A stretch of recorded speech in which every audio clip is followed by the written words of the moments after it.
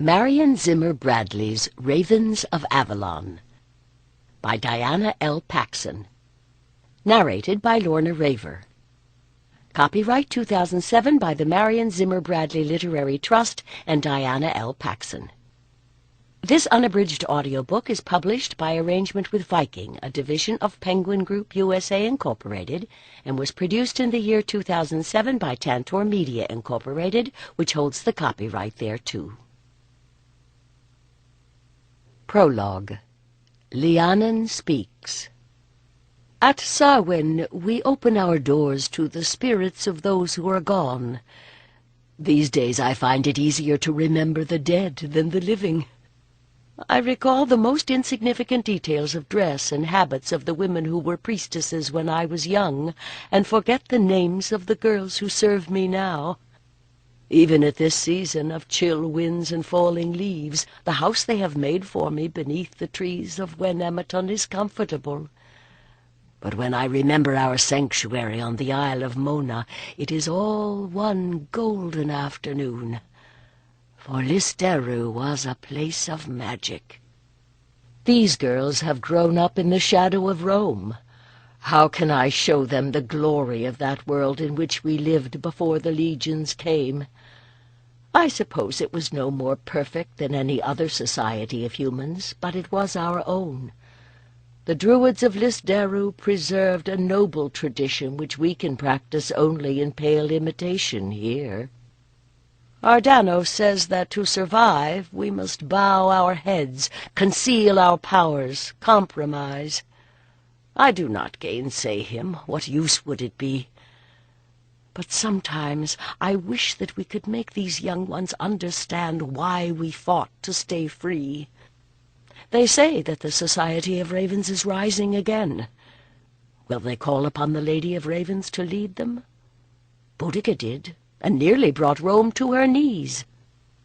In those days we loved deeply and dared greatly. Now all we can do is endure. It is the turn of Ardanos's granddaughter Avalon to serve me. Perhaps this evening, when we wait for the procession of spirits to come to my door, I will try to tell her the tale. Chapter 1. They had come to the Druid's Isle just before sunset, Boudica sitting very straight in the saddle so that no one would know she was afraid. She blinked back memories of blue waters hazed with magic, and conical thatched roofs against a fading sky, a crowd of bearded men in white robes, and veiled women with eyes full of secrets, and the little shock as they passed between the carved and painted gateposts that warded Listeru, the court of the oaks.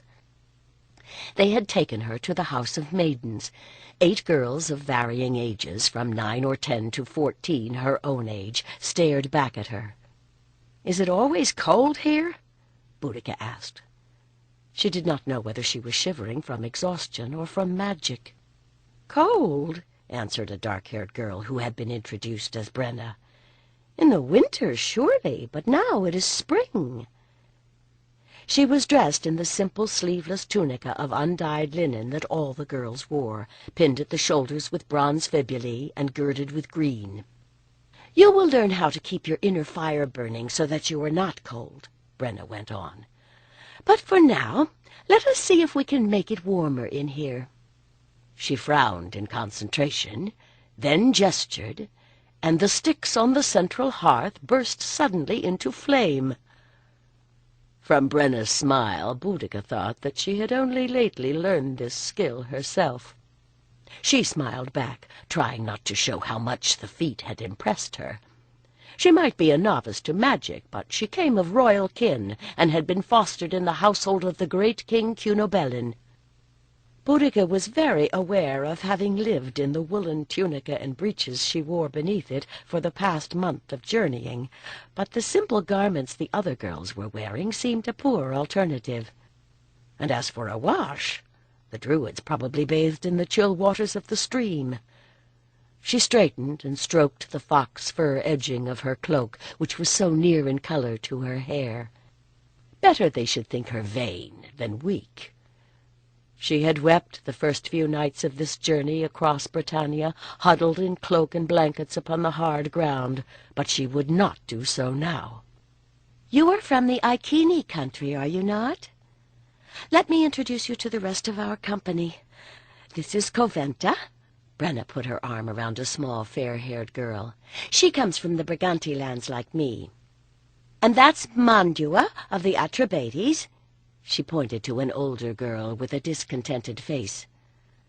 As the names flowed by, Boudica saw curiosity and judgment in their eyes. Clad as they were, all alike, she could not tell which ones were the daughters of chieftains and which were the daughters of farmers. That was probably the intention. It was customary to give the children of good families a season or two among the Druids, so that they might have a grounding in the deeper philosophy behind the superstitions of the common folk. But the peasant children chosen by the priests for their talent might well look down on those whose birth was their only qualification for being here. Boudica had already sworn they would have no cause to look down on her. "But the Isle of Mona belongs to no tribe," Brenna finished. "That is why the School of the Mysteries was established here at Listeru." "Truly?" asked Mandua. "I thought we settled out here at the end of the world to stay beyond the reach of Rome." Boudica sat down on the bed, remembering the sheer mass and might of the mountains they had passed. And yet the road, however difficult, had brought her here. In Camalodunum it had seemed that nothing was beyond Rome's reach. But here, so far from everything she had ever known, she was not so sure. She summoned up a bright smile for the other girls. "I bless the hour of our meeting.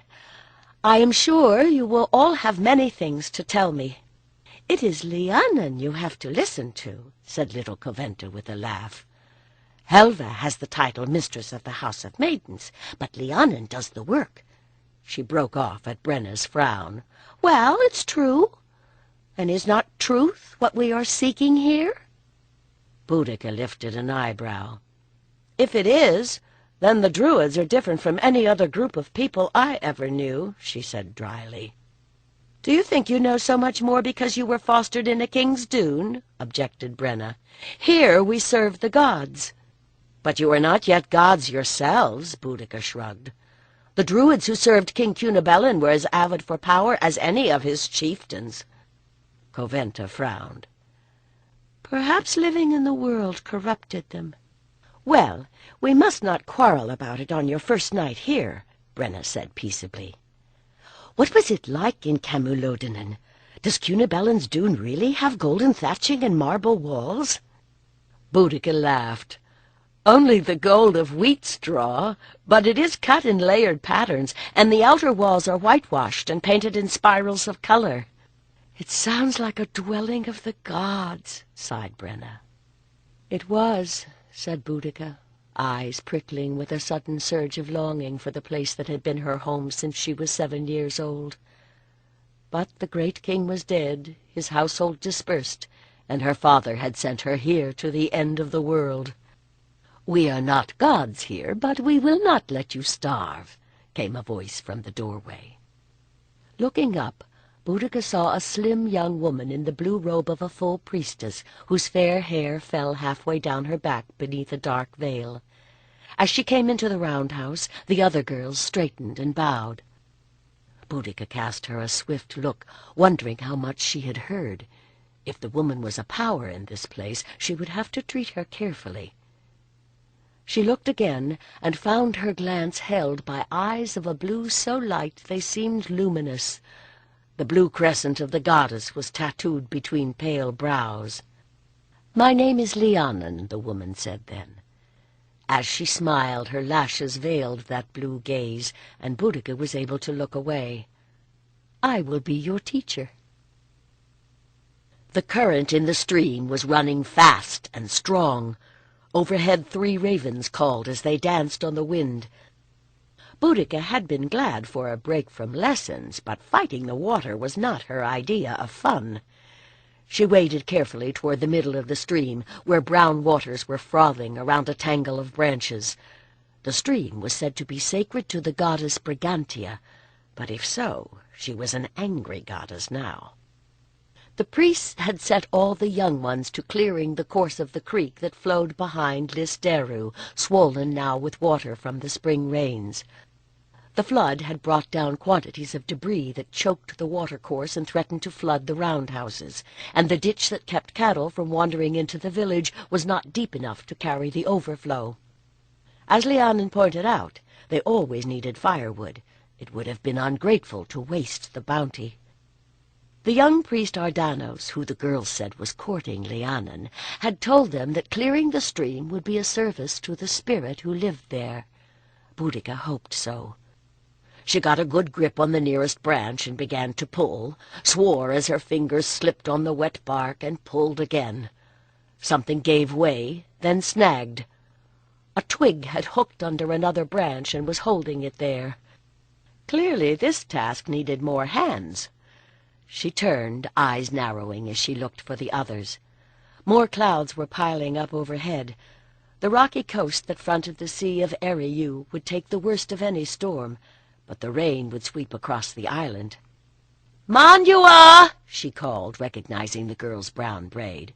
"Manua, lift that branch for me so I can get this one free." The other girl turned in surprise, then tossed the stick she held toward the bank and began to splash downstream. It had been a good idea, Boudica thought, as the wood came free. A branch this size would keep a fire going for hours, and the pile was full of more just like it. It seemed a pity to waste time hauling the branch she had all the way back to the bank. She glanced at the other muddy forms. "Sonora! Coventa, come here! We can pull this wood in ever so much faster if we pass it hand to hand. The boys won't get nearly so much." As they looked at her doubtfully, she pointed downstream where the lads were working. "They promised that those who make the biggest pile of firewood would get honey cakes tonight." In a few minutes she had Brenna and Kaya tackling the next log pile, with the smaller girls helping them. Boudica hauled at the wet wood, lips pulled back in a fierce grin. It no longer mattered that this was no fit labor for a royal woman of the Iceni.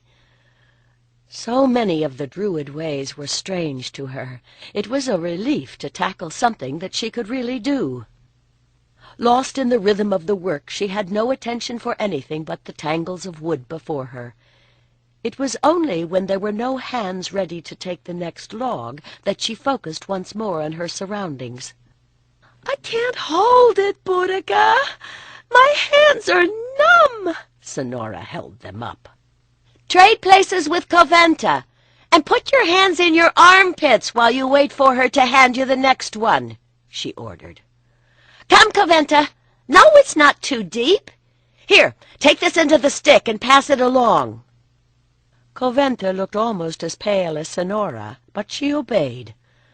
Now the others were whining as well. Boudica was cold and wet too, but that must not be allowed to matter. They were making good progress. The brown water ran swiftly where they had cleared the channel, and the pile of branches on the bank was higher than Coventa. "Haven't we done enough?" asked Manua, shouting above the rush of the stream. "I can't feel my feet any more." "Not until we are done," called Boudica. "Look, there is only this last pile, and our part of the stream will be clear." The light was fading, but she could see where to grip the next piece of wood. She inched her way toward it, bracing herself against the current, which had grown stronger as the obstructions were taken away. As she touched the bark, she heard a scream. "Coventa! Coventa fell!" Sonora was waving wildly, pointing downstream. Boudica caught sight of a pale bubble of cloth bobbing past and launched herself in a low dive. Her hands, colder than she had allowed herself to realize, tried to close on the cloth and failed. She went down, got her feet under her, lunged, and caught the other girl by one arm. Coventa's cold flesh was slippery, but Boudica held on. Now both went under.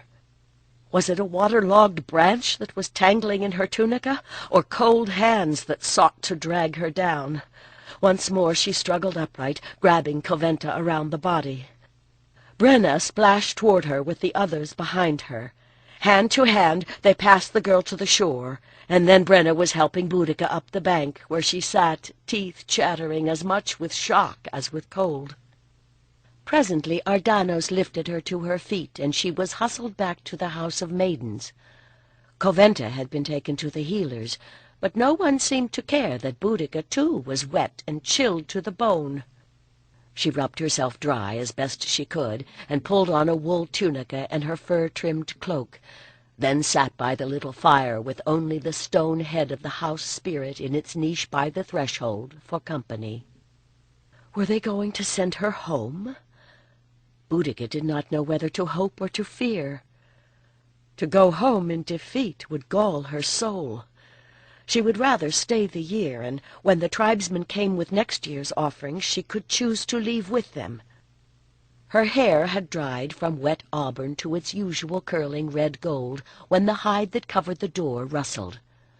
Boudica looked up and recognized Lhiannon's slender silhouette in the gloom. "Why are you sitting here? Dinner is ready, and I saw you were not there. Aren't you hungry?" Boudica nodded. "No one came. I thought I was being punished." "Ah." Lhiannon poked at the coals, and a spurt of flame gleamed on her fair hair. With a sigh, she sat down on the other side of the fire. "Do you think that you should be?" "No!" the answer burst out. "It was an accident. The river was running fast. Anyone could have fallen. And I think the stream spirit wants an offering." "That has been attended to," Lhiannon replied. She waited, holding Boudica in that calm blue gaze until the girl had gotten her breathing under control once more. "Is Coventa all right?" Boudica swallowed, remembering how limp the other girl had been in her arms. "Well," said Lhiannon, "if that was not the first thing you said, at least you asked. We think Coventa knocked her head on a stone when she went down, but she is awake now and asking for food. The healers will keep her for a time to make sure the water she swallowed has done her no harm, but she should recover well." "I am glad," Boudica whispered.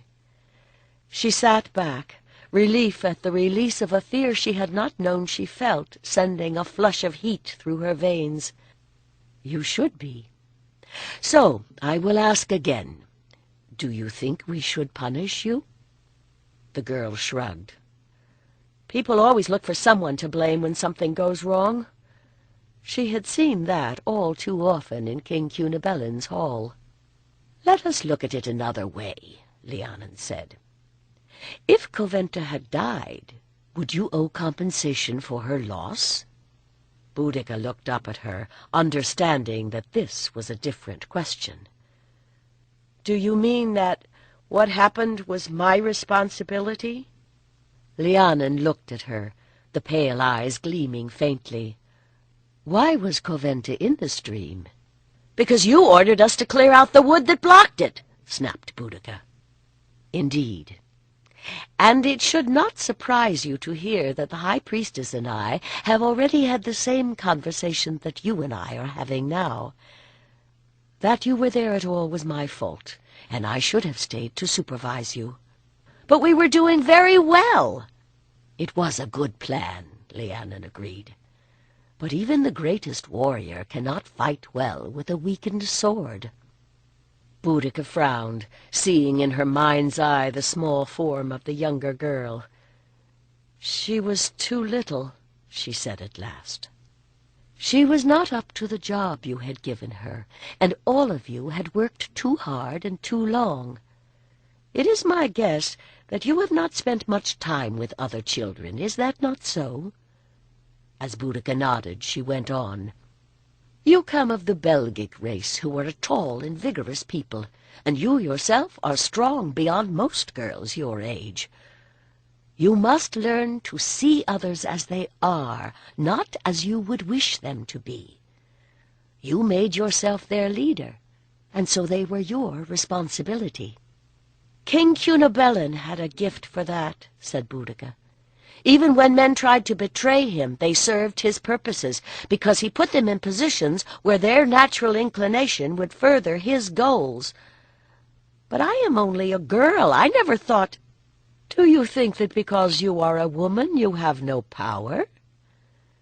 They say that among the Romans it is otherwise, but we Druids know that the goddess is the source of our sovereignty, and it is through the queens and priestesses that it is bestowed upon men.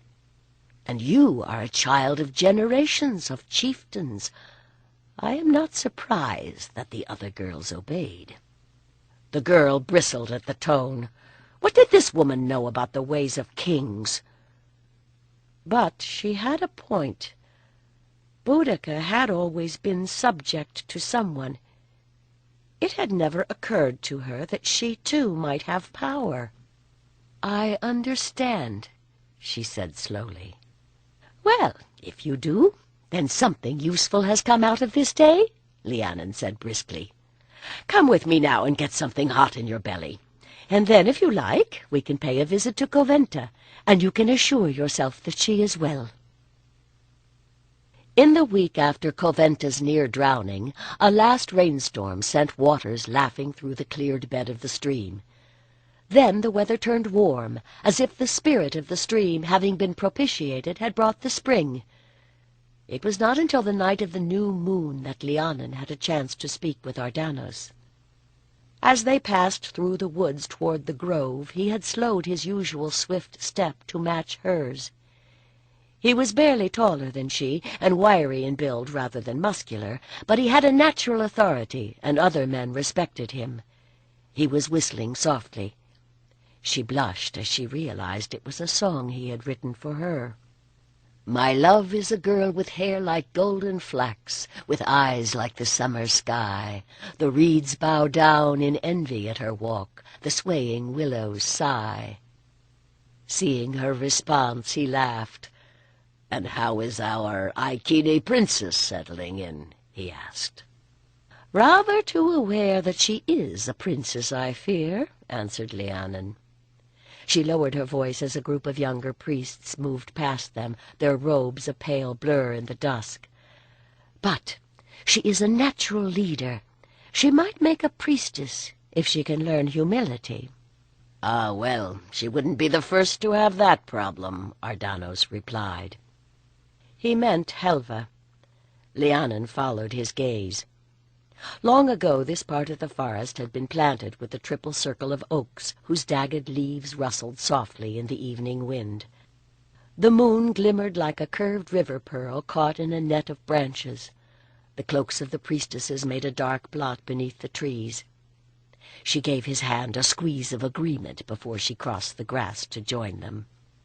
"Lhiannon, your presence honors us," said Helva. She was a senior priestess and almost as talented as she thought she was. Lhiannon could not quite tell if she spoke in mockery. "Were the girls difficult to settle for the night?"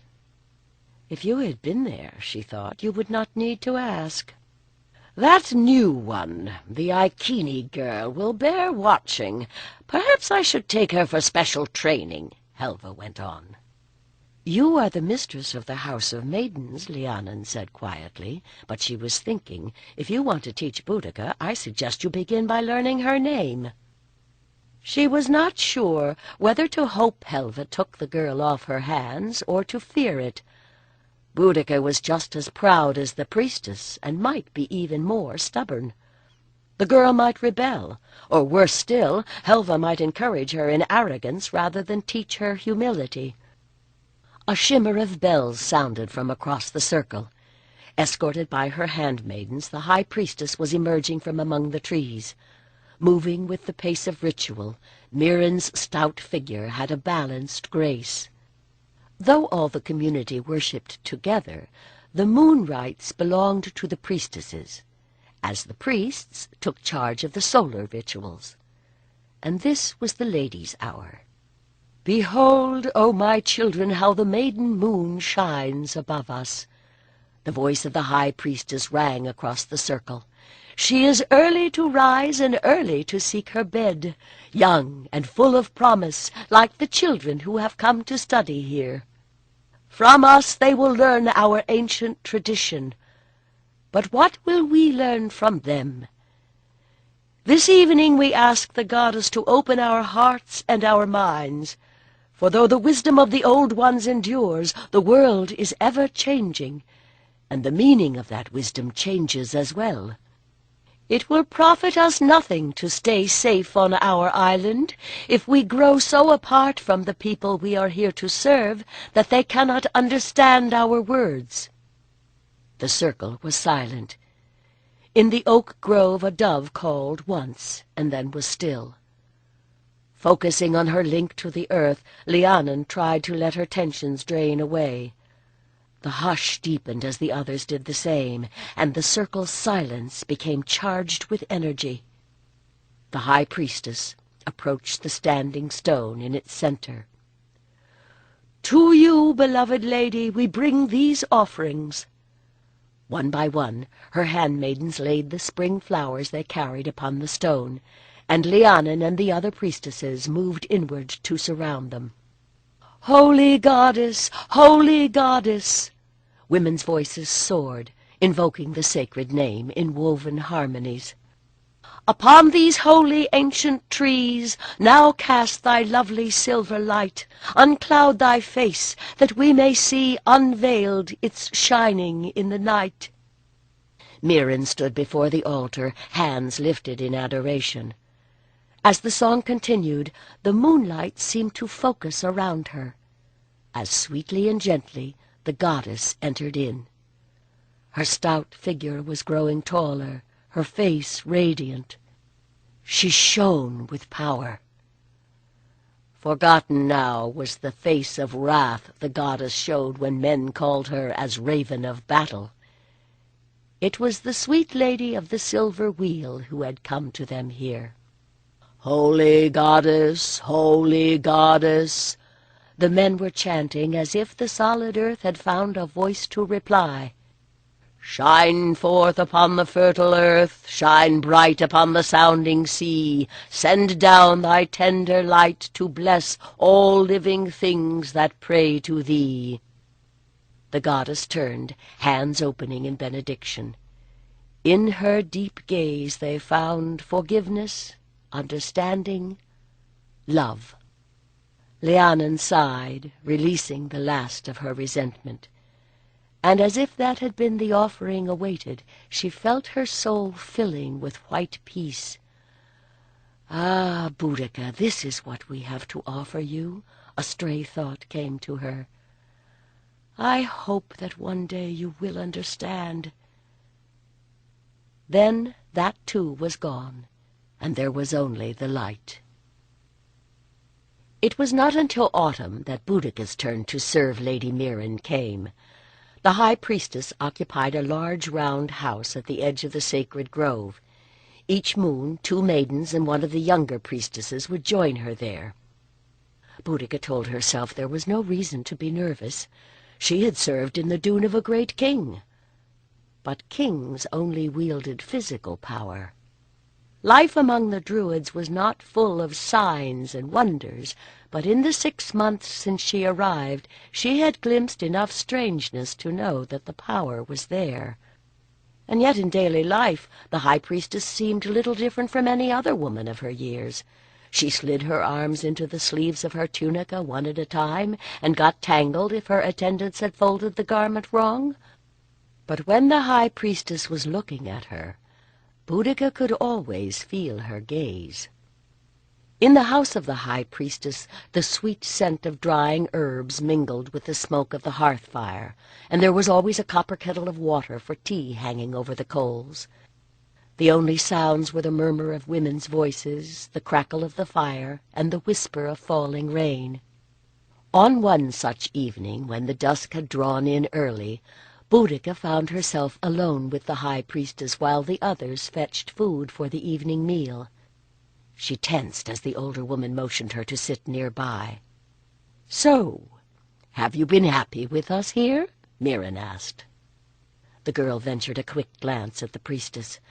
Age had loosened the flesh that covered the strong bones, but the woman's dark eyes were like a deep pool into which excuses or prevarications would simply disappear.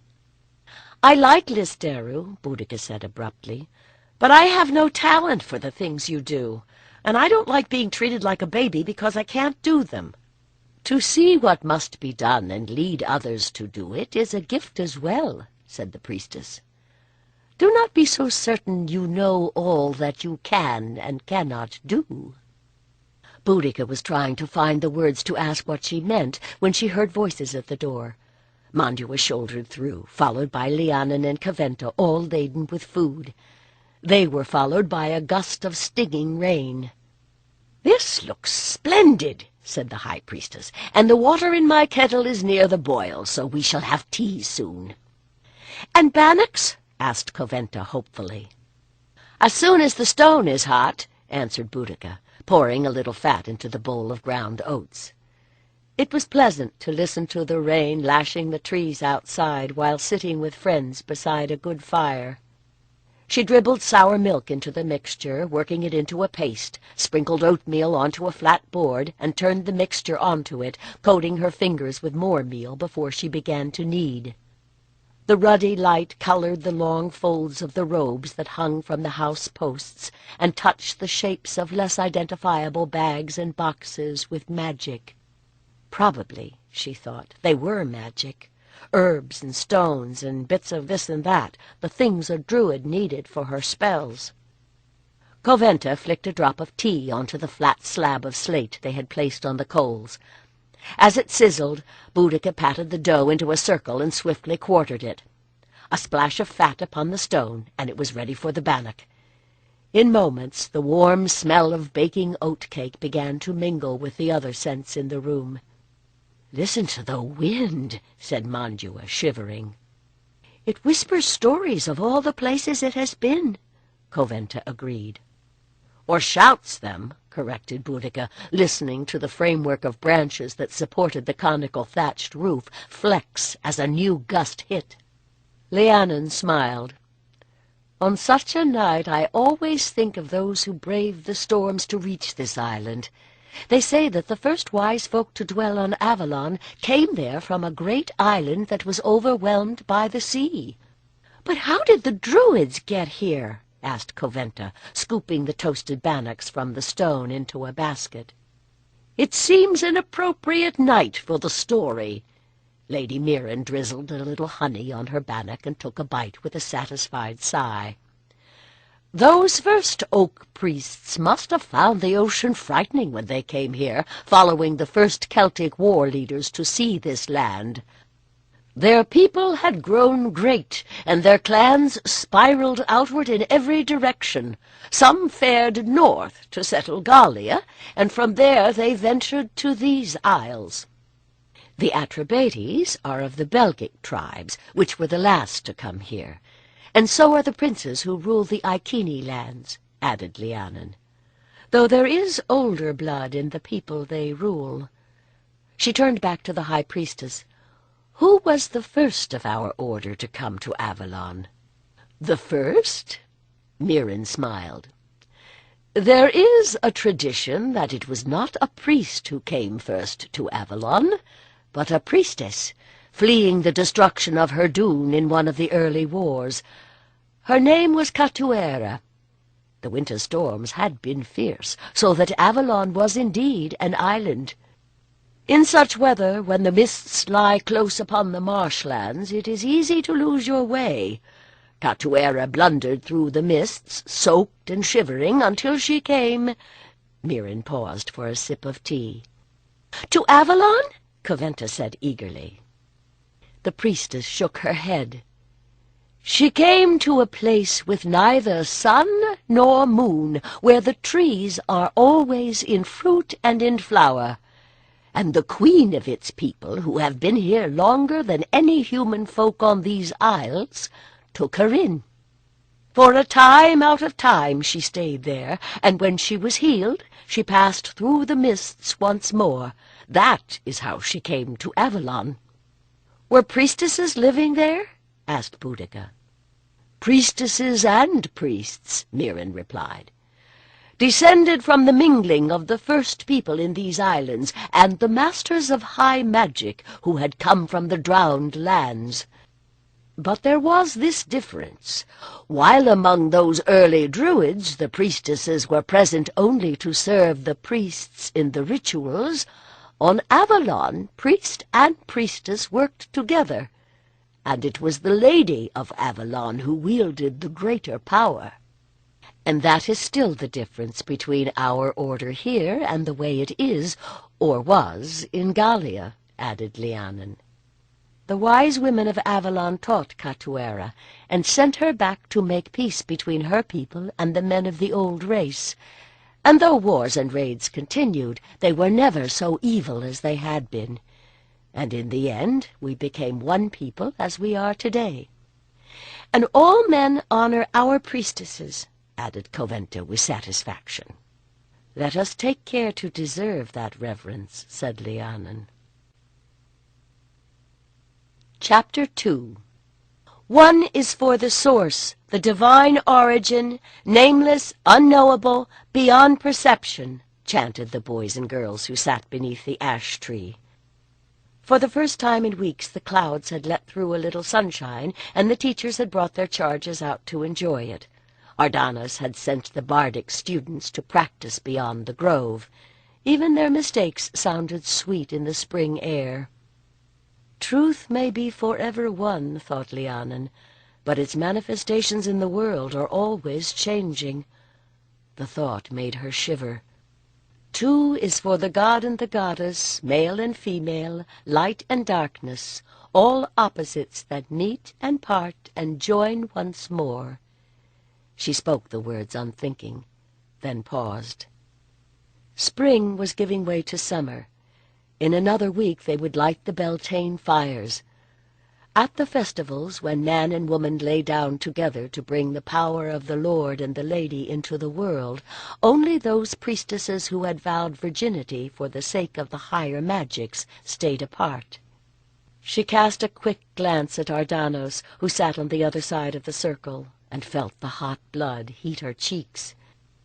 Even from across the circle she could feel his desire for her. When winter chilled all fires, it was easy to deny the body's demands, but when the sun kindled new life in every leaf and blade of grass, she remembered that she was young and in love.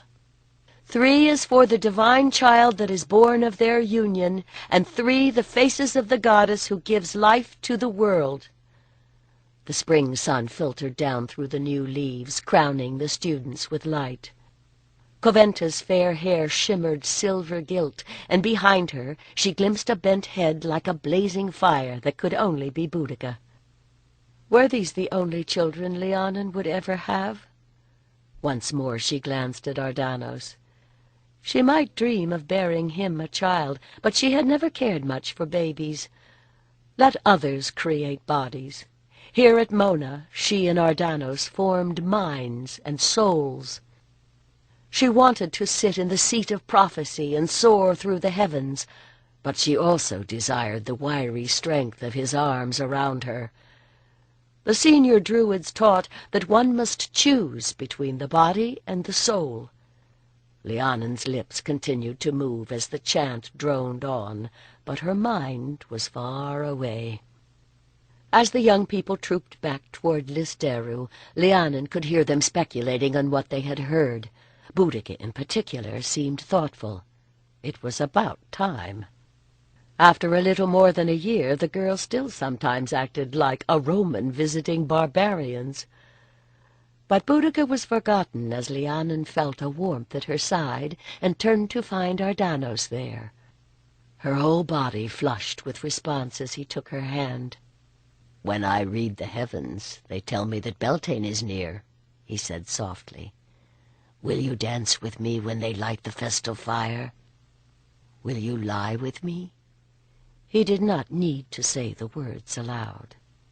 The priests said that the flow of energy in the body was altered when a woman lay with a man, blocking the channels through which power flowed in prophecy. But what hope did Lhiannon have of sitting on the oracle stool as long as Helve was the priest's darling? The energy that flowed between man and woman raised another kind of power.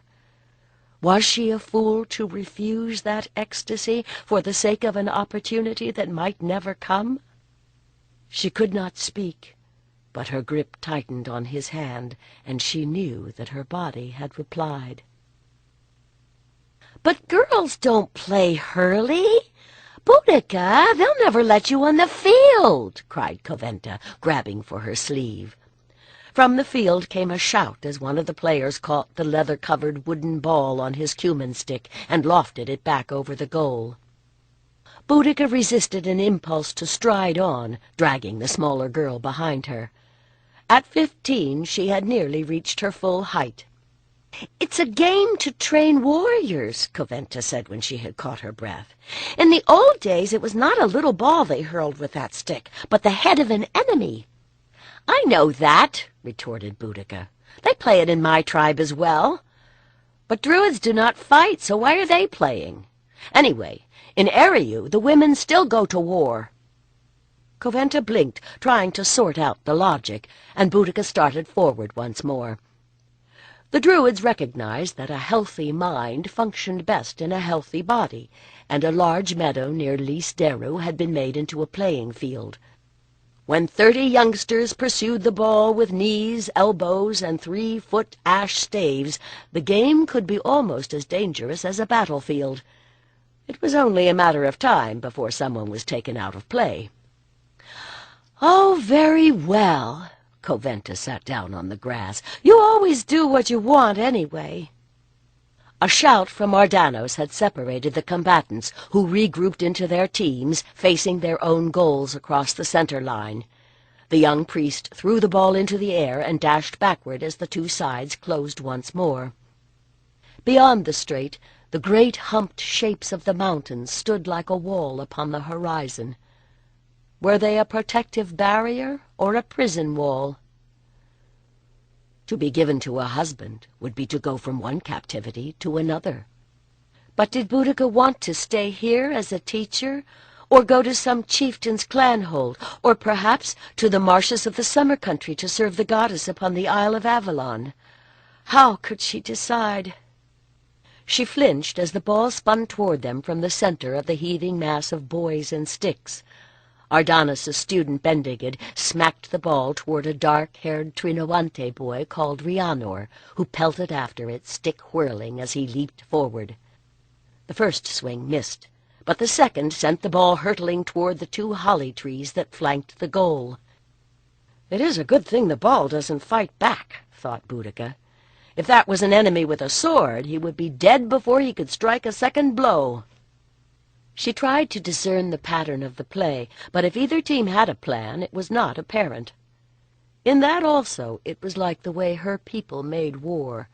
The game grew more and more desperate. She heard someone scream, and Ardanos calling a halt. Panting, the players surrounded the writhing figure on the ground. The player struggled to sit, face white beneath his freckles, supporting his leg with his hands. His name was Belai, and he had been on Rhiannor's team. "Take him to the healers," said Ardanos with a sigh. "And unless you have reinforcements hidden somewhere, this will be the end of the game." There was a babble of protest from the boys and a groan of disappointment from the crowd. Games usually ran until one team had scored 10 goals or the sun went down. 9 colored scarves fluttered from the other team's goal tree, and 9 from Rhiannor's. Boudica stood up, heart pounding in her chest.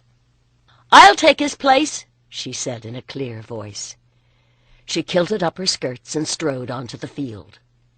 Silence fell. Now everyone was staring at her. "But you're a girl," Rhiannon said at last. Someone giggled and was hushed. Boudica shrugged. "I'm bigger than most of your boys. Of course, if you want to play it safe, you can blame your loss on the accident. But if you have the courage, try me." She held his dark gaze with her own, and saw the battle light suddenly kindle in his eyes. "Why not?" He grinned with a lift of the hand as if he were throwing dice. Ardanos looked at Cloto, a sturdy lad who was the leader of the opposing team. "Fine with me," he sneered. "Now I know we'll win." "That's settled, then," said Ardanos, frowning down Rhiannor's hot reply. With a last glare for Cloto, the boy shut his mouth and handed the cumin stick to Ardanos, who offered it to Boudica. Do you swear that you bring no charm or device of magic to this field, and will play honestly and truly, with no aid but your own body's power?" It was a necessary question in a school where some of the students could make the ball move by will alone, thought Boudica, as she gripped the stick and swore the oath. "Belai's position was there." Rhiannon pointed to a spot halfway down one side of the field. She took her place, noting the locations of the other players. It had been a long time since she had played, but she remembered the few guidelines that passed for rules. She saw Ardanos approach the middle with the ball and hefted her stick. It had never occurred to her before, but the widened tip made it look more like one of the big wooden spoons the cooks used to stir stew in a cauldron than a sword. She grinned suddenly. Why shouldn't a girl play this game? They were using a woman's weapon, after all. The ball flew upward, and someone on the other side swung and sent it angling toward her own team's goal. Stick poised, Boudica ran to intercept it, dodging the knot of boys racing forward with the same thing in mind. She heard the smack of wood against leather as someone whacked the ball, and the crowd of players surged after it in a confused mass, spinning off boys to either side. She glimpsed Clotho hurtling past, saw him turn and leap toward her instead, deliberately ramming the point of his shoulder into her breast. As she went sprawling, she heard his laughter. Outraged, she opened her mouth to curse him.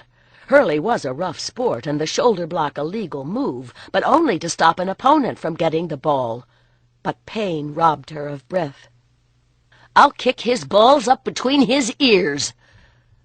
For a moment she could only lie curled around the agony as rage spread black wings across her vision, screaming for prey. When Boudica staggered to her feet, still hunched over, she saw Ardanos running toward her and waved him away. The scrimmage was dangerously close to her own team's goal. Beyond it she glimpsed white robes and blue gowns among the spectators, but she no longer cared if the Druids were watching. One hand cupping her bruised breast, she scanned the heaving mass, trying to find Clotho, but what she saw was the ball hurtling toward her. The pressure behind her eyes eased. Winning would be an even better revenge. She darted sideways and swung, whacking the small sphere toward the enemy goal. Someone shouted behind her, but she was already in motion, her braid thumping her back as she galloped down the field. The opposing backfield had seen the danger. One of them scooped up the ball and sent it whizzing past Bendigid, who managed to smack it sideways with his left hand, was spun around by the impact, and sat down hard on the grass. One of Clotho's boys swung down his stick to stop it, and the hurtling ball rebounded toward Boudica. For a moment, then, it seemed that she had all the time in the world to watch the ball spinning toward her. She set her feet, gripping the cumin stick two-handed like a sword, shoulders flexing as she swung, lips drawn back to release her rage in the Iceni war cry. The impact as stick and ball connected shocked through her body, and abruptly she was part of the world once more, still spinning with the follow-through of her blow as the ball soared over the heads of the backfielders and goalkeeper alike. All eyes fixed on the ball's flight. Dust puffed as it hit the earth between the holly trees. And in the moment of amazement, as they realized that the game was over, Coventa screamed. Boudica ran toward her friend, who was sitting bolt upright with staring eyes. As she reached her side, Coventa seized her arms. "The Red Queen! Blood on the fields and cities burning! Blood flowing everywhere!" Coventa gasped and hiccuped. Her grip slackened, and Boudica caught her. For a moment her wavering gaze focused on Boudica's face. "It was you! You were swinging a sword!" "It was only a hurley stick," Boudica protested. But Coventa's eyes had rolled back in her head. "Let her go, girl. I will take her now." Boudica looked up and recognized Helva, her dark hair bound around her head in precise coils. "I can lift her," she began. But the priestess shouldered her aside, feeling for Coventa's pulse, and then signing to one of the priests to take the girl in his arms. Only then did she turn to Boudica. "Does she have these fits often?" Boudica shrugged. "She has nightmares, but this is the first time when she was awake. She hasn't been strong since she had the fever after her accident last year." She flushed with shame. But if Helva remembered Boudica's part in that accident, she did not seem to care. She watched as the young Druid carried Coventa away, speculation in her gaze. "She touched the other world. That is all that is needed sometimes. We shall see what some training can do." "But what if Coventa does not want to become an oracle?" Boudica opened her mouth, but Helva had not been speaking to her. The girl sat back on her heels, staring as the priestess stalked away. For months the heavens had alternated between storm clouds and watery sunshine, like a coy maiden unable to decide whether to encourage a suitor or turn him away. "Like me," thought Lhiannon, closing her eyes and turning her face to a sun that was blazing in a blue sky. But now everything, the white blooms of the hawthorn in the hedges and the creamy primroses beneath them, the upright green blades of the growing grass and the tender curls of the new oak leaves, seemed lit from within. Tonight the Beltane fires will burn brightly, and so will I.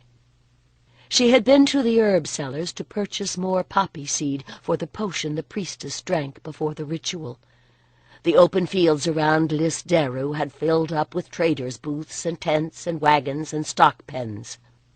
All the farmers who were oathed to serve the Druid community were here, along with a scattering of families from the mainland. Lhiannon was not the only one who dreamed of meeting a lover at the Beltane fires. Young people from villages where they had known every one of their age since babyhood came here to seek new faces and new blood for their clans. After this night there would be hand-fastings in plenty, and weddings to follow. But before Lhiannon went to the fires, she must assist at the ritual of the oracle. When they sang the sacred song, she would know if its summons was stronger than the one her body was sending her now. As she approached the enclosure, she heard Helva in her usual autocratic mood. It was with shock that Lhiannon realized that the other woman's instructions were not for Mirren's comfort, but for her own. Lhiannon twitched aside the curtain that hung before the doorway. "Where is the high priestess?" she whispered to Bellina, one of the senior priestesses. Helva stood naked before the fire, stretching out her white limbs so that the others could bathe them with spring water infused with herbs. "She is not well," the other woman replied, lifting one eyebrow. "Helva will sit in the high seat this Beltane eve." "May the lady grant her inspiration," Lhiannon said dryly, and Bellina sighed. Lhiannon went to the corner where old Aelin was grinding herbs in a wooden mortar and handed her the poppy seeds. As she turned back, she saw Coventa coming into the room. Her smile died as she realized that the girl was swathed in the same midnight blue as the priestesses, her brows bound like theirs with a garland of spring flowers and sweet herbs. "Helva, what is this?" she exclaimed. "The child is untrained. You cannot mean her to attend you in the ceremony." Helva's pale eyes flashed with annoyance, but her voice, as always, was sweet and low. "Without her, the number of attendants escorting me will be uneven, and I have been training her." She smiled at Coventa. "Have I not, my little one? You will do very well." "She will look like a child dressed in her mother's robes," thought Lhiannon. But Coventa was radiant with delight. She looked at the other priestesses for support, but they were carefully avoiding her gaze. For a few moments the only sounds were the trickle of water as the priestesses dipped the cloths into the herbal bath, and the rasp as Aelin ground up the poppy seeds. Lhiannon sighed and took off her veil. If Helva was nervous, she had some reason. This would not be her first time in the high seat, but she had not served as oracle often, and if Mirren's indisposition was sudden, she would not have had much time to prepare. For the first time it occurred to her that Helva's natural talent for autocracy must make it especially difficult to surrender her will, even to the gentle direction of Lugovalis. "It would be easier for me," she thought bitterly. "I cannot even assert myself enough to stand up for Coventa." But she could at least keep an eye on the child during the ritual. Above the hearth a small cauldron was bubbling. Ailinn cast in a pinch of ground poppy seed to simmer with the mistletoe berries and mushrooms and other herbs, then stood stirring the mixture, chanting softly. Helva continued to chatter as they dressed her in the flowing robes of the oracle. When Lhiannon approached with the garland of columbine twined with spring flowers, she saw triumph in the other woman's pale eyes. "Helva will never allow me to sit as oracle. Why have I denied myself so long?" Lhiannon wondered then. Mastering a surge of hatred, she set the garland upon Helva's brow, and the other women fell silent at last. Ailinn ladled some of the potion into the ancient jet bowl and set it to cool. Presently the door curtain rustled, and the arch-druid entered, leaning on his staff. His silver beard glistened against the creamy wool of his robe. "It is time, my daughter," Lugovalos said softly, and Ailinn set the jet bowl in Helva's hands. She took a deep breath and drank, shuddered once, and swallowed it down. Ailinn and Bellina took her elbows and escorted her to the litter that was waiting outside. As Lhiannon fell in behind them, she could feel the vibration of the drums through the soles of her feet, as if Earth's heart were beating out the rhythm of the festival.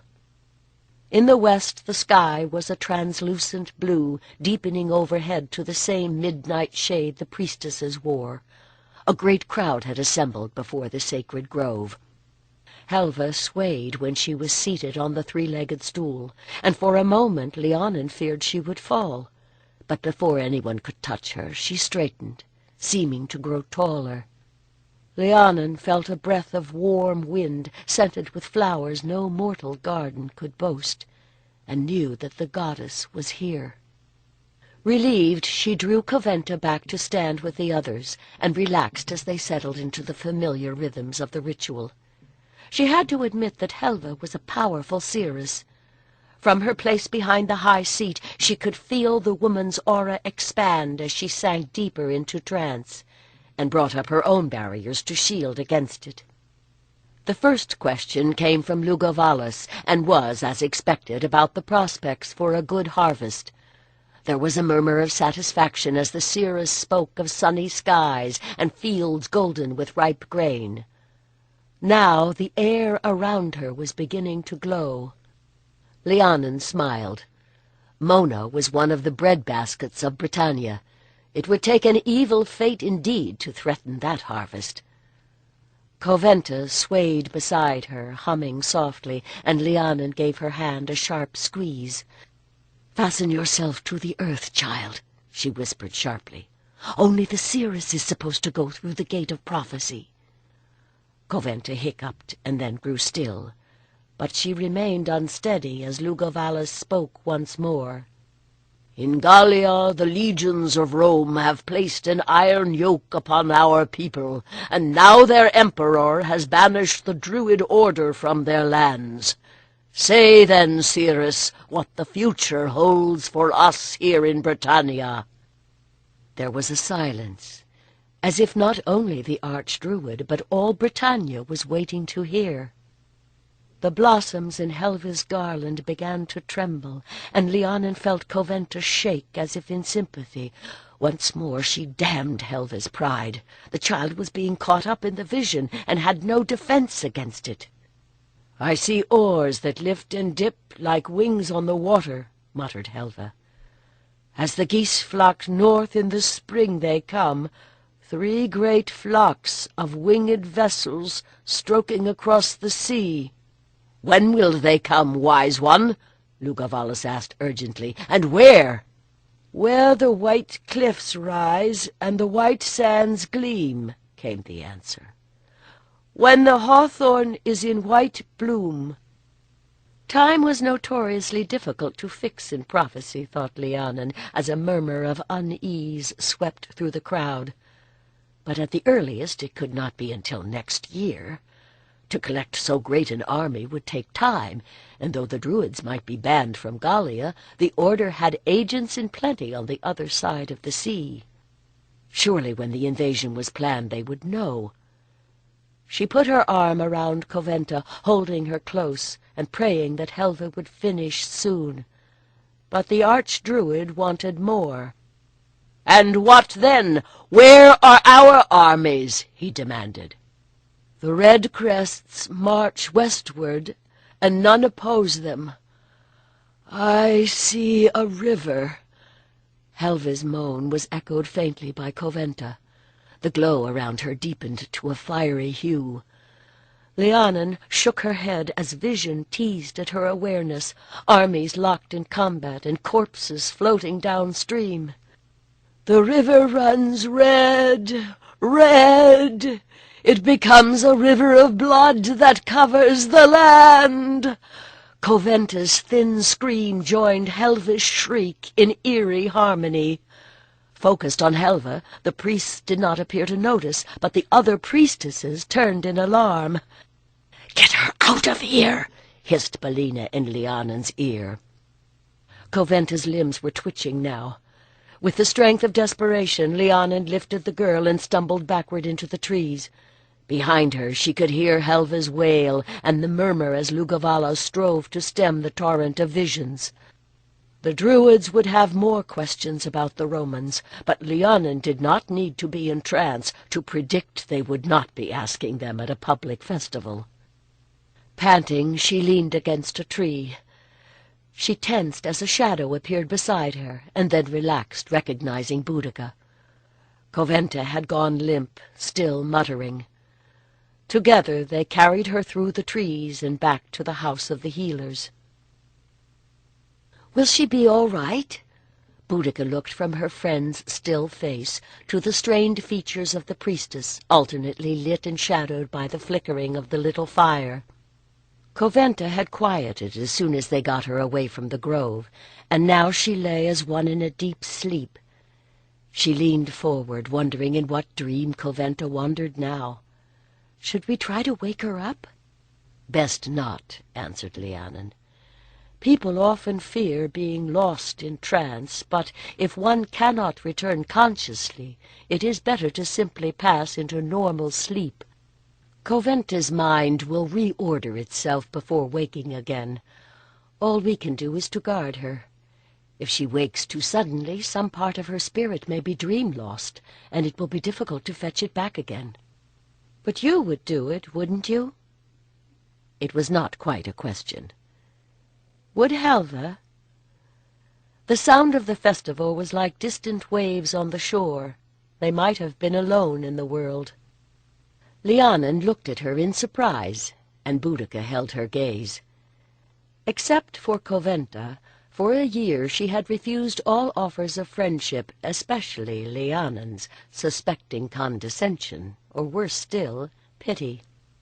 Lhiannon was so beautiful. What use could she have for a gawky, head-blind girl?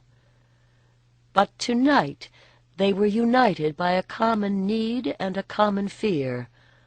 Boudica was the one who had noticed that Coventa was in trouble. Tonight she could face her teacher as an equal and dare to wonder what lay behind the serene face the priestess showed the world. "Oh, yes, you must not underestimate her skills. It is likely that she will be high priestess after Mirren." From outside they heard the joyful shout that hailed the lighting of the Beltane fire. "I find it hard to like her," said Boudica. Lhiannon said nothing, but her lips tightened, and Boudica understood what the priestess was too loyal to say. "She flirts with every male she sees, but she gives her love to none." "She must keep pure to serve as oracle," Lhiannon said evenly. When Marion fell ill, it was a good thing we had another priestess who was qualified." "You could do it," Boudica said warmly, and noted the betraying color that reddened Lhiannon's cheekbones. "Is that why you are here, instead of dancing around the fire?" She had seen how Lhiannon and Ardanos looked at each other when they thought no one could see. "I am here because Coventa needs me," snapped the priestess, and this time her response was sharp enough to warn Boudica off. "I do not understand all this emphasis on virginity," the girl said at last. "To tell you the truth," Lhiannon said wryly, "at this moment neither do I." Boudica smiled, finding it surprisingly sweet to know herself forgiven. "I do not like the idea of being at the beck and call of a husband, but I would like children. Marion has always seemed like a mother to this community. I am surprised that she has none." "In the past, the high priestess often bore children, and another woman served as oracle," Lhiannon replied. "But is it so important?" asked Boudica. "How do they manage in Rome?" "The Romans have no seers of their own," Lhiannon answered, obviously relieved to move the conversation to more neutral ground. "They visit the oracles of Hellas, but when the Sibyl of Cumae offered the books of prophecy to their last king, he refused twice, and she burned 6 of them before the tribal elders insisted he buy the last 3, for the same price she had originally asked for all 9. Both women laughed. Now they consult omens, or pore over the verses that remain, or make pilgrimages to oracles in other lands. I have heard there is an oracle in Delphi. Is she a virgin?" "That is what they say. The Pythia is an untried maiden, though in other times they chose older women who had already raised their families. But no one who has a husband or a lover," observed Boudica. Lhiannon sighed. "There are other kinds of divination a married woman can do. To read omens does not require the same level of trance, or even to prophesy on the fingers' ends or in answer to a sudden question as they do in Eriu. But the rite of the bull sleep, in which the Druid divines the name of the rightful king, requires the priest to prepare with prayer and fasting, and to sit on the tripod involves an even deeper surrender, for which all the channels must be clear." She sighed. "And you want to do that?" Boudica said. "Yes. The visions call me as they called Coventa. But I know I must resist them." Above the crackling of the fire they could hear the skirling of pipes, and a sudden shout as some lucky pair leaped over the flames. Lhiannon turned, her eyes shimmering with unshed tears. "I must resist them," she said. "Helva is the priest's darling, and I will never sit in the high seat while she is here." "Then go after what you can have," Boudica told her. "Coventa needs only a guardian. If someone is waiting for you," she said tactfully, "go to the fires. I can keep watch here." "There was someone, but I don't suppose he is still waiting now," the priestess said softly, head bowed so that her face was hidden by the shining fall of pale hair. "Once I thought that the goddess had called me to serve as an oracle, but now the way seems blocked. I am halted whichever way I turn." Boudica stared, shaken to find that even a sworn priestess could be as tormented by doubt as she herself had been. "How do you know the lady's will?" she exclaimed. "Does she speak to you?" Lhiannon looked up at her with a shuddering sigh.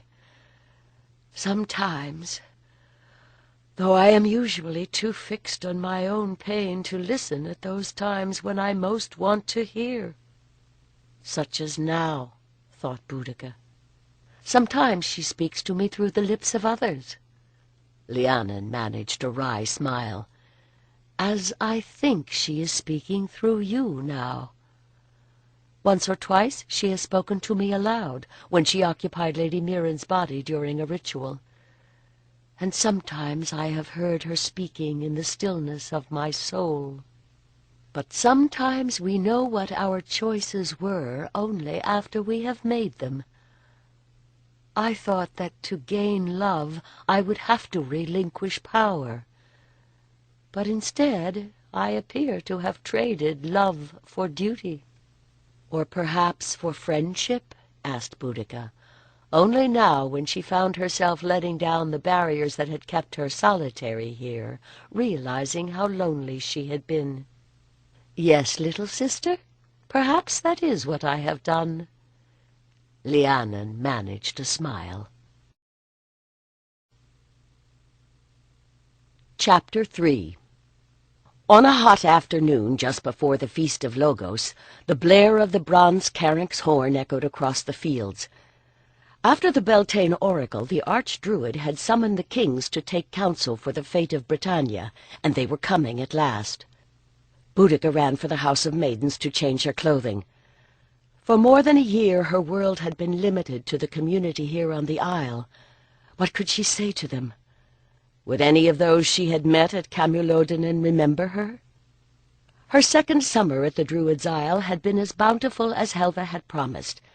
By midsummer the barley hung heavy on the stalk and the lambs grew fat on the rich grass. But for those who had heard the oracle's predictions, the blessings of the season were an evil omen, for if Helva was right about the harvest, she might be right about the Roman invasion as well. Swiftly Boudica pulled the white gown over her head and jerked the comb through her thick hair. Brenna and Morfad were already settling wreaths of summer asters on their heads. She snatched up her own wreath and hurried after the others down the road that led from Lysderu to the shore. The chorus of youths and maidens formed behind the senior druids and priestesses. At the narrowest part of the strait, the cliffs were steep on both sides of the water. Boats made their landing farther down, where between the cliffs and the sandbanks there was a narrow beach. A barge was angling toward them across the blue waves. There was a haze upon the water, and all Boudica could make out within were the bright blurs of clothing and a glitter of gold. Another craft followed. She glimpsed the shapes of horses. No doubt the rest of their retinue had been left to camp upon the far shore. The Archdruid had sent out his summons to all the southern tribes. No one at Lysderu seemed to doubt they would obey. But if Cunobelin, with all his devious skill, had only been able to bring the Trinovantes and the Catuvelani under his yoke, would even Lugovalos be able to impose unity on tribes that had been enemies since their fathers came into this land? As the barge reached the midpoint of the strait, it seemed to lose way. Boudica remembered that moment from her own arrival, when even untrained and exhausted as she was then, she had felt the pressure of the invisible wall that protected Mona. "Who approaches the Holy Isle?" Lugovalos's voice rang out across the water. "Kings of Britannia, come to take counsel with the wise," came the answer, blurred by something more than distance. "Pass, then, by the will of the mighty gods," cried the Archdruid, and the priests and priestesses behind him began to sing. There had been no chorus of druids to welcome the pack train that brought Boudica, only 2 priests and a priestess. But she had felt an odd tingle when their voices joined in the spell. There were 12 here now, and the 13th was the Archdruid standing before them. Their chanting vibrated through her bones. The druids were reshaping the relationship between sky and sea. For a moment that vibration matched her own. Boudica saw each particle shimmering and understood what her teachers meant by the harmony of all things. When she could focus again, she saw the 2 barges and their passengers clearly. But the far shore behind them was still veiled by a golden haze. Their guests had passed the barrier. Boudica recognized Cunobelin's 2 sons immediately, wiry, red-haired Karatak, who had taken over the Kantiaki kingdom, and Togodumnos, grown more portly already as he settled into his father's dignities. With them were two more whom she did not know. Behind Togodumnos she glimpsed another man, tall, with fair hair and moustache. She raised one eyebrow as she realized it was Prasutagos, brother of the northern Iceni king. As the barge approached the shore, the youths and maidens began to sing. "It is to the land of gifted men that you have come. It is to the land of wise women that you have come. It is to the land of fair harvests that you have come, and to the land of song, you who sit in the seat of the hero, you who sit in the seat of the king, you who give ear to good counsel, be you welcome here." "If both Helve and Lady Mirren have foreseen a Roman victory, why have you called us here?" said King Togodumnos. Unusual among the younger men, he wore a short beard. "Are you counseling us to bare our throats to the Roman wolf without a fight?" There was a growl from the other leaders, and Boudica, who was refilling the golden drinking bowl, stopped with it in her hand. The kings had spent half a day already debating whether the visions should be believed. At this rate, deciding what to do about them might take till the next full moon. "I am willing to go down fighting," added Karatak, "but I would rather not know that I am doomed before I begin." As he leaned forward, the firelight kindled a new flame in his russet hair. He was not so kingly a figure as his older brother, but though he always spoke to and of Togodumnos with respect, Boudica judged that of the two he had, if not the greater intelligence, certainly more energy. To house their guests, the Druids had repaired the huts in the meadow where they held the festivals, and removed the wicker sides from the long feasting hall to admit air and light for their deliberations. In the central trench a fire was kept burning, providing light and warmth, and a witness to oaths as well. Several stave buckets bound in bronze and filled with ale served to lubricate the deliberations. Boudica, who had lived in a royal household, was an obvious choice to bear around the drinking bowl. She was not sure whether or not to consider it a privilege, but at least her duties were clear. "If doom was certain, do you think I would have called you here?" the Archdruid replied. "What we foresee is what might be if matters continue as they have begun, but fate is like a river, constantly changing. The addition of a new stream can turn it to a flood. A pebble, or 6, he surveyed the men before him with a wry smile, can alter the flow. We are not foredoomed, but forewarned. The easiest way to avoid bloodshed would be to welcome the Romans when they come," observed Tancoric of the Durotriges. His lands, Boudica recalled, included the summer country and the Isle of Avalon. "If we make treaties," he went on, "they will not need to conquer us. Let the Emperor call us client kings. He will be in Rome, and we will be here, enjoying the benefits of Roman trade." "And paying Roman taxes, and sending our warriors to the ends of the earth to fight his wars," snapped Karatak. "Roman trade may be as great a danger as Roman armies," King Togodumnos said slowly. "My father kept his freedom, but by the time he died he was more Roman than Catullani. I, too, have grown accustomed to their luxuries, but I am beginning to fear them. If we continue to trade with them, we will still change, but slowly. If they rule us, the next generation of Britons will be speaking Latin and making their offerings to the Roman gods." "And the Druids and their wisdom will be gone from this land," thought Boudica. "If we do choose to fight, do you truly think that we can win?" King Meglorius of the Belgae said then. He was an older man, going bald now, but still strong, whose lands lay between those of the Durotriges and the Atrebades. He gestured, and Boudica came forward to offer him the drinking bowl, with the elegance she had learned in Cunobelin's hall. He gave her an appreciative look, and she dodged a more than appreciative pat as she took the bowl back to fill it again. "If you join together," answered the high priestess, "I believe you can make them retreat, just as Caesar, despite his boasts of conquest, did 100 years ago." She looked tired. Boudica had heard that when the Druids had performed a second private ritual, Mirren had seen even more bloodshed than Helve. "I will gladly clasp hands with all those who were here," said Tancoric. "But what about those who are not? I noticed that the Regni refused your invitation." "There may be more than one reason for that," said Mirren. "Perhaps they heard that the sons of Cunobelin were going to be here," said Maglorius, and the others laughed. The Regni lands were bordered on the north by the territory ruled by Togodumnos, and on the east by the Kantiaki country, where Karatak was now king. "And perhaps the Atreides heard that you would be here," retorted Togodumnos. "They are your neighbors, after all." The Archdruid shook his head. "I did not invite them. King Varric has a treaty with the Romans. He sent his grandson, Kogidumnos, to be fostered by the Emperor, and would not dare to turn against them even if he desired. The Isle of Vectis has a tempting harbor. The Romans could march straight up the middle of Britannia through the Atreides lands. We will have to do something about Varric," Karatak said slowly.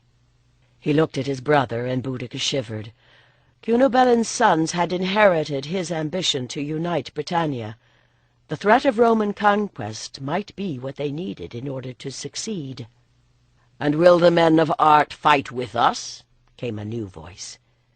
The others turned as Prince Prasutagos leaned forward. He had not spoken often in this council, but when he did, men listened to his words. "Indeed," said the Archdruid with a wintry smile, "the Romans will not give us the option of surrender. Our magic is perhaps not all that legend makes it, but we have some power over wind and weather and the reading of omens. We shall send our most talented priests and priestesses to march with you when the time for battle comes." The prince nodded, and Boudica came forward to offer him the drinking bowl. When he looked up to take it, there was sadness behind his smile. The servant said that the prince had recently lost his wife in childbirth. It was too bad. He had a good face, and she thought he would have made a kindly father to little ones. "Then I hope your seers can tell us when the invasion will come.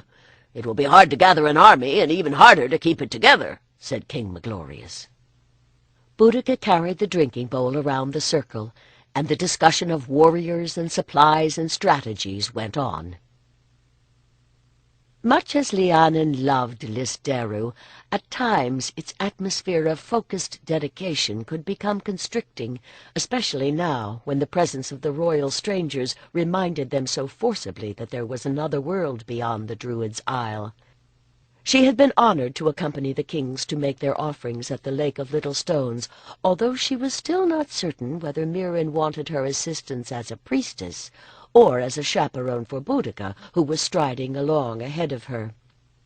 They had started that morning, passing through patches of woodland and shorn fields where crows, seeking fallen grains amid the stubble, flew up in raucous alarm.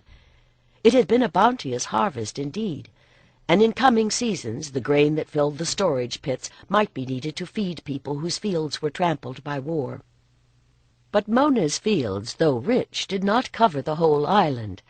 A few miles inland, the fertile ground on the eastern side gave way to a swath of marshland that ran from the southern shore halfway across the island. As Lhiannon took a deep breath of air rich with the scent of vegetation and a hint of the sea, the swoop of a gull drew her gaze across the marshes. Something was moving among the reed beds.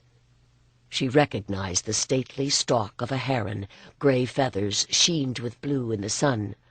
A flotilla of ducks and terns moved into view on the open water that gleamed beyond, feathered rumps pointing skyward as they dove. Humans were not the only ones to find a good harvest here.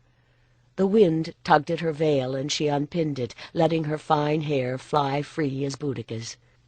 Tonight both would have a mass of tangles, but they could help each other with the snarls.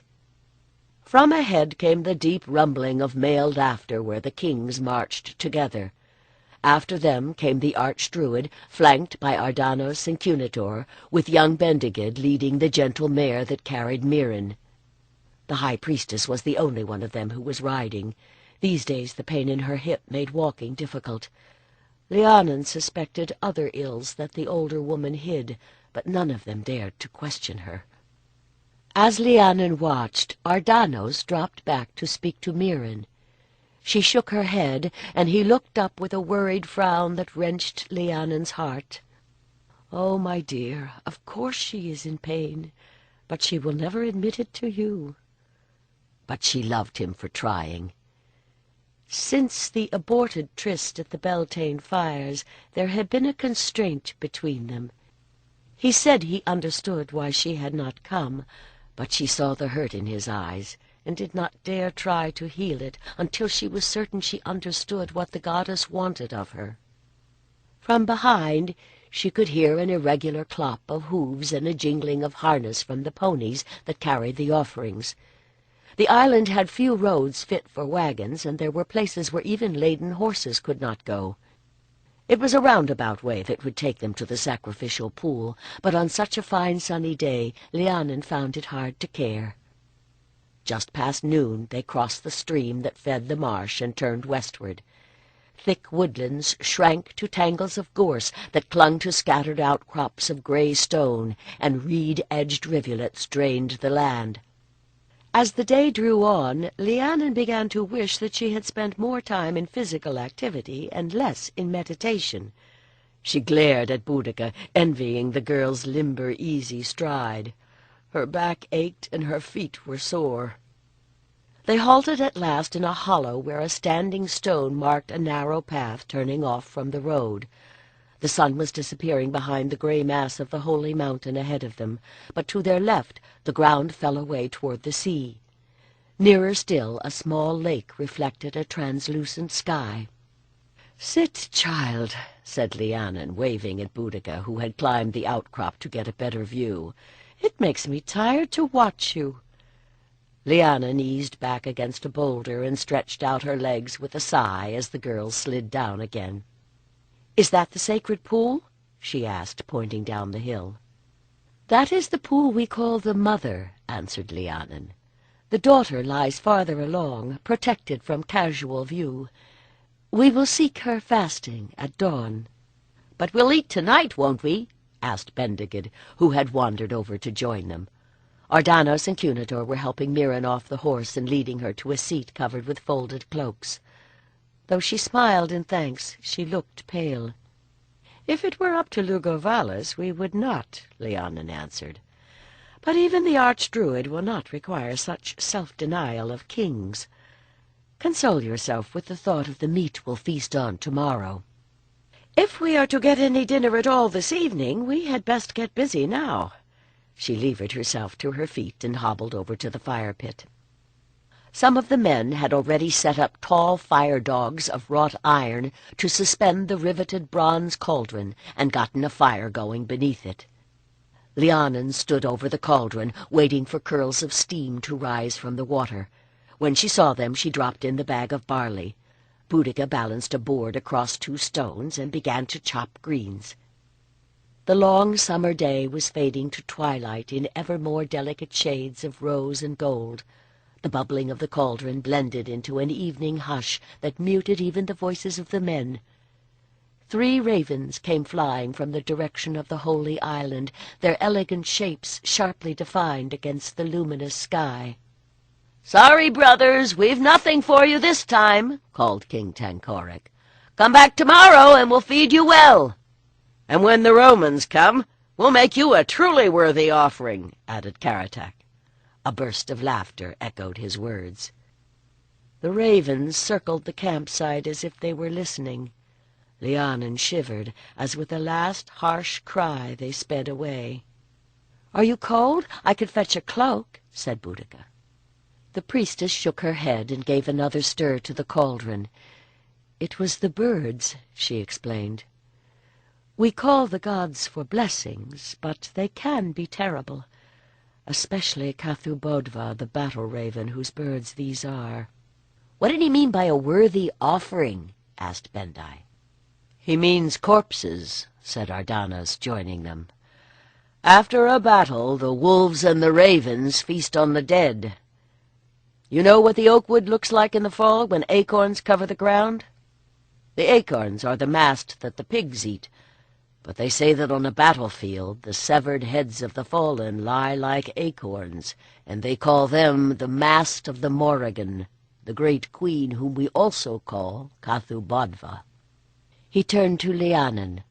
The high priestess is chilled. Is there anything I can give her? Hand me that cup. The barley is not yet tender, but enough of its essence has gone into the water to do her some good. Lhiannon ladled broth into the cup and dropped in a pinch of salt. Here, Bendai, she turned to the boy. You are learning to be a healer. Sometimes food is medicine too. Take that to the lady, and when she has finished it, ask her if she wants more. Does the Morrigan enjoy the bloodshed? Asked Boudica when he had gone. She weeps, Lhiannon said softly. The night before a battle she walks the field and shrieks in despair. She waits at the ford and washes the bloody clothing of the doomed. She begs them to turn back, but they never do. And when the battle is joined, Ardanos added grimly, she grants the madness that gives the warriors the strength of heroes, and allows them to do deeds that no man could face in cold blood. And so kings sacrifice to her for victory. Is she good or evil? Asked Boudica. Both, Lhiannon said with an attempt at a smile. When she makes love with the good god at the river, she brings life to the land. He balances her destruction and makes her smile once more.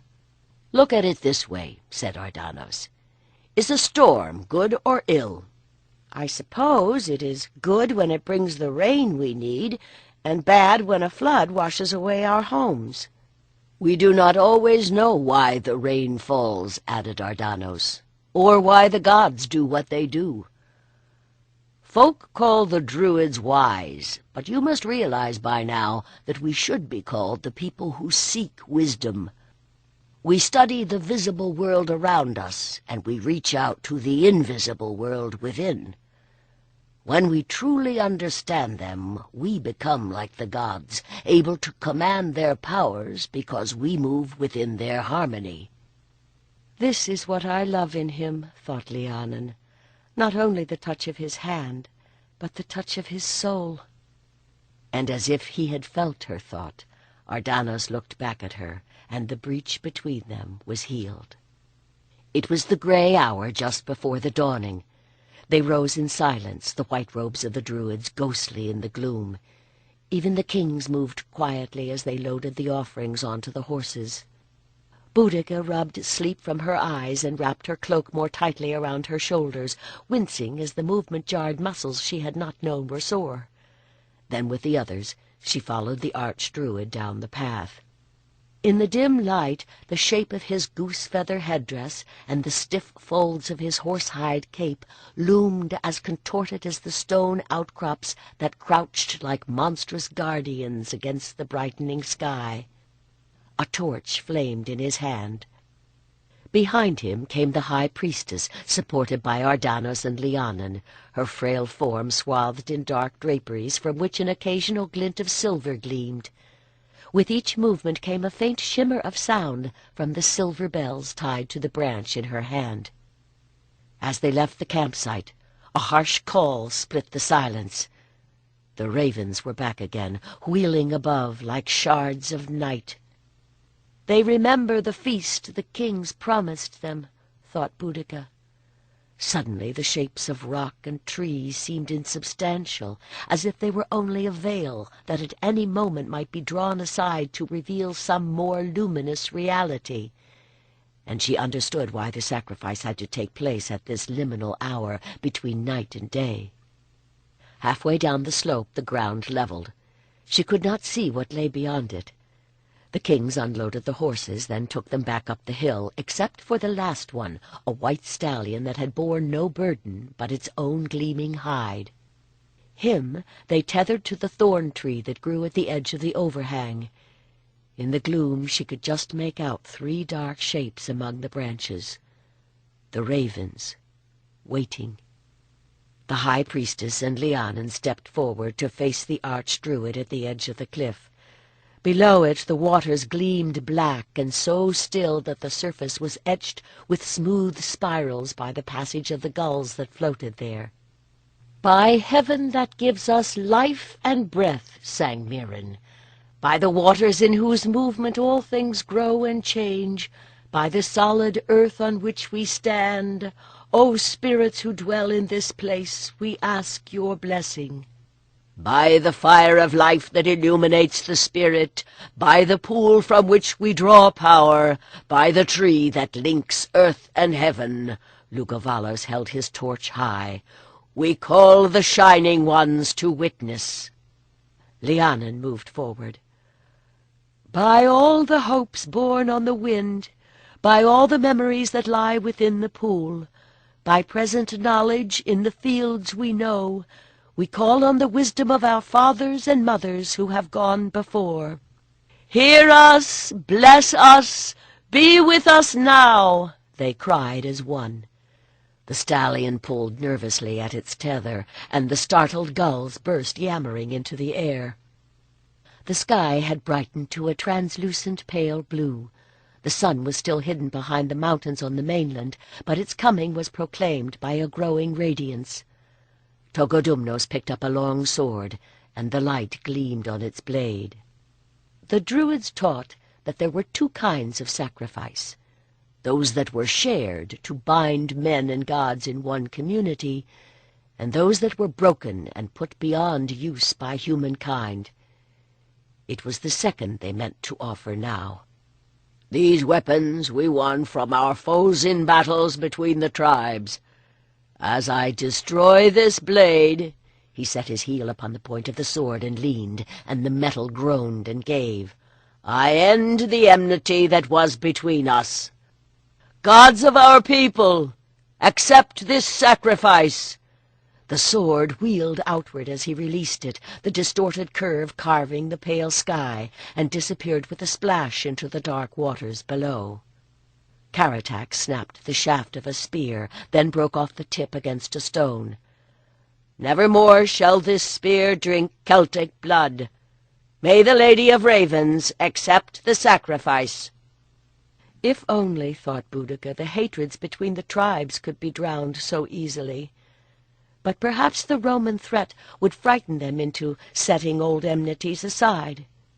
One by one the kings came forward with swords and spears, shields with bosses of bronze sculpted in graceful triple spirals, pieces of horse harness, and fittings for the wicker chariots that were the tribe's most terrifying weapon in war. These were works of art as well as use, a treasure that could have bought support from followers, but there might be no followers if they did not have the favor of the gods. As the pile dwindled, Boudica fingered her dagger, wondering if she ought to throw it in. But though she was of the blood of kings, she herself had neither position nor power. What business did she have bothering the gods, especially at this ritual? "Holy ones," she thought then, "if you will tell me what would please you, I will do my best to make the sacrifice." She had a sudden sense of vertigo, as if the earth had shifted beneath her. For a moment she found it hard to breathe. Boudica had always believed that the gods were listening, but suddenly she knew that she had been heard, and shivered, wondering if it had been wise to make so unconstrained an offering. And now the ripples from the last dented shield had stilled. A breath of wind brought the scent of the fire that Bendigid was tending. The sky was bright now, and the jagged edges of the eastern horizon edged in gold. Ardanos and Cunitor stripped off their white robes and laid them aside, then went to the thorn tree and untied the stallion's halter. The Iceni were great lovers of horses. Boudica had missed not being around them. This was a fine animal, whose shining coat and bright eye proclaimed its good condition. But as she looked at the horse, she sensed something more. She had seen beasts in plenty slain for the table or as offerings, but at this moment everything, the animal, the humans, the dark waters beneath the cliff, seemed suddenly more real. No, she thought then. The sacrifice makes everything more holy. The beast skittered nervously as one of the ravens gave a hoarse cry. This time no one made a joke about it. They could all feel that not only the birds, but the gods themselves were eager for the offering. As the two younger druids held the horse, Marion paced slowly around him, shaping the air around his body with the branch of silver bells. The stallion's ears flicked nervously, following the sound. "The head of this horse is the dawn, his eye is the sun, and his breath is the wind," Lugovalos sang. "His back is as broad as the bowl of the sky. The sun rises in his forehead and sets in the crease between his quarters." The deep rumble of the archdruid's voice seemed to vibrate in the very earth. Was it his words or the blessing of the bells that made the air around him glow? It was a song of transformation, the part becoming the whole, the world of the flesh offered to the world of the spirit. The stallion jerked as a breath of wind made the torch flare. "This horse is the earth and the stars of heaven. This horse is the steed that journeys between the worlds. This horse is the offering." Bending it offered Ardanos the sacrificial blade. Steel caught the light as he reached to draw it across the animal's throat, and the stallion neighed and surged upward, striking at the air. A flailing forefoot caught Ardanos in the ribs, and the knife flew glittering from his hand and splashed into the pool. Lhiannon cried out and ran to Ardanos as he fell. The kings leaped aside as the horse dragged Cunitor across the ground, but Prasyutagos dodged the hooves and leaped forward, grabbing the halter and using his greater weight to hold the animal still. "He's had the wind knocked out of him," said Lhiannon as Ardanos gasped. She began to probe his torso with gentle fingers, but when she felt down his ribs, he screamed. "And broken some ribs," she added. "Be still, my dear. We must bind you up before you try to move." The stallion ceased to struggle as Prasyutagos spoke to him, his voice a gentle, unceasing murmur like the wind. Only then, looking at the others, did Boudica realize what a disastrous omen this must be. She drew her knife and ripped at the bottom of her tunica, gritting her teeth until the strong linen gave way and she could tear a strip from the hem. "Use this," she said, offering it to Lhiannon. "Cunitor, bring the horse back," said Lugovalos. "We must complete the ritual." "I will bring him," said Prasyutagos. "He senses your druid's fear." Well, that was no wonder, thought Boudica, seeing what had happened to Ardanos. But she could not help feeling a spurt of pride. The Iceni were known for the training as well as the breeding of horses, and Prasyutagos was clearly a master. The prince led the animal back to the edge. He stroked the satiny neck, whispering into the pricked ear until the noble head drooped and the horse grew still. Still whispering, he leaned on the strong neck and touched the animal's knees until the horse knelt and rocked and lay down. Lugovalos took off the feathered headdress and rustling hide cloak and laid them aside. "Take my dagger." Karatak held out a shining blade. "It is newly sharpened." "This horse is the offering," the archdruid said in a low voice. Moving slowly, he came up on the animal's other side and crouched, holding the knife at his side until the last moment, and then, in a swift, smooth motion, drawing it across the throat. Blood gushed out in a shining stream. For a moment the horse did not seem to realize what had happened. Then he jerked, but Prasyutagos had his weight on the animal's neck, still murmuring, and presently the great head drooped, and the prince lowered it gently to the ground. In the sudden light of the risen sun the world seemed turned to scarlet as blood pooled beneath the white body and flowed in a red river toward the edge of the cliff. Boudica blinked, seeing the shimmer of energy that had surrounded the stallion move with it into the pool. But it seemed to take a long time until the life force left entirely and there was only a carcass lying there. In silence, Cunitor and the other men butchered the animal, taking the heart and liver and carving off great chunks of flesh from the hindquarters. Boudica helped to work pieces of meat onto iron skewers and suspend them above the fire. The head and legs were left attached to the hide, which was dragged down to the waterside and suspended from a post that had clearly been used for that purpose before. When they were done, the guts were heaped beside the thorn tree and the rest of the carcass tipped into the pool. The morning stillness was shattered by the triumphant cawing of the ravens as they descended on their share of the feast. The hem of the archdruid's gown was bloody, and the front of Prasiotagus's tunic crimson where he had cradled the head of the horse as it died. Nausea warred with hunger as the scent of roasting horse-meat filled the air. "Everything is food for something," thought Boudica. "May my death be as worthy when the time comes for me." But she was acutely aware that all those who shared the feast not only offered, but were part of the sacrifice. Chapter 4. "Helva did not want me to sit with you," said Coventa. The folds of Boudica's fur-lined cloak were still sufficient to wrap both of them as they waited for the midwinter feast to arrive. "But I don't mind if she blisters my ears tomorrow, if this evening you will keep me warm." When the kings left Mona, they had taken the summer with them, and the winter that followed was turning out to be colder and wetter than any since Boudica had come here. Or perhaps it only seemed that way, because for every tribe that had agreed to join the alliance, there was one that refused the archdruid's call.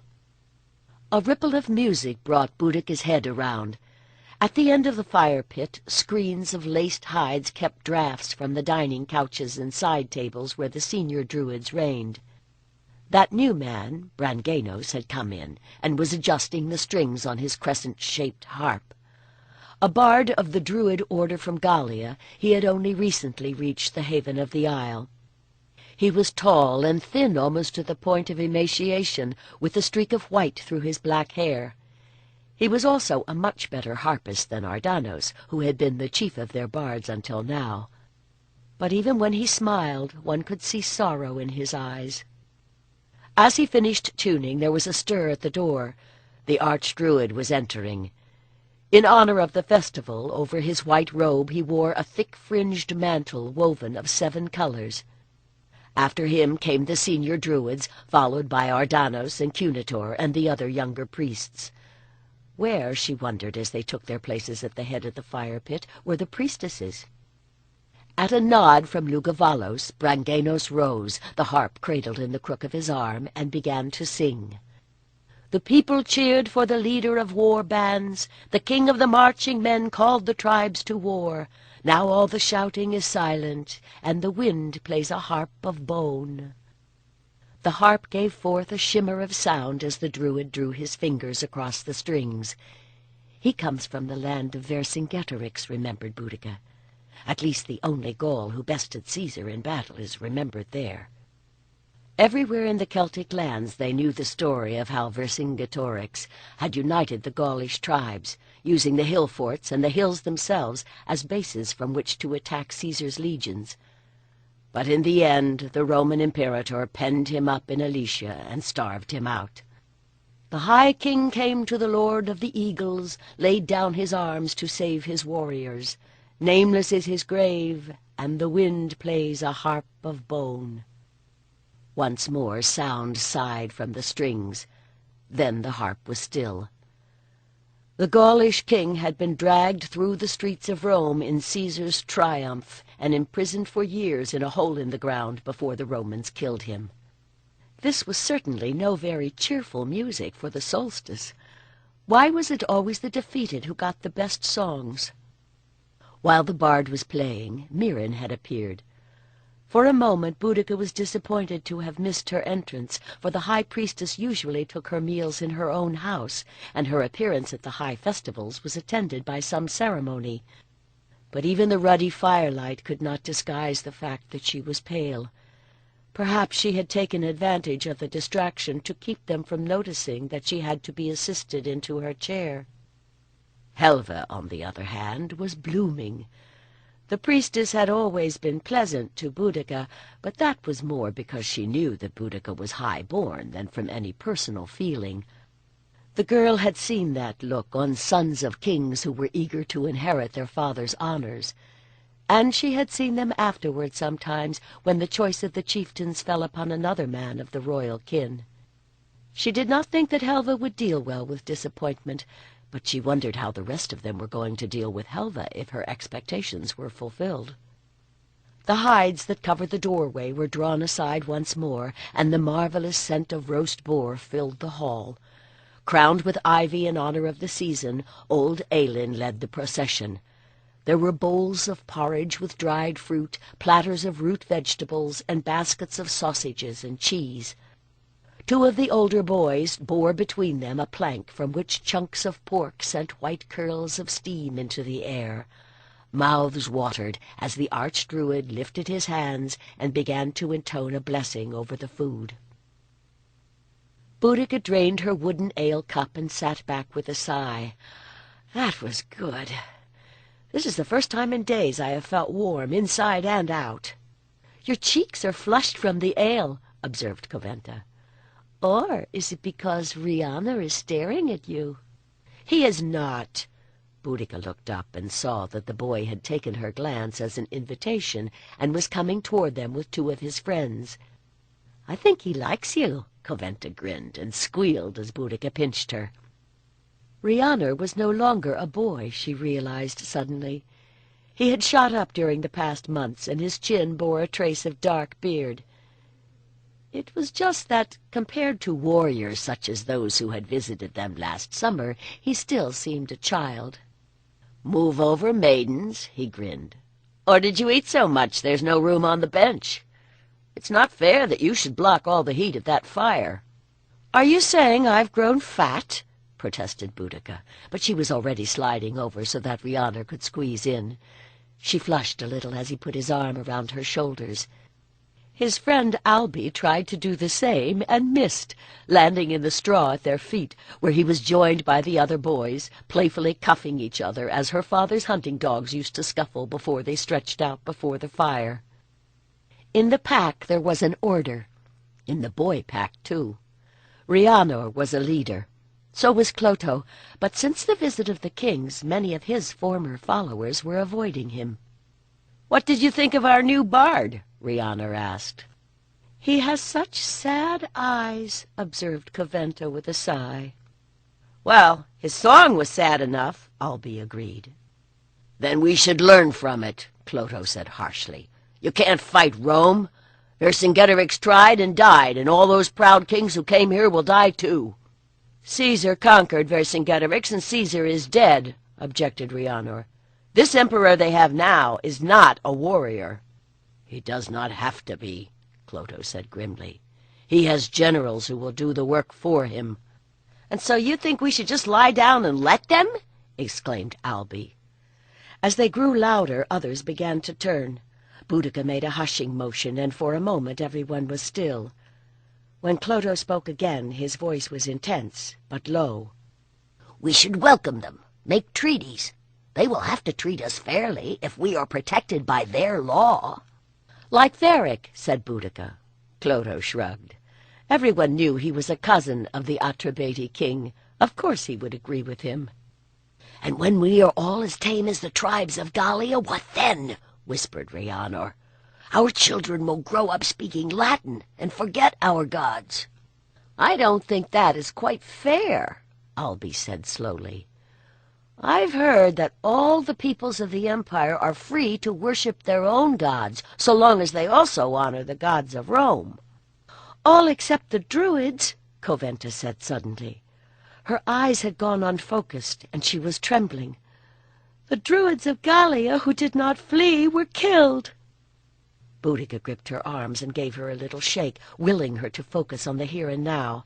If she went into one of her fits, they would have the priests down on them for sure. For a moment the younger girl sat rigid beneath her hands. Then she relaxed with a sigh. "It's true," Lhiannon said then. "We Druids don't have a choice.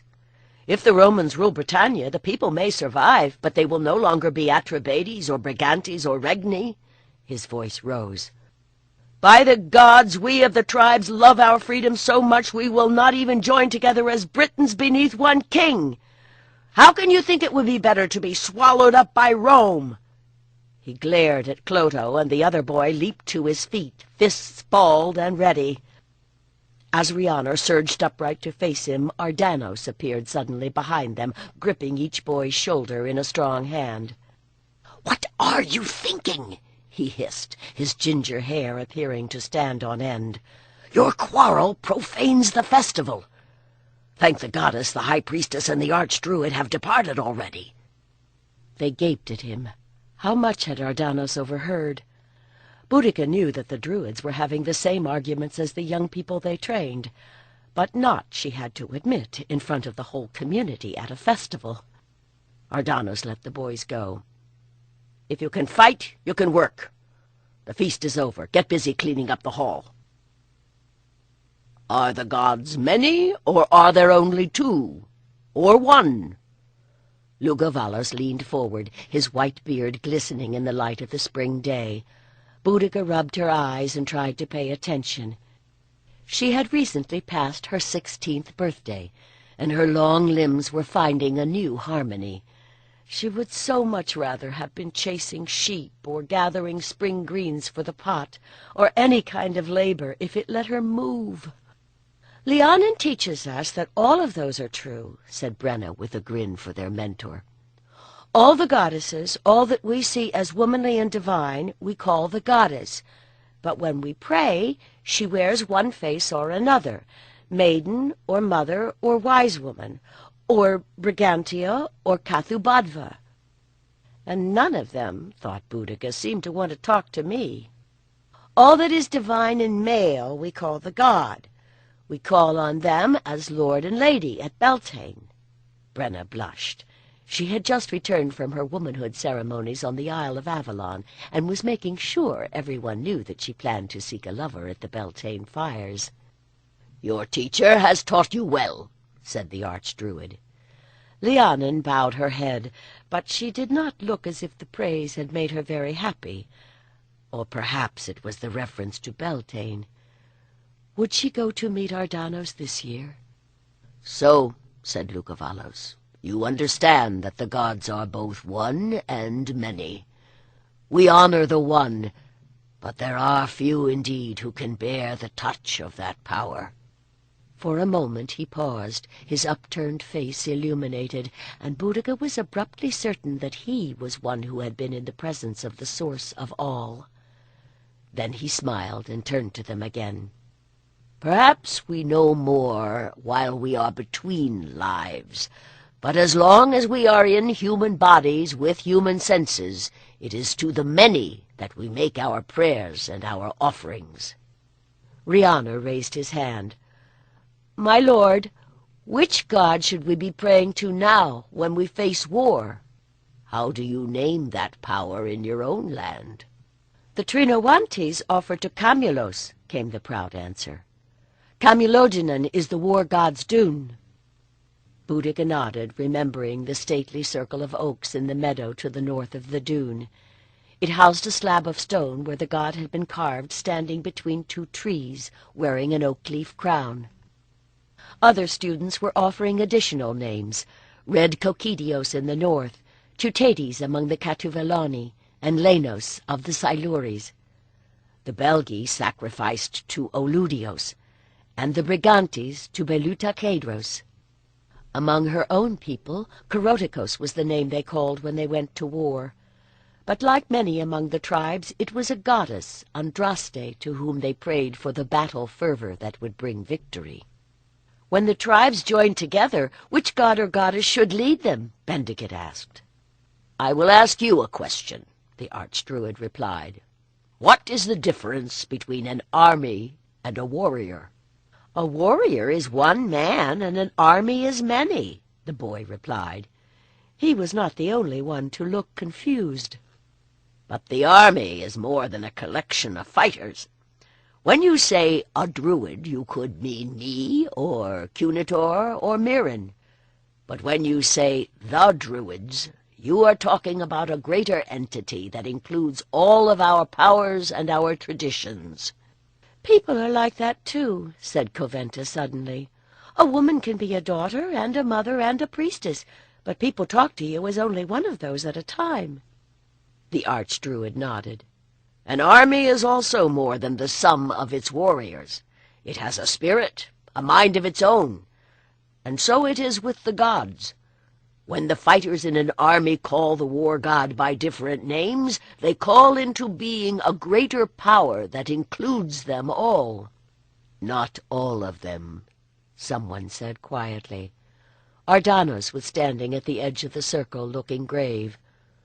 "The god of the Atreides will not fight with us. Karatak has driven Varric from his land." For a moment silence held them all.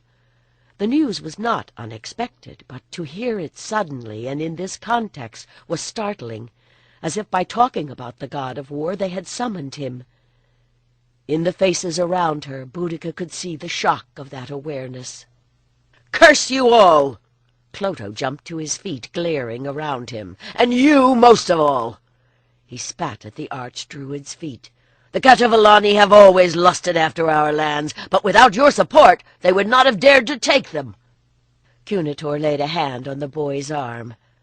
"Come, Clotho, here we are no longer Atrebati or Trinowanti, but Druids. Lugovalis has done what he thought best for the whole of Britannia." "He has brought doom on our people!" Clotho wrenched his arm from Cunitor's grasp and stood with clenched fists, defying them all.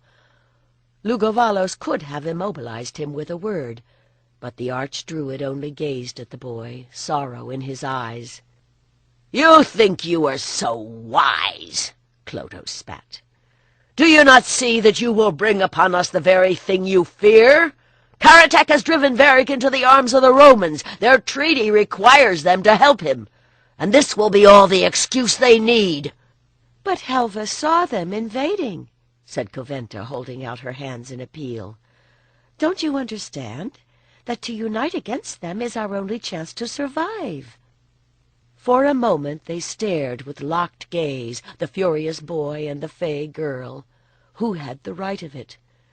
Was fate fixed as it had been in the stories Cunobellin's old Greek slave used to tell? "Curse you! I curse you all!" Clotho screamed. "When this island runs with blood, you will remember and wish you had let—" And now at last Lugovalos lifted his hand, and though the boy's lips continued to move, no sound came. In the sudden silence someone giggled nervously, then gulped and was still. "Enough," the Archdruid said. "If you will not stand with us, you are no longer one of our company. You will gather your things and go to the landing. A boat will be waiting for you there." Speechless, they watched Clotho stalk away. Lugovalos had silenced him, but even the Archdruid could not wipe those words from everyone's memory. What if Clotho was right? Was it better to fight for the right reason even if you failed, or to surrender for the sake of safety?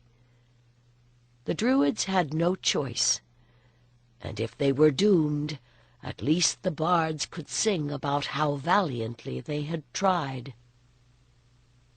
That summer brought rumors of war on every wind.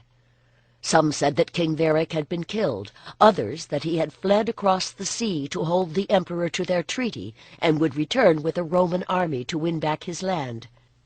If so, thought Lhiannon grimly, Lugovalos's efforts to create a defensive alliance were creating an excuse for the attack the Britons feared.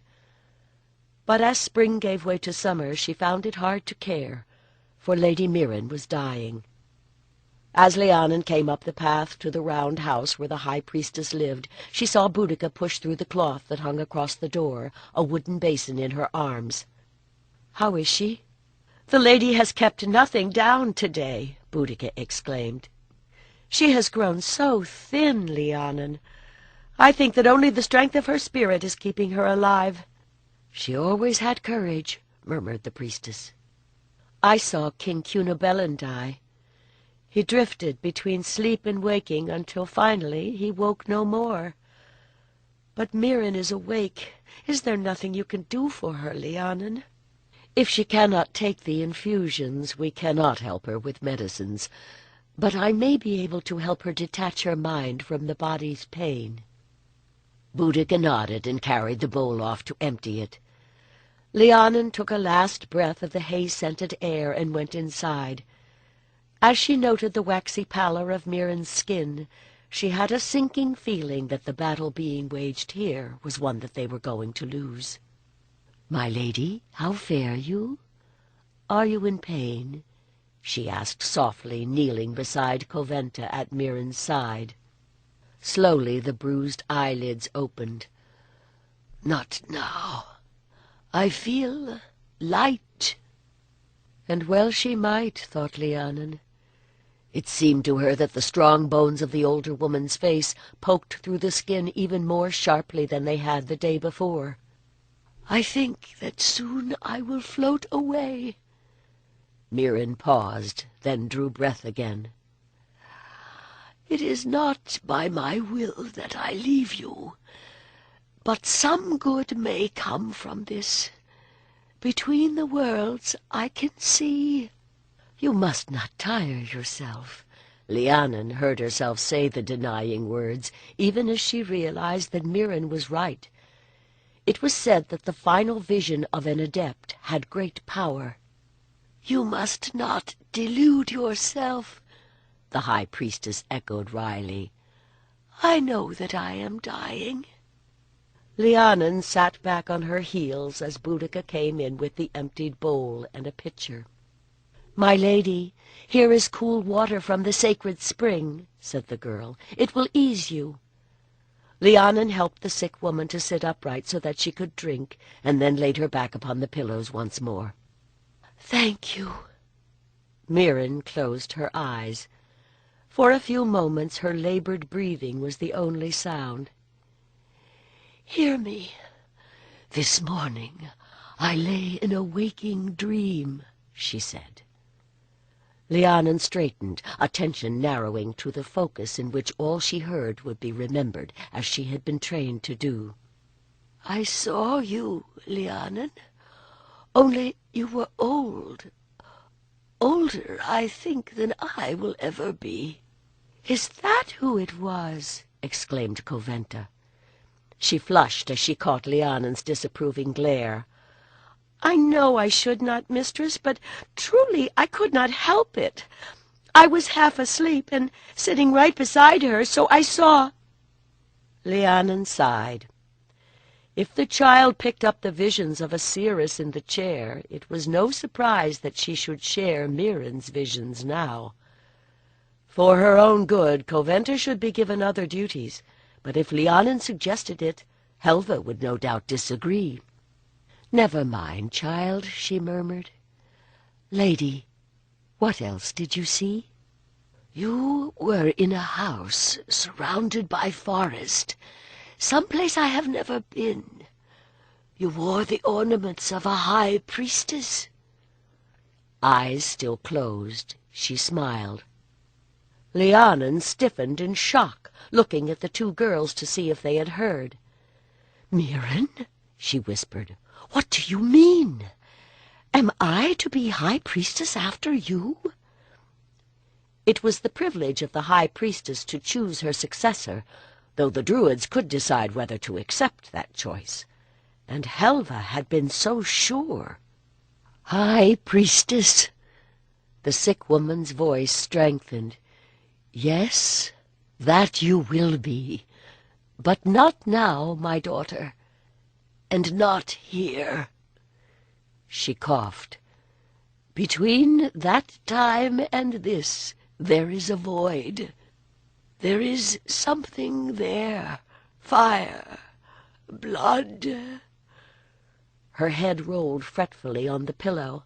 "I cannot see," she moaned. "I have to see." The words were cut off as she retched into the bowl that Boudica held. "Marion, drink this. Don't try to talk, dear. I don't need to know." to know," the sick woman gasped. For a few moments her labored breathing was the only sound in the room. "Not here," she whispered at last. "Take me to the sacred grove. There I will see." Lhiannon eased the priestess back on the pillow where she lay with eyes closed, breathing carefully. She did not speak again. Mirren died just after the Feast of Lunasa, having delivered with her dying breath a prophecy whose details only the senior priesthood knew. But when her body was released to the fire, it was Helva who presided as high priestess, not Lhiannon. Boudica recalled only too clearly Mirren's hoarse whisper when she spoke of seeing Lhiannon with the ornaments of the high priestess on her brow. None of the students had been present at Mirren's final ritual, but through the autumn and winter that followed, the school had been full of wild rumors about what the dying woman had said. Had she changed her mind, or had the senior Druids refused her selection for some reason of their own? Tonight those questions seemed trivial. Winter had given way to a stormy spring, and across the narrow sea Roman armies were gathering. Karatak and the Kantiaki were preparing to resist their landing, but Helva had sworn that they should not come at all, and summoned Druids and students alike to join their powers in ritual. As darkness fell, the wind that whipped the flames of the torches felt as if it had come directly from the peaks of the mountains across the strait, where snow clung still. Helva stood as high priestess before the altar, dark robes falling away like black wings as she lifted her arms. On her wrists golden bracelets gleamed in the torchlight. A golden torque weighted her neck. Had those ornaments belonged to Mirren? Boudica could not remember if she had seen the old high priestess wear them. When Mirren led the rites, you remembered what she was, not what she wore. The new high priestess had settled into her role with less disturbance than some might have expected. Or perhaps it was only that she spent much of her time with the senior Druids in conference, and they saw little of her.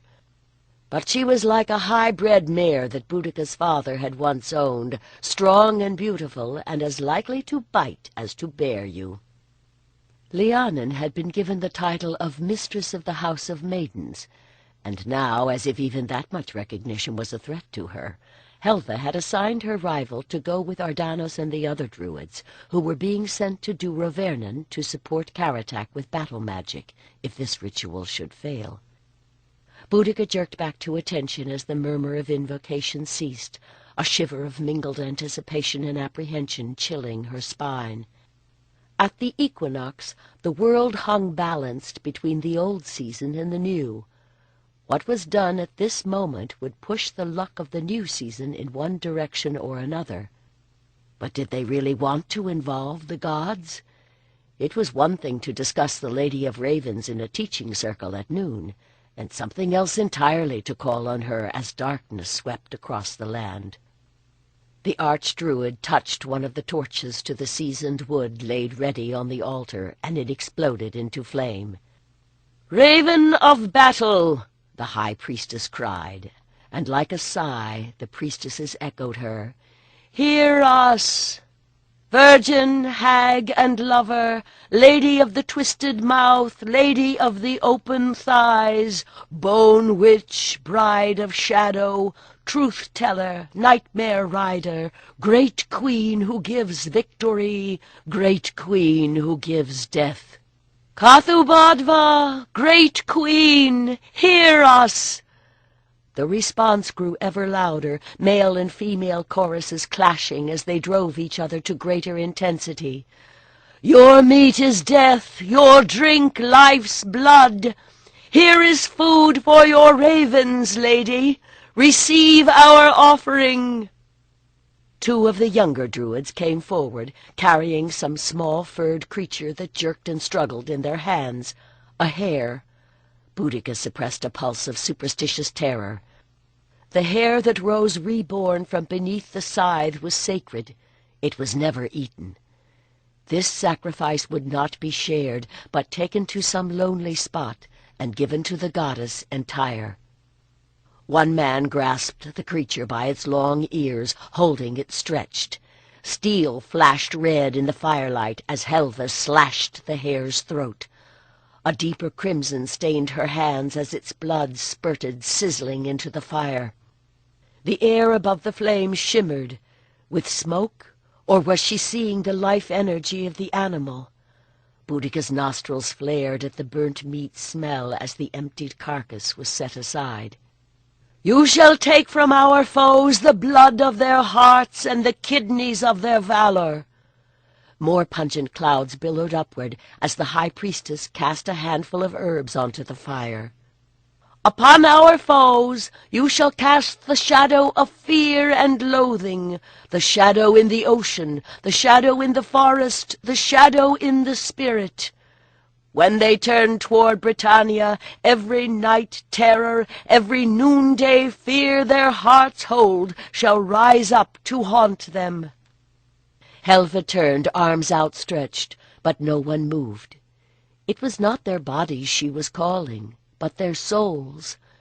From 24 throats came a cry, bearing with it the power of those who shouted, and the priestess bound it into the royal of energy above the fire. Above the circle the smoke was forming itself into a shape alternately seductive and monstrous. One of the priestesses had fainted, and Boudica saw a white huddle where a priest clutched the grass in fear. But the others, pale as she knew that she herself must be, continued to sing. Helva's eyes were white-rimmed, teeth drawn back over lips in an ecstatic smile. "It is I, Helva, who conjure you, I who command you. Hearken to my will." Should she be saying that? Surely the place of a mortal was to entreat, not to command. For a moment, Boudica felt a different kind of fear. "Cry out upon the Romans that they shall not come against us. Crush their courage! They shall not come!" Once more her arms swept upward, and she screamed. Boudica cowered beneath the gaze of eyes black as a night without stars. "I am fury," said a voice in her soul. "I am fear. Which will you choose?" An oak tree split asunder as power descended, and sleeping birds exploded in screeching flocks from the grove. "With blood you have called me, and blood will flow until I am satisfied." Boudica screamed. They were all screaming as the shadow swept over them and was borne south and east upon a wave of sound. Across Britannia it blew, a nightmare wind that set dogs to barking and babies to crying as it galloped through men's dreams, over Britannia and across the heaving grey waves of the narrow sea to a place called Gesoriacum on the coast of Gallia. It struck the close-ranked leather tents like 1,000 furies, snapping guy ropes and flinging poles through the air. And the men of the legions woke, gibbering with fear. And in the morning they looked upon the sea and saw in each wave a face of terror. And they turned in their ranks to face their officers and said, "We will not go!" Chapter 5. Lhiannon twitched as the smith's hammer clanged on the glowing bar. After a month in Durovernon, she should have grown accustomed to the clamor, but each stroke jarred all the way up her spine. She looked at the piles of iron swords and spear points, bronze harness fittings and helms and shield bosses, and remembered the offerings the princes had given to the sacred pool. How many of the weapons the smiths were beating out now would end up in the water, and who would throw them there? Since the equinox, 3 weeks had passed. The Romans had not come, but clearly the narrow sea that had once made Caesar's landings so hazardous was kinder to the traders who fared back and forth between the Celtic tribes of Gallia and Britannia, for through the gate of the dune a wagon driven by a swarthy Greek was creaking, full of southern luxuries. As the trader began to unload, men gathered around him. Lhiannon drew closer, followed by the other Druids, with Bendigeid close behind. A few moments later they were joined by Caratak and some of his chieftains. "You warriors go home now." White teeth gleamed in a black beard as the trader grinned. "Those Romans, they all afraid. They call the Middle Sea our sea, but these waves," he gestured eastward, "that's ocean, full of monsters to eat them if they go that way. And here," he waved vaguely around him, "this be the end of the world." "They mutinied?" snapped Caratak. "That they did, just after the equinox." The trader grinned again. "All of them woke up screaming. When the officers lined them up, they say, 'Britannia no place for civilized men, and they won't go.'" There was a whoop of triumph from one of the men, and another went dashing off to spread the news. "The turning of spring," echoed Ardanos. "They did it, then. The calling." Before he and Lhiannon and the others left Mona, there had been a great deal of discussion regarding what role Druid magic might play in the struggle to come, and what form of magic might best serve their cause. The glance he exchanged with Lhiannon communicated what he could not in this company say aloud. So Helva is good for something after all. "But we knew that already," Lhiannon said softly. "The night of the equinox we felt the power pass." "And now we know it worked," said Cunitor. "May it work according to our will." Caratak raised one eyebrow. "That night of terror was the work of the Druids? I wish you had told us at the time." Cunitor had the grace to look ashamed, but in truth it had not occurred to any of them to share what they knew with those who were not Druid-oathed and trained. "That was the Lady of Ravens who screamed through our dreams," explained Ardanos. "And she is a force that once invoked may be hard to banish," thought Lhiannon. But that was not something that Caratak needed to know. Bellina bent to murmur in Lhiannon's ear. "Did you really think Helva would choose any lesser working when she could call on so spectacular a power?" Lhiannon nodded, but said nothing.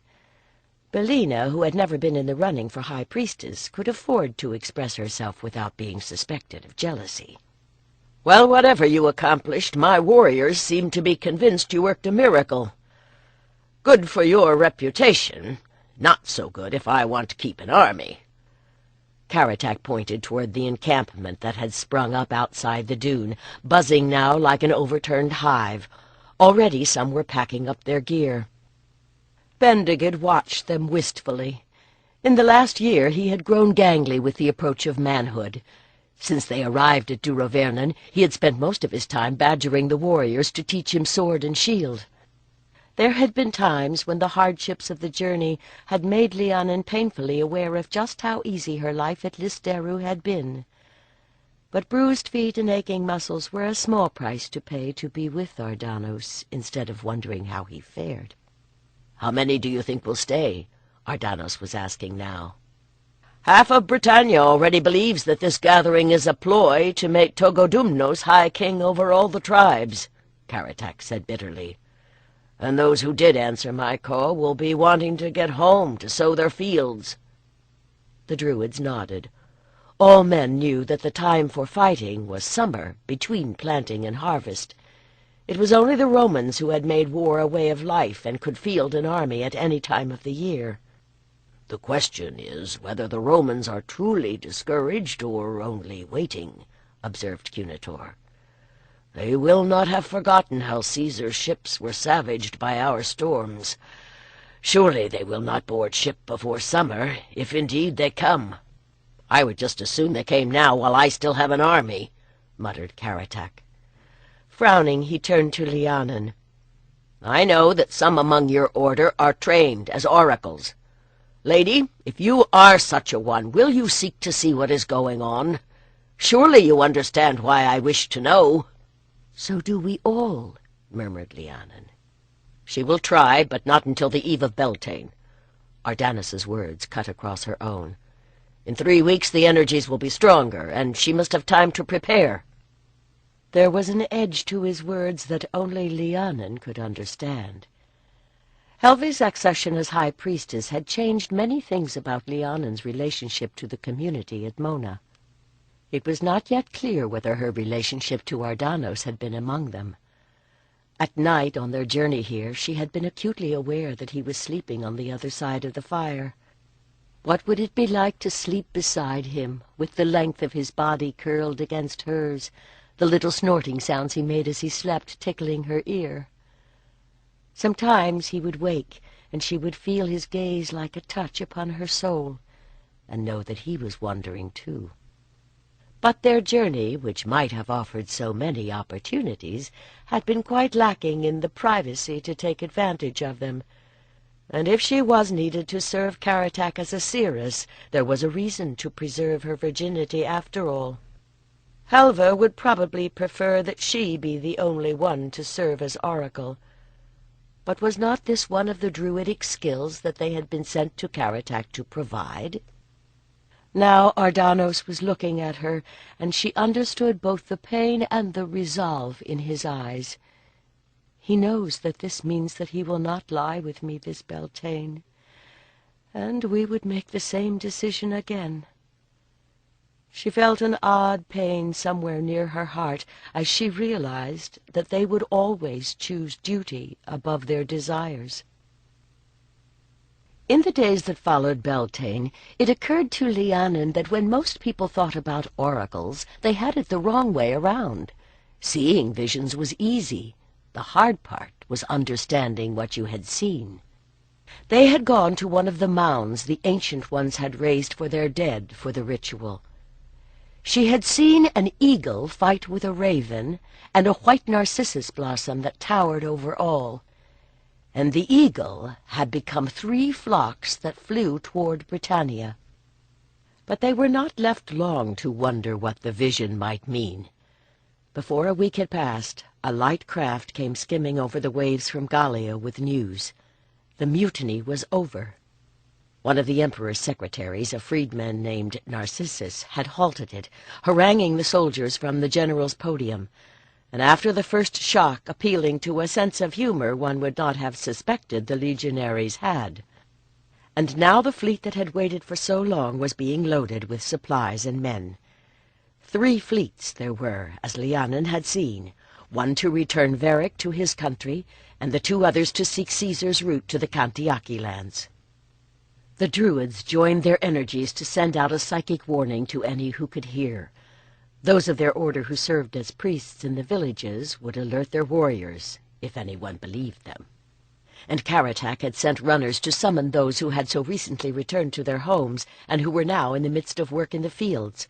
They came, but slowly, and the king had gathered scarcely half his force by the time the Roman general Aulus Plautius beached his prows on Britannic soil. The Romans had made their landing on the coast to the east of Druid, where the river flowed into the sea. Black ships in the hundreds lay in rows on the shelving sands like some unseasonable migration of waterfowl. The scouts Karatak had sent to observe them reported that they had marched a short way inland and raised some simple defenses on a low hill. They must have wondered why no one was there to meet them, but the king's orders had sent even the farmers fleeing from their path. Soon the Roman horde was marching westward, harried by anyone who could throw a spear or shoot a bow. And still Karatak waited, as in 1s and 2s and 10s the men of the Cantiaci and Trinovanti warriors from across the Temesa came in, until in the final days of Beltane month the Romans neared Druid, and Karatak must choose whether to surrender his dune or make a stand. "Feel the earth tremble," said Cunitor. "I felt such a quake once in the mountains when I was a boy." Lhiannon set her palm to the soil. From the wood at the top of the hill where the Druids had been stationed they could see little, but a faint, regular tremor vibrated beneath her hand. To create such a rhythm, how many feet must be striking the earth, and what kind of discipline kept them in such unison? For the first time she had a sense of the magnitude of the force that had come against them. "It's a drumbeat, not a quake," said Bellina quietly. "The drum of war." A flicker of sunlight gleamed on new threads of silver in her brown hair. "Are they coming?" asked Ambios. He was Karatak's Druid, an older man grown portly with soft living, and until now undecided whether to welcome or to resent the reinforcements who had come from the Druid's Isle. With the enemy approaching, he seemed relieved to have their company. Lhiannon got to her feet and lifted a branch to see. The slope fell away in a tangle of wood and meadow until it reached the river's meandering blue gleam. Upriver at the ford, the thatched roofs of the dunes shone in the sun. Below, Karatak's forces were a patchwork of plaid, highlighted by a gleam of iron and bronze and gold. But to the east a dust cloud was rising, broken by the vicious sparkle of steel. She felt a warmth that was as much of the spirit as the flesh as Ardanos rose to stand beside her. "They are coming," she whispered.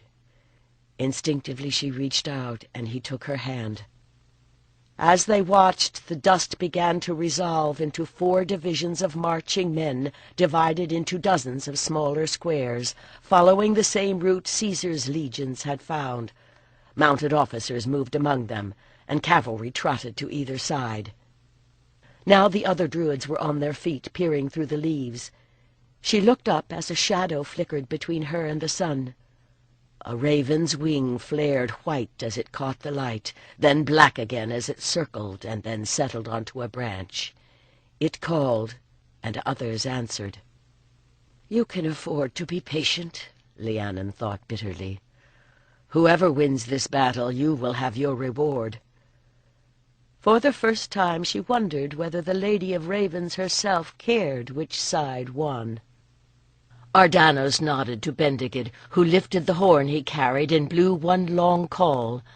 A ripple of motion passed through the Britons gathered below as their boar-headed trumpets blatted defiance, and the Roman trumpets responded with a brazen blare.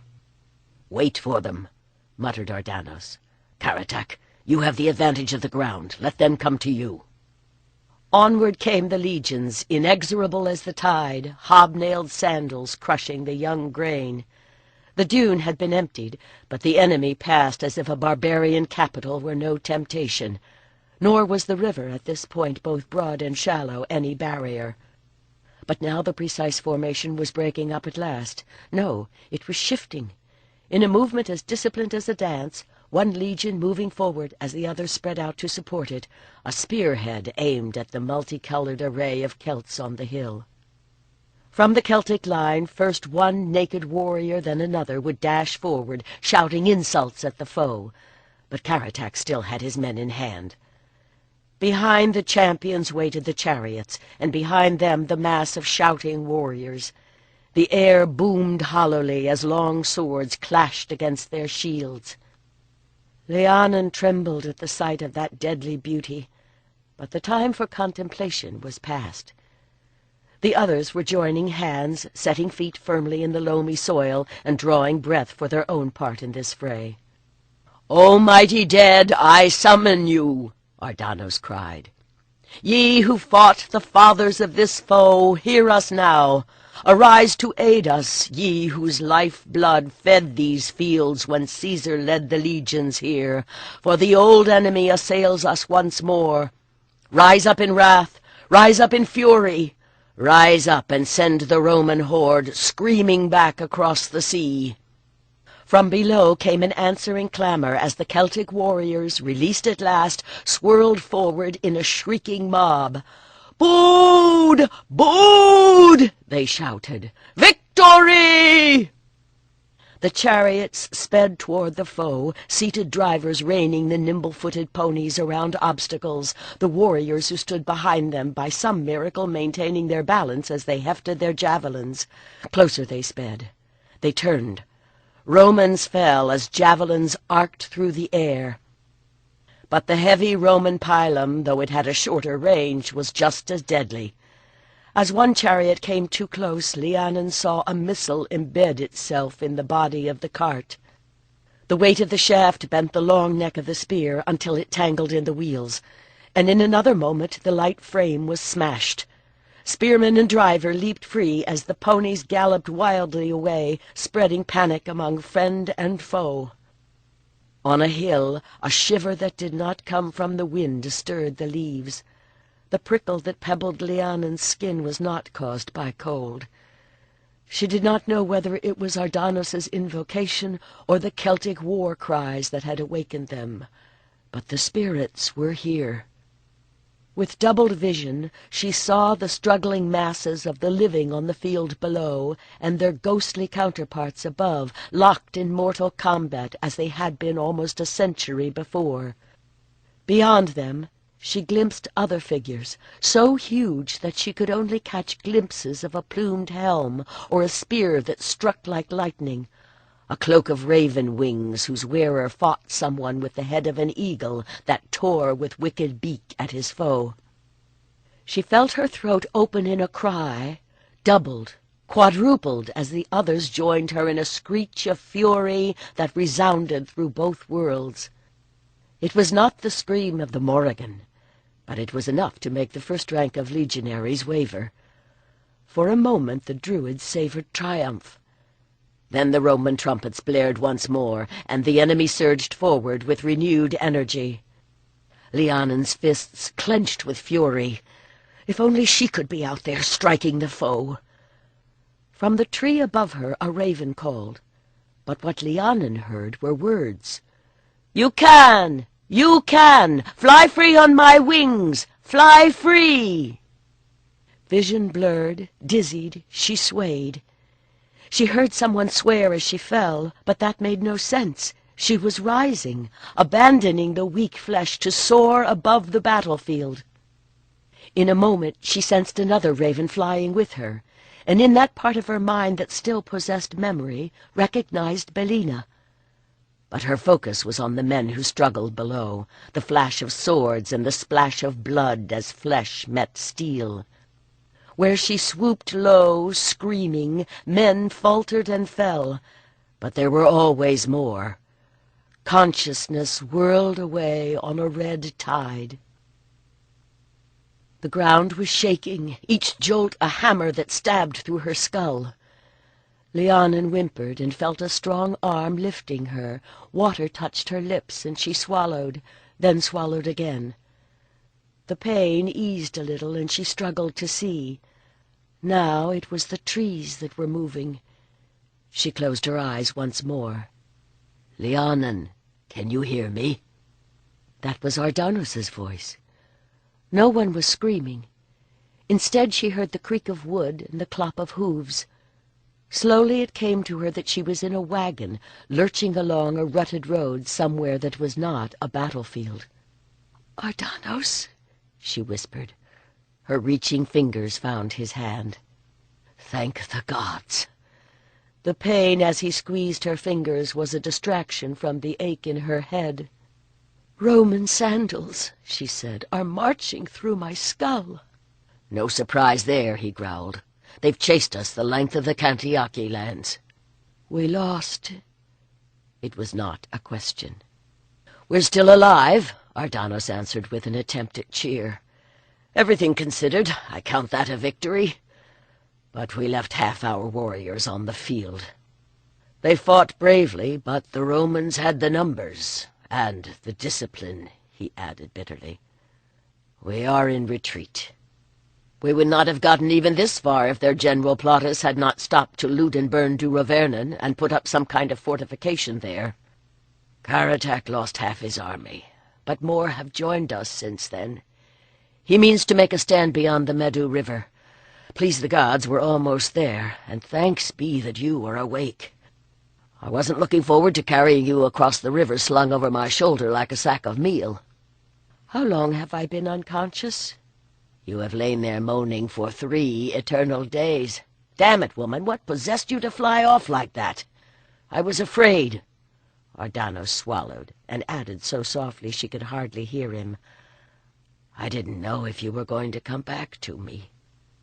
Lhiannon managed to get her eyes open and felt her heart lurch at what she saw in his. In the next moment he looked away, but she felt a warmth within that went far to ease her pain. Possessed, yes. I was a raven. I hated them so much. It was the only thing I could do. "Well, don't do it again," he growled. "I'm sure you scared the wits out of some of the enemy, but against such numbers—" He shook his head. "You can do more good in your right mind." "I will try not to," she agreed. "I don't think I like ravens much any more." Ardanos sighed and cradled her more comfortably against his chest. "The ravens are the real victors. They don't care on whose flesh they feed." "Pull back! The Batavians have crossed the river! Pull back!" Above the general clamor, Lhiannon could scarcely hear the cry. She stared at the broad grey flow of the Temesa, trying to see. "Damn them! Not again!" Cunator swore. 2 weeks before, the Romans' Batavian auxiliaries, men from the delta of the Rhenus who were as water-wise as frogs, had forded the Medu, taking Caratac by surprise. They could only hope that the Durotrigus and Belgae, under Tancoric and Maglorius, had fared better against the force the Romans had landed in Varric's lands. But the Medu had been a small river. The Temesa was as wide as a pasture land, a slowly winding pewter ribbon beneath a sky of grey. No one had thought the Batavians could swim so far. It was like one of those nightmares that repeat without end. "Get the supplies back into the wagons," snapped Ardanos. "They will be bringing the wounded to the rear, wherever that may be."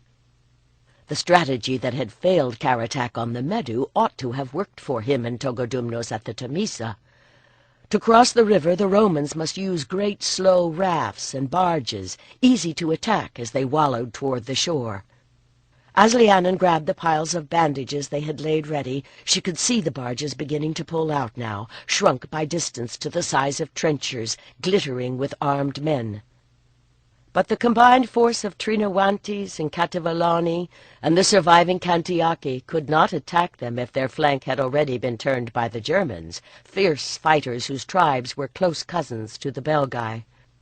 Though that should have been no surprise. These days native Italians were a minority in the Roman army. Most of the men on those boats were the children of conquered peoples. If the Britons were defeated, one day their own children might wear that hated uniform. Lhiannon threw the sack of bandages into the wagon and scooped the pots of salves into another, glad that they had at least persuaded Bendigid to stay back with the supplies. Around her, the tribes and clans were becoming a great confused mass as they tried to regroup to face the foe. The first of the Roman barges was coming into range. Arrows thrummed overhead, shot by the archers Togodumnus had placed where the ground began to rise. A legionary toppled over the side of one of the barges and was pulled under by the weight of his armor.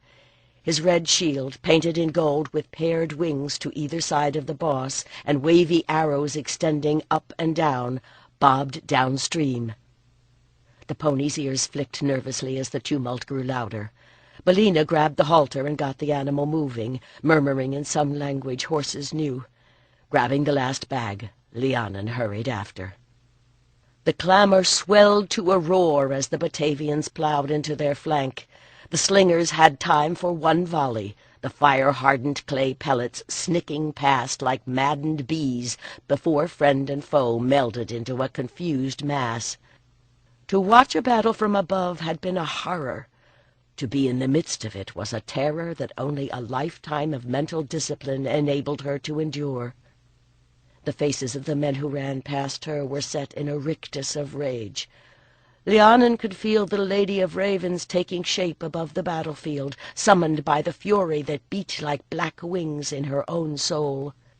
But her promise to Ardanos kept it at bay. Armoring her spirit, she grabbed for the side of the wagon and clung as it lumbered up the hill. To the west, the southern Dobuni were locked in the struggle with the Batavians. Their northern clans should have been fighting beside them, but King Boudica had turned traitor, allying himself to the Romans before the battle at the Medu. Now the first barges were sliding up the slick mud at the river's edge. A volley of pylons pierced Celtic flesh and stuck in shields, buying space for the first rank of Romans to leap to the shore, where they locked their own shields to form a line behind which their fellows could disembark. More boats drew in behind them, disgorging ever more legionaries to strengthen that line of steel. Moment by moment it extended and thickened, pushing forward like a moving rampart against which the long spears and slashing blades of the tribesmen beat in vain. But a more orderly movement was emerging on the hill as the distinctive growling blare of the king's trumpeters rallied his houseguard. Men began to draw aside as the swirl of movement resolved into rank upon rank of warriors. Above, the clouds were parting, as if to flee from the clamor below.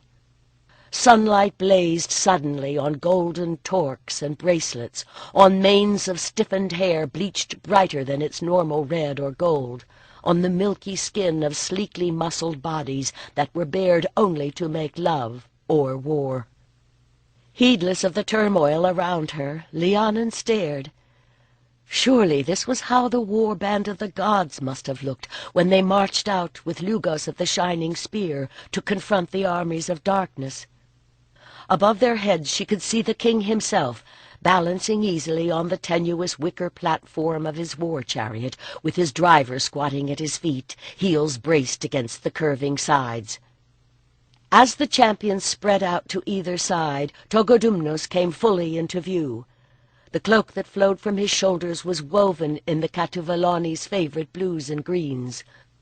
Golden plates glittered from his belt and the leather corselet that covered his broad torso. His neck was circled by a torque of twisted gold cords as thick as a spear shaft, and his thinning hair covered by a helm of girded and enameled bronze, surmounted by the image of a bird with hinged wings. Karatak came close behind him, his battered gear an ominous contrast to his brother's majesty. But any deficiencies in his outfit were more than compensated by the fury that shimmered around him. Other chariots followed, and if none bore so much splendor, still the eye was dazzled by cloaks striped and checkered in red and purple and green and gold. More warriors thronged to either side, stripped down for ease in movement to their trews or no clothing at all, woad-painted sigils spiraling across the fair skin of torso and back. By tribe and clan, the warriors of the Trinoantes and the Catuvellani, with the surviving Cantiaci scattered among them, hurried past on their way to death or glory. The Iceni contingent trotted by with Prasutagos's older brother, Cunomaglos, in the lead. Like a spear to the heart came the certainty that, win or lose, the world Lhiannon had known was changing. They would never see such a riding again. Like a herd of wild ponies stampeding toward the water, the warriors swept past. She heard the roar as they met the Roman line. Now all she could see was a confusion of tossing spears. Presently the chariots forced their way back to the rear. It would be foot fighting now in the mud and the blood by the waterside. Sound beat against her hearing as the emotions of the fighters buffeted her spirit.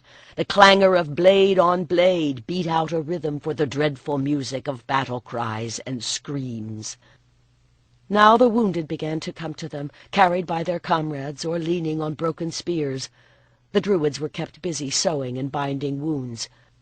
Some stayed only long enough to drink a little water, and then limped back into the fray. Some they laid in the wagon or sent off the field. For others, the most they could do was to numb the pain as life-blood soaked the soil.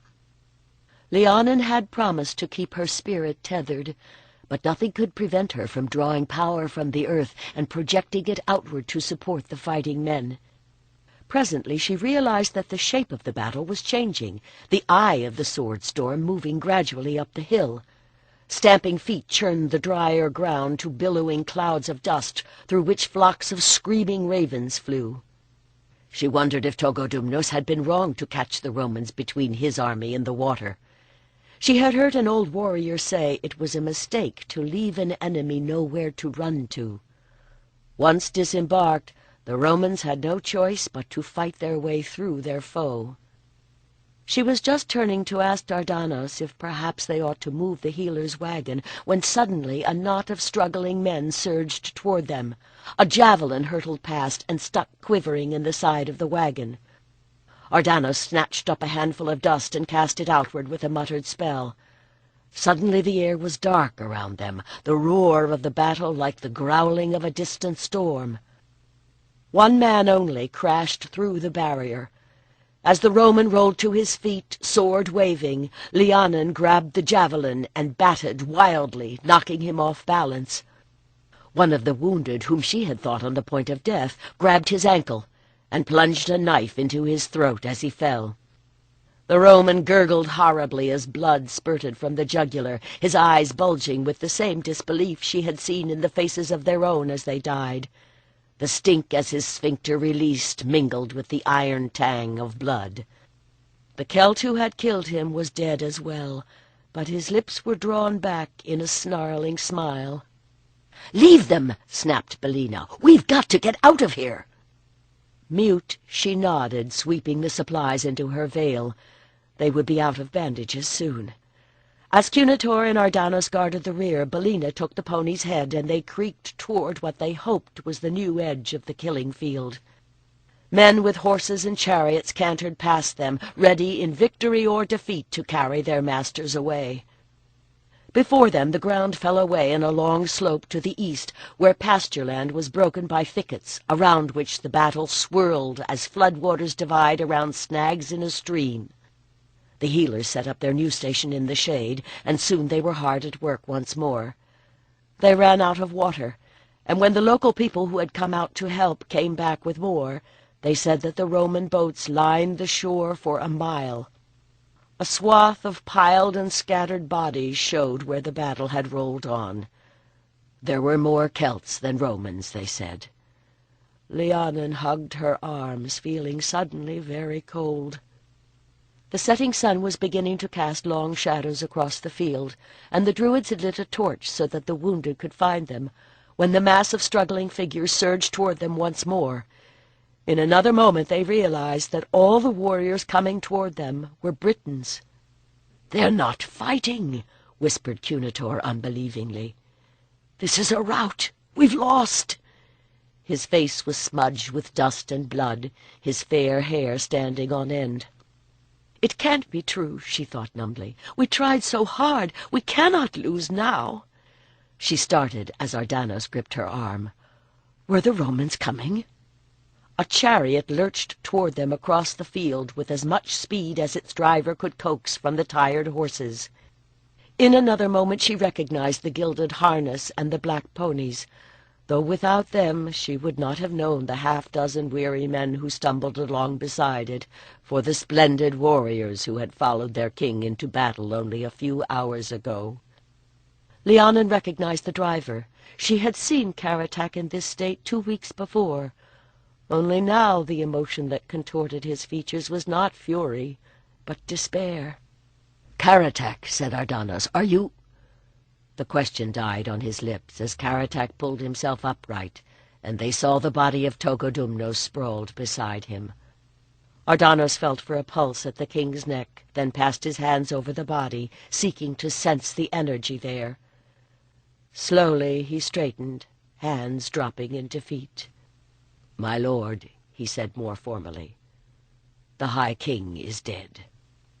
One of the warriors fell to his knees. Boudica tried to hush him as he began to wail. "Let him be," said Karatak tiredly. "No enemy will hear him. We gave them a good savaging, but the Romans hold the field. Why should they risk more men chasing us around in unfamiliar country in the dark?" More men were gathering around them. One by one they began to kneel.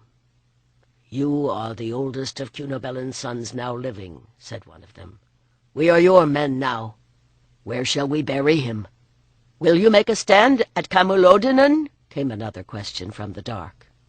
"Take him home," Karatak answered at last. "Build a mound for him where our father lies." "Do not mourn.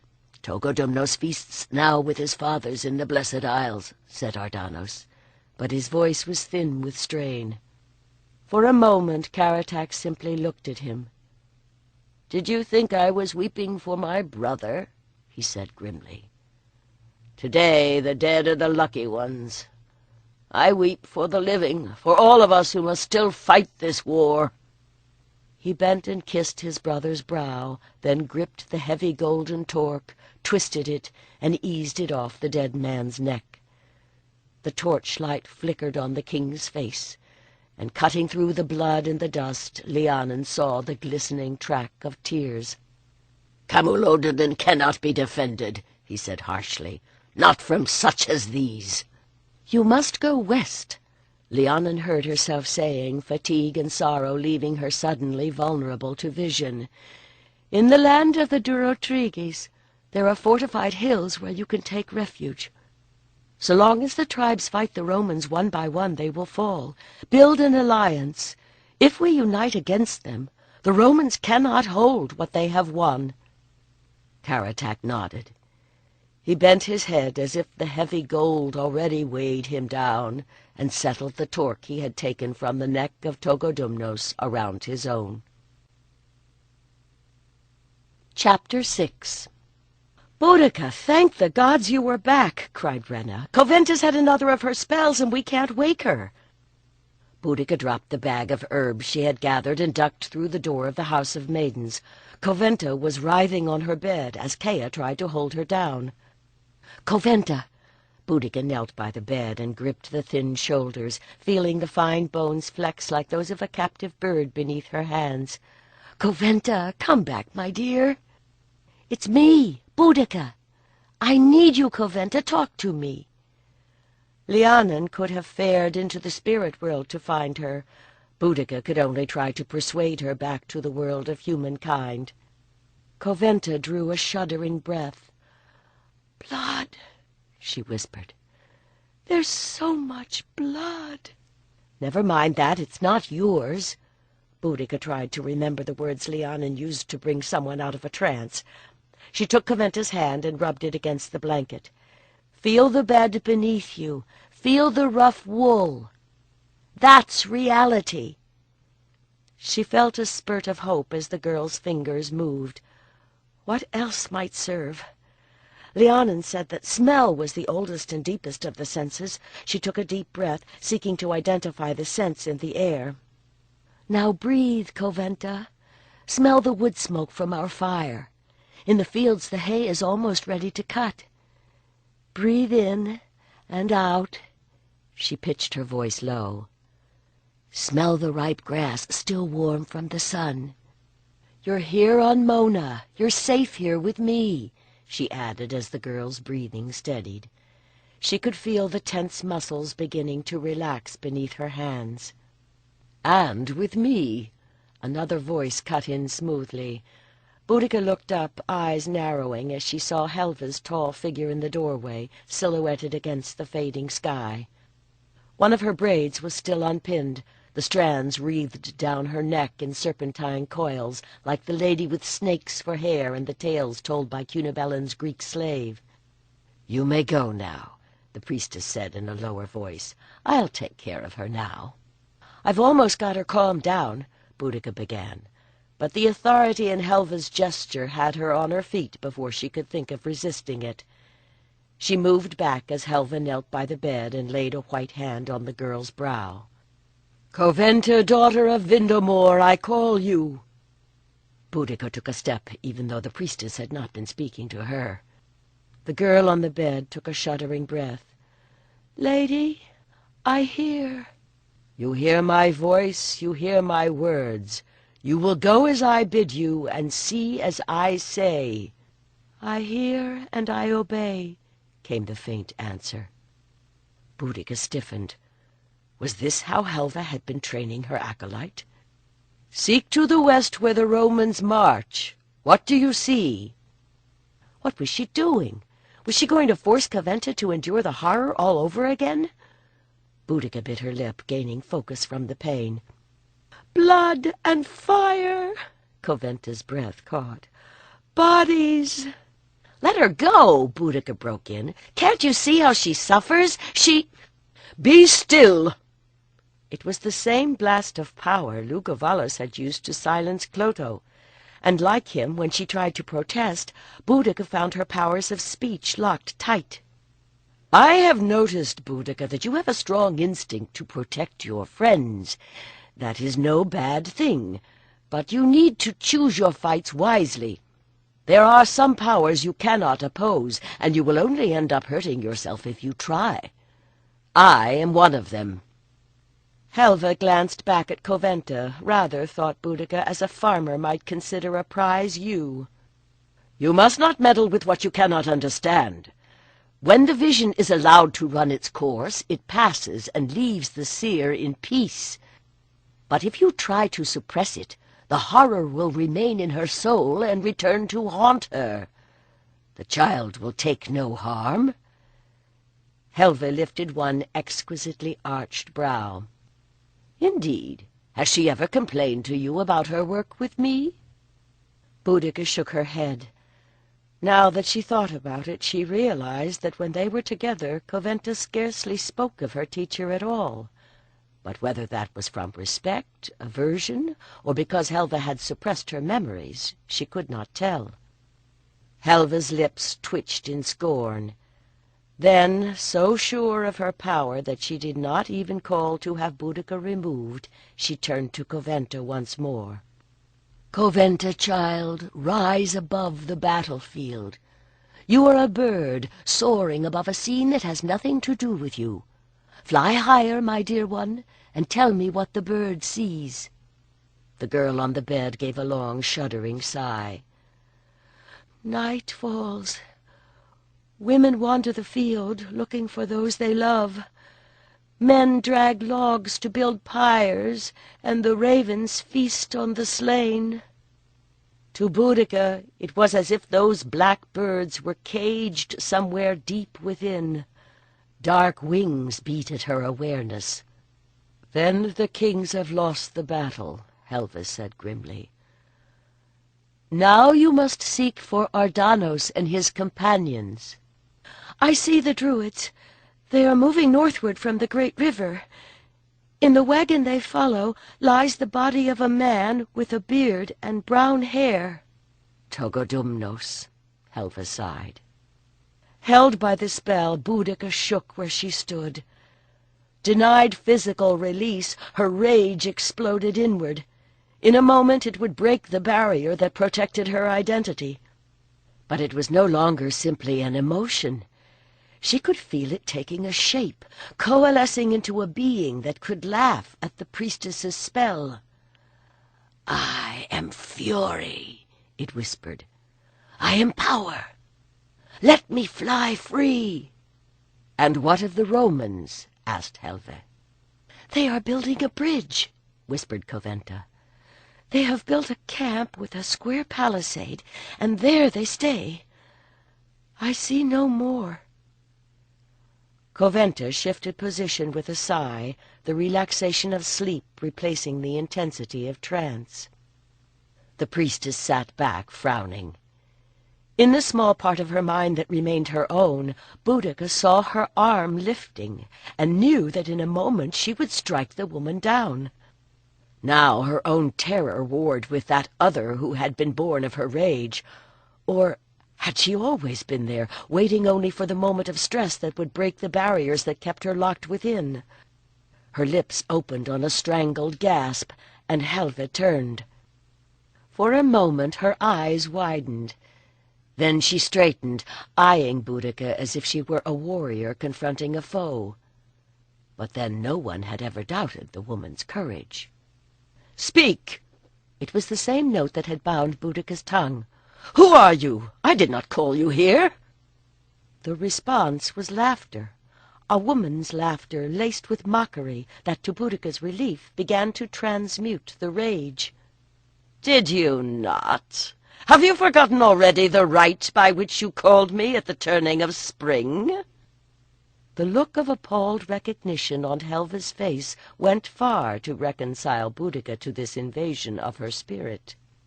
"Great Queen," she murmured with a dip of the head that might have been intended as a bow. "This is a strong mare you have bridled for me," said the other Cathubadva, thought Boudica, as appalled as Helva as she realized who ruled her body now. The goddess rose a little on Boudica's toes and stretched out her arms as if trying to expand the girl's body enough to fit comfortably inside. "But I can see that was not your intent. Indeed, very little you Druids have done this past year has had the results you expected. Is that not so?" Boudica had seen Marion speak with the voice of the goddess at festivals, but carrying the gods was only done by the most senior Druids, and then only within the strict boundaries of ritual, and even for them it was not clear whether this should be considered a burden or a privilege. "You speak true," said Helva. "Always," replied the goddess, "when I am asked. But you did not ask, did you? You did not seek my wisdom. You invoked my wrath, which explodes like a wildfire and burns all in its way. But it worked. You terrified the Romans into mutiny." "Until they found their courage once more," Cathubadva agreed. "All the stronger because it lay on the other side of their fear." Boudica felt her body relaxing as the goddess settled into it and moved to a bench that stood against the wall to sit, one leg bent and the other outstretched. "But what else could we have done? What else can we do now?" Helva wailed. "What you cannot do is to keep things as they have been. All things alter, one transforming into another until the world itself is changed. Bend or break. It's up to you." Once more Cathubadva laughed. From the corner where awareness lurked, Boudica listened in fascination. Was this truly the goddess speaking, or her own suppressed desires? It was true that some of these thoughts had crossed her mind, but she did not think she could have expressed them, or at least not with such assurance and power. "Very well," said Helva sullenly. "I am listening." "Such obedience, such awe!" the goddess laughed. "You do not bend your neck easily, priestess, and these days there are few to make you. This child whose body I have taken is more like you than either of you would care to admit. Even the years allotted you are the same." "Then I will spend them fighting to preserve our learning and our lore," Helva replied. "And not your own position and power?" The priestess grew very still. "The prestige of the high priestess serves our cause. Is it so wrong to enjoy it?" "If you remember that it is the high priestess, not Helva, to whom the honor belongs," Cathubadva replied, more gently than she had spoken before. "It will not matter whether I do or not if the Romans destroy us all." "Do you think you were the first to pray to the gods for help when an invader set foot on these shores?" She was not laughing now. "Once it was your people who were the enemy. One day the Romans will face an enemy they cannot overcome. That is the way of the world." "And you will be forgotten," Helva said spitefully. "If you will not help us for our sakes, will you not do so for yours?" "Forgotten?" The goddess shook her head. "Names change, but so long as warriors hate and women weep, I will be here." Her voice deepened. "Do you not yet understand? In the face of danger, life burns most brightly, and the tomb is the womb of life that springs anew. I am the good god's cauldron. The only true death is to stand still." Helva paled, and in that place that was not a place, Boudica went as still as a mouse that knows itself to lie beneath the falcon's eye. For a few moments Coventa's regular breathing was the only sound. Then someone called Helva's name from outside. The priestess blinked, her face smoothing into its accustomed proud calm, and rose. "Great Queen, I thank you for your counsel. But the time has come for you to return to the other world." The Morrigan lifted an eyebrow, and the sense of something too huge for human comprehension dimmed. "Will you not even offer me a drink?" she said wryly.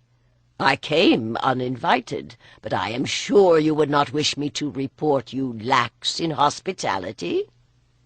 With one eye still on her guest, Helva went to the door of the hut and spoke, and presently brought back an earthenware beaker filled with the foaming dark beer that was old Aylin's special brew. Boudica felt Cathubodva's appreciation of the nutty, full-flavored fizz, as in one long swallow it went down. She had a moment to wonder that an immortal could enjoy such a simple pleasure, but whatever the delights of the other world, she supposed that even the gods were dependent on human senses to enjoy the taste of beer. Then the mug slipped from a suddenly nerveless hand. Boudica collapsed like an emptied wineskin as the goddess flowed out of her, consciousness following in a dark rush as she crumpled to the floor. Boudica came to herself, gasping. Helva stood over her, a dripping water bucket in her hands. Coventa was sitting up on the bed, staring at her with wide eyes. "Boudica, what happened to you?" Boudica swallowed, tasting beer, and flinched at the cold calculation in Helva's eyes. "Did I faint?" she asked weakly. "Why am I sitting here?" Coventa never seemed to remember what went on in her trances. Whether Boudica was meant to recall what had passed, she was not sure, but it was clear that she would be better off if Helva did not realize what she knew. Boudica sped across the ripening summer grass, swinging the cumin stick to keep the ball in play, but no crowd cheered her, no opponent tried to stop her. In the past weeks, so many of the students had left the school to return to their tribes that there were no longer enough students to make up 2 hurley teams. But the activity eased some of the restlessness that for the past several days had made sleep well-nigh impossible, even though she played alone. It helped to imagine it was a Roman head she sent hurtling across the grass. She understood why the boys who left had gone. She even understood why Helva had insisted on making Coventa speak all her vision. How else could they know what was going on, stuck here at the edge of the world? Lhiannon was out there somewhere. She and Ardanos were in danger. Helva had probably sent them to help Karatak because of the danger. Certainly the new high priestess had been happy to get rid of the 2 who were most likely to dispute her will, while the Archdruid was also away, attempting to persuade wavering chieftains that the Romans could be opposed. "No doubt Helva would like to see the last of me as well," she thought, aiming a vicious kick at the ball. "Or maybe not. She watches me as if she's not sure whether she hopes the Morrigan will pay another visit or fears she will." Boudica had spent most of her recent meditations armoring her spirit against another such violation, but she rather enjoyed keeping Helva wondering. As she sent the ball hurtling past the goal, she heard Coventa calling her name. "Boudica, you must come!" The girl stopped to catch her breath. "Lady Helva wants you! There's a messenger!" Lhiannon's been hurt, she thought, but news of the priestess would go first to the senior Druids. Had something happened to her father? Had he been in the battles? But she was already running, leaving Coventa to pant after her. The day was warm, and Boudica found Helva sitting beneath the oak tree, whose branches embraced the conical roof of her dwelling. She slid to a halt and straightened, waiting. "A messenger has come. A man called Luku. Do you know him?" Boudica nodded. "He has served my father since before I was born." Her heart had been pounding from exercise. Now it raced with anxiety. But she refused to give Helva the satisfaction of seeing her beg for news. "Your father bids you return home." Boudica nodded, giving nothing away. She supposed Luku was the perfect escort, familiar with the whole island, and too old to threaten a princess's virtue. Too old to stand with the warriors, she thought grimly, holding Helva's pale glance with her own. Surprisingly, it was the priestess who spoke first. "He tells me that the Romans are marching on Camalodunum. It would appear that Coventus saw true, the priestess said tightly. The Iceni have decided to make submission. Surely he does not need me for that, Boudica burst out in spite of her resolution. Unless there was someone he wished her to marry. She took a deep breath. Do I have a choice in this? Helva sighed. You do? She responded a little reluctantly. You would have had to decide soon in any case whether you wish to stay with us or return to your home. I will tell you now that I do not see in you the potential to make a priestess, but you have some talents that might be useful, she added obliquely, and Boudica suppressed a smile. If you wish to stay, we will welcome you. How long do I have to decide? You may decide to go home with Luku now. But I have also another message, Helva added reluctantly. From Lhiannon. She was safe! Boudica tried not to show her joy at that realization.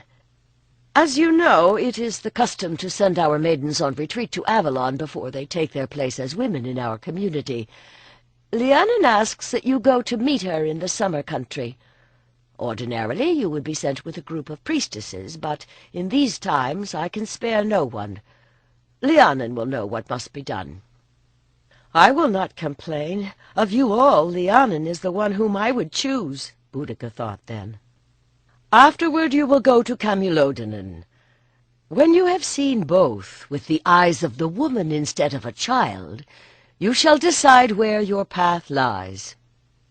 As Helva spoke, her voice had grown more resonant.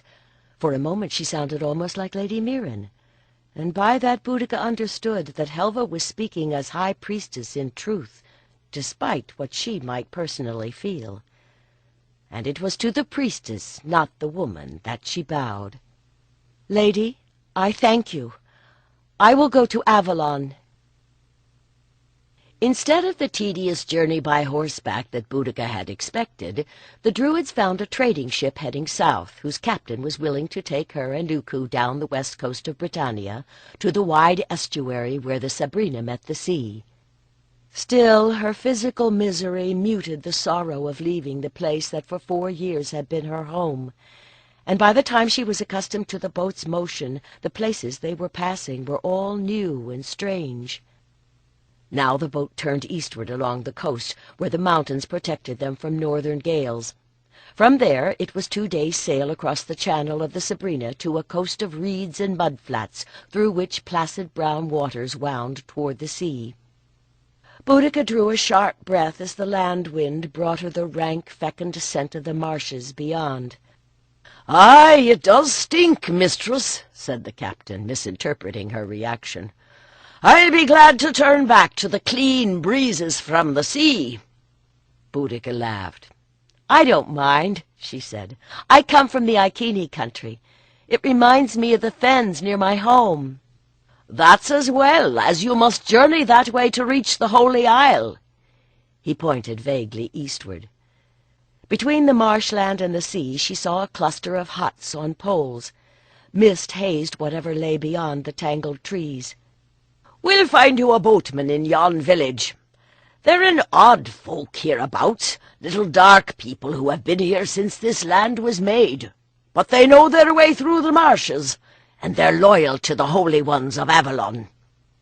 Boudica continued to watch as they eased slowly shoreward, trying to decide whether the pointed shape she thought she saw was really the Tor about which she had heard so much, and wondering what she would find there. Chapter 7. The child has grown, thought Lhiannon, watching Boudica make her way up the path, pausing to stare at the pointed cone of the Tor.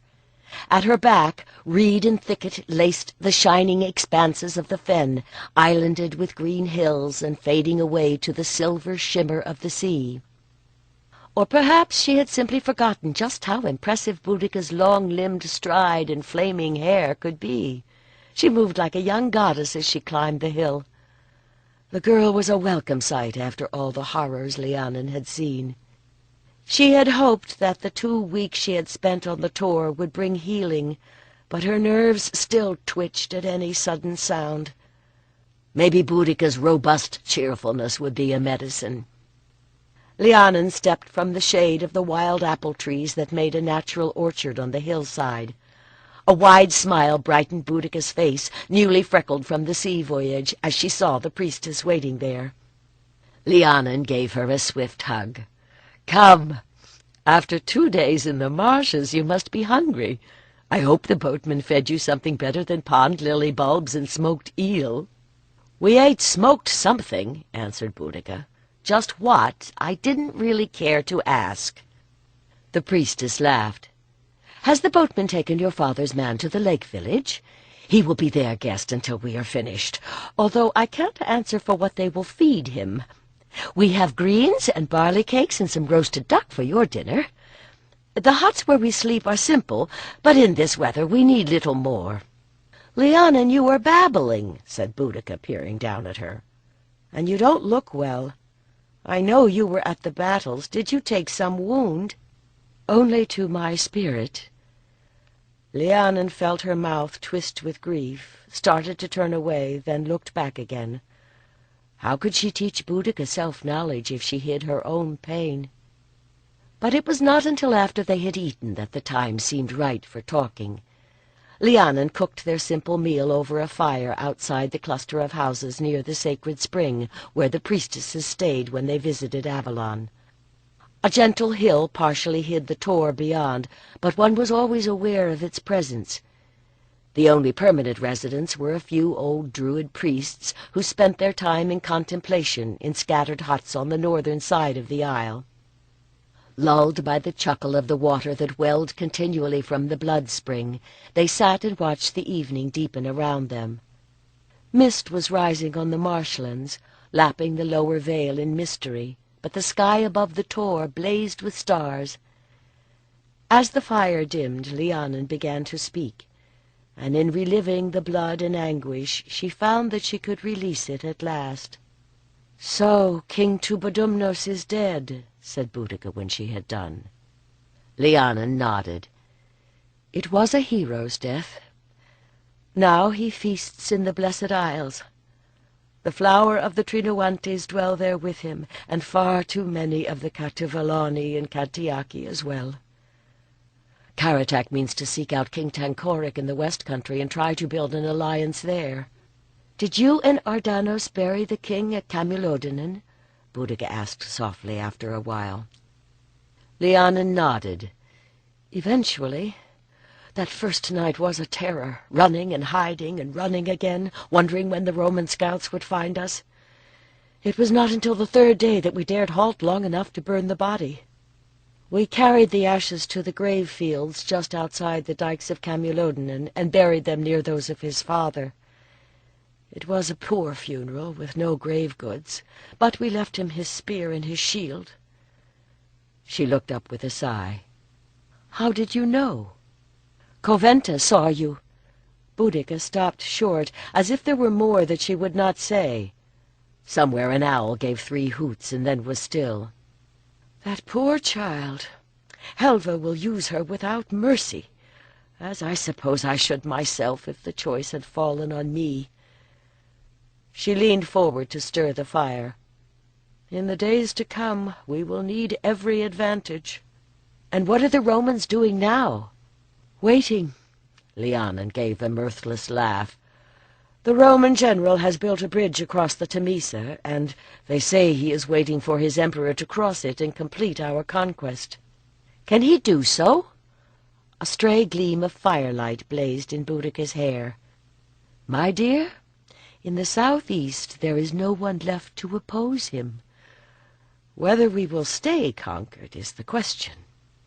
Julius Caesar, after all, had come, proclaimed himself a conqueror and gone away, and Britannia had been left alone for a century thereafter. Wind whispered through the treetops, but if it was trying to answer her, she could not understand the words. "It's getting late." Lhiannon stood up suddenly and started toward the roundhouse. "We should get some sleep. Tomorrow I will show you the isle, and when the moon is new on the day after, we will do your initiation at the blood spring." In the grey hour before dawn, the air held a chill that reached the bone. Boudica supposed she ought to have expected that, having become accustomed to sunrise ceremonies on the Druid's Isle, but somehow she had assumed that being farther south, Avalon would not be so cold. In the afternoon sunlight, the Holy Isle had seemed a place of beauty and power. But as she followed Lhiannon's cloaked shape toward the fold between the orchard hill and the tor where the blood spring emerged, the dim shapes of tree and rock shifted around her with a protean ambiguity, and she could not tell whether their new forms would be wondrous or terrible. "I suppose that is the first lesson," she thought as she picked her way along the path. "We all have the potential for both good and evil, and knowing that, we must choose." They came to a halt before a yew hedge. In the dim light she could make out a gap at its base. She turned to ask if this was the entrance, but the other woman had disappeared. "Boudica, daughter of Anavastal, why have you come here?" came a voice from the other side of the hedge. Boudica blinked. Always before she had been known as the child of her father, but they were concerned with women's business here. For the first time she wondered how her mother had felt about becoming a woman. She would not have had this ceremony, but the passage into womanhood was always honored in the tribes. "I have been a child. I would be a woman. I have been ignorant. I would seek wisdom. Remove your garments. Naked you came into the world, naked you must make the passage to be reborn." Boudica knew the speaker must be Lhiannon, but she sounded strange. "Come." Shivering, Boudica let her cloak fall. Stones cut her knees, and the pointed needles of the yew scored her back as she crawled through the gap. She crouched lower to avoid being flayed. The sun was still hidden behind the hill, but as she emerged she found that she could see. The hedge extended on either side to join the orchard hill. The sacred spring flowed from somewhere above them, trickling down to fill a wide pool, edged and lined with stone dyed rusty red by the iron in the water. On the other side stood the cloaked figure that she knew, she hoped, must be Lhiannon. She wondered what this rite was like when it was done by a full complement of priestesses, and could not decide whether to feel disappointed or glad that she would receive this initiation only from Lhiannon, who was the one she most trusted of them all. "You have come into the temple of the great goddess, who, though she wears many shapes, is formless, and nameless though she is called by many names. She is maiden, forever untouched and pure. She is Mother, the source of all. She is the Lady of Wisdom that endures beyond the grave, and she answers to all the names she is given in all the tribes of humankind. The goddess is in all women, and all women are faces of the goddess. All that she is, you shall be. Creating and destroying, she births all transformations. Are you willing to accept her in every guise?" Boudica cleared her throat. "I am. Behold the cauldron of the mighty ones." The priestess gestured toward the pool. "Whosoever enters it unworthy shall die. The dead that are put into it shall live. Will you dare the mystery?" The sky was brighter now. Boudica wondered if the faintly gleaming water it showed her was as cold as it looked, but her voice was steady as she answered, "I will." "Then descend into the pool." At the first step, the water's icy touch shocked through her. She shook with the effort it took not to leap out screaming. But though Helva might scorn her abilities, Boudica had mastered some of the Druid disciplines. She took a deep breath, seeking the fire within. She could feel it beneath her breastbone, pulsing like a tiny sun. With another breath she willed it outward into each limb.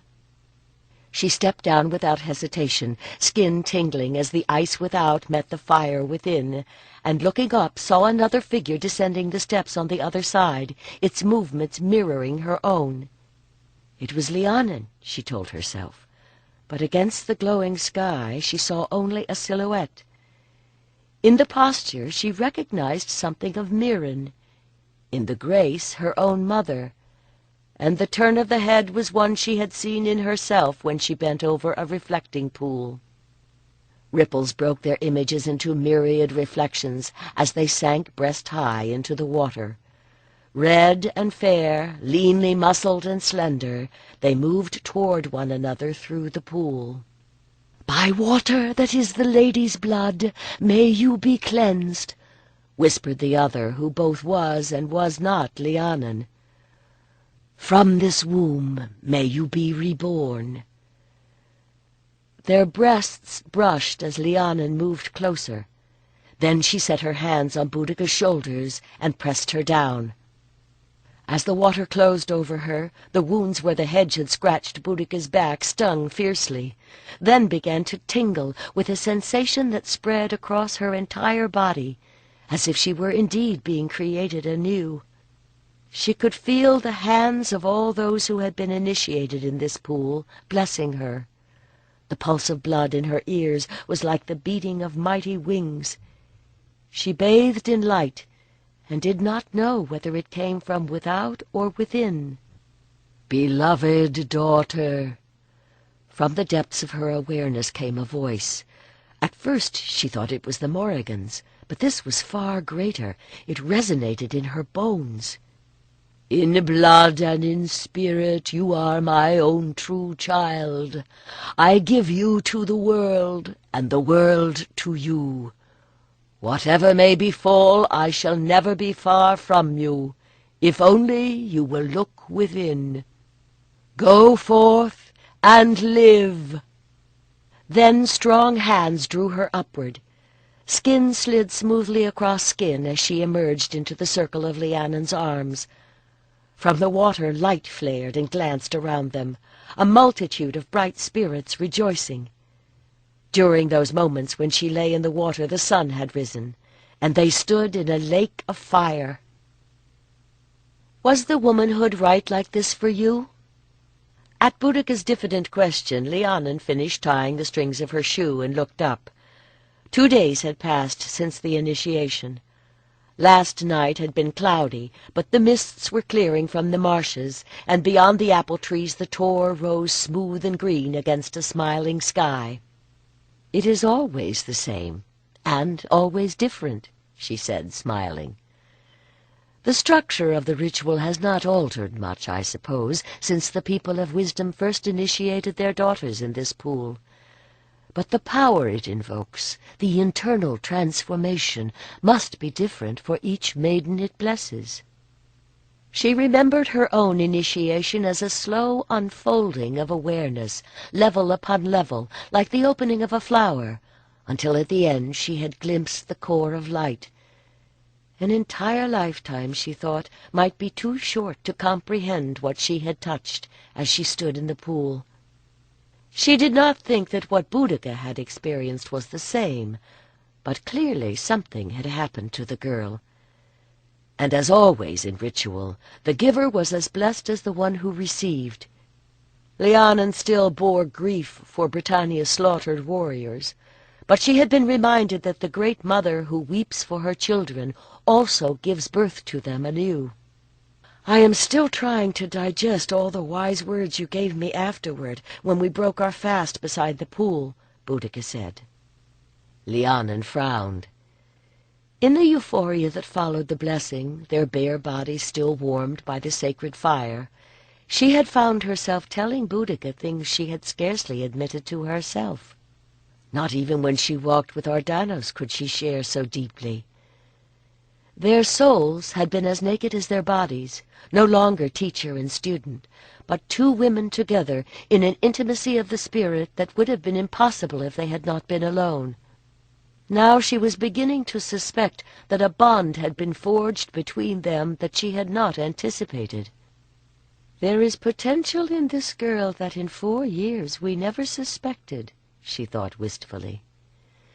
"Yet that missed chance is not what will give me sorrow if she decides to go back to her people. but the loss of the first soul I have found who might be a true friend." "If you understood everything already, that would have been no true initiation," Lhiannon answered, trying to hide her emotion. "This is a beginning. You will have the rest of your life to learn what it means." "I suppose so. Do I have to decide about staying with the Druids today?" Lhiannon took a deep breath. "No, thank the gods." Aloud she said, "We have some days yet before you must choose. Allow each day its lesson.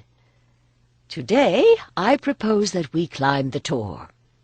She picked up her staff. She could see Boudica biting back another question and smiled. They could talk more later. They still had time. Their way led around the base of the orchard hill and past the yew hedge that hid the sacred pool.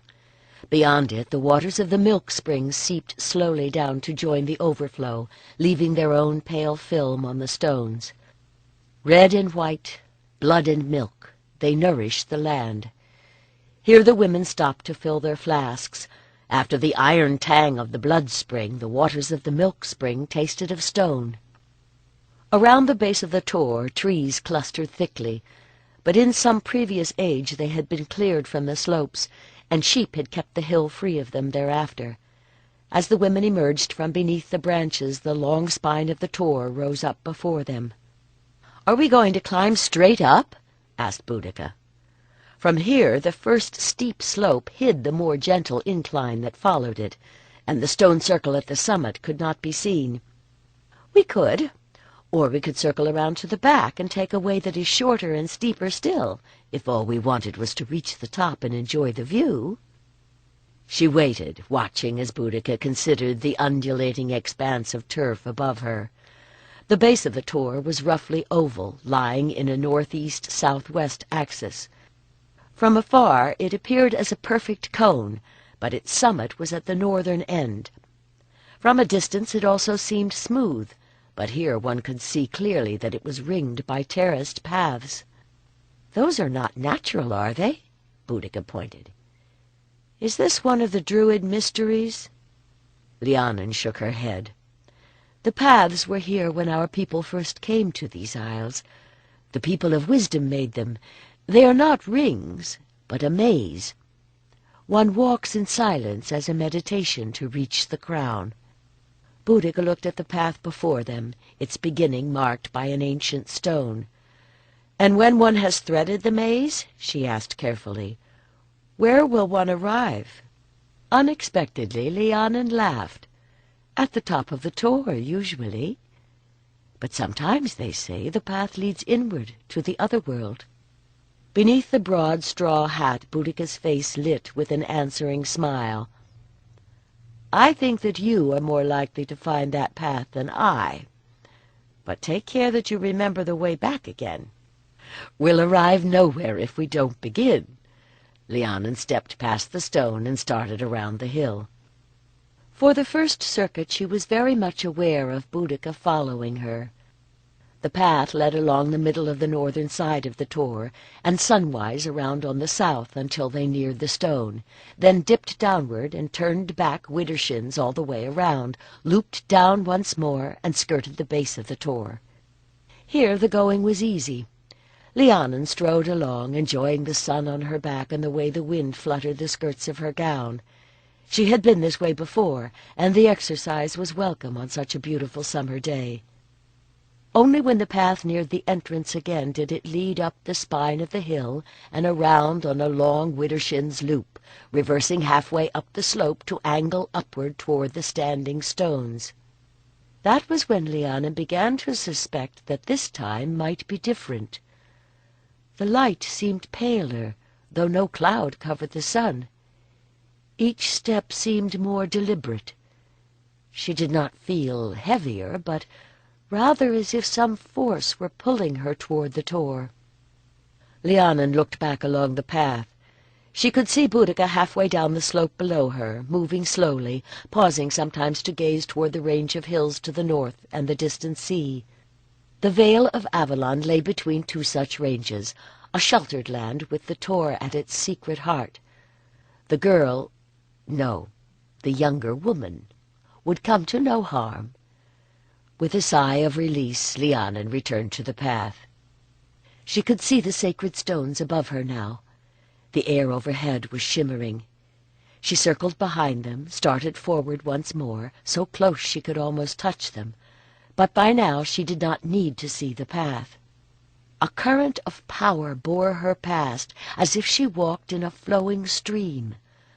The path turned back upon itself and downward, made a wide loop back and a longer one forward, taking her farther from the peak. But now the sun had disappeared. She walked through a luminous twilight as she swept back and around and up again, at last to the point of power within the circle of stones. The land fell away to every side as it had before, but now every tree was radiant, and every reed shone, and the hillock islands were glowing points that marked the flow of power. Lhiannon stood, skin tingling as it had in the sacred pool. Every Druid priest and priestess had made this ascent, and scarcely 1 in 100 found the way between the worlds. How many had never noticed the moment of potential transformation? How many had sensed it and drawn back in fear? She wondered why she had been given this gift, and wished that she could share it with Boudica. Only when the soul is ready can it find the way. It took a moment to realize that this was not her own spirit speaking. Heart pounding, she turned. At first she thought she saw Lady Marion standing there, but even as she flushed with joy she realized that this woman was as small as one of the folk of the lake village, clad in a deerskin wrap and crowned with summer flowers. And yet the joy remained, for the wisdom and power she read in the woman's face were the same. Instinctively she bent as she would have bowed to a high priestess of her own kind, for surely the queen of the fairy folk was of equal degree. And she was far older. "The oak priests have trained you well," the woman said, smiling. "But your people do not come to visit me so often as in times past. Have you come here for refuge, now that your people are at war? It is true that an alien people have invaded us, but most of our wise ones are safe on the Isle of Mona. I cannot think they will ever come there," Lhiannon answered with a spurt of pride. "Time runs differently here, and I have seen many peoples come and go in this land, but you at least may stay in safety." The fairy woman gestured, and Lhiannon saw that a cloth had been spread upon the grass within the circle, and food and drink laid there. Her stomach gurgled as she looked at the fair white breads and roasted waterfowl and the bowls of berries and nuts of every kind. It had been a long time since the morning meal. At the thought she had a sudden memory of Boudica stirring the porridge with the early light kindling her bright hair. Lhiannon had known the younger woman faced a choice, but she had not expected to be offered one too. "Lady, I would not insult your hospitality, but I cannot leave my friend." The woman looked at her thoughtfully. "Friendship is one of the great virtues of your kind, but she is not yet ready to understand. If your friendship endures, perhaps a time will come when together you may return to me."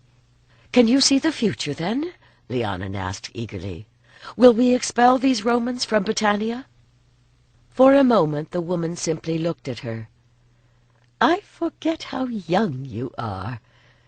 Your human life is a river, and you are all part of it, like the streams and the clouds and the rain, each thing moving according to its own nature, one current flowing strongly, then giving way to another in its turn.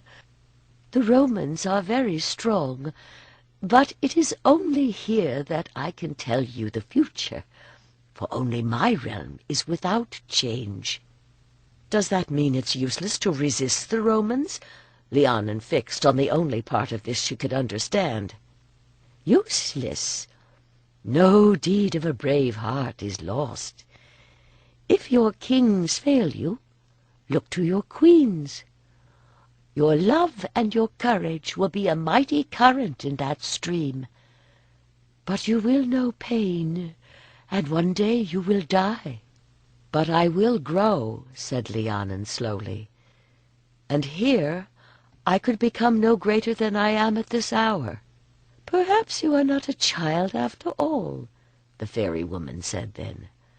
"Go now with my blessing. Daylight will be fading in the world of men." "Thank you," said Lhiannon.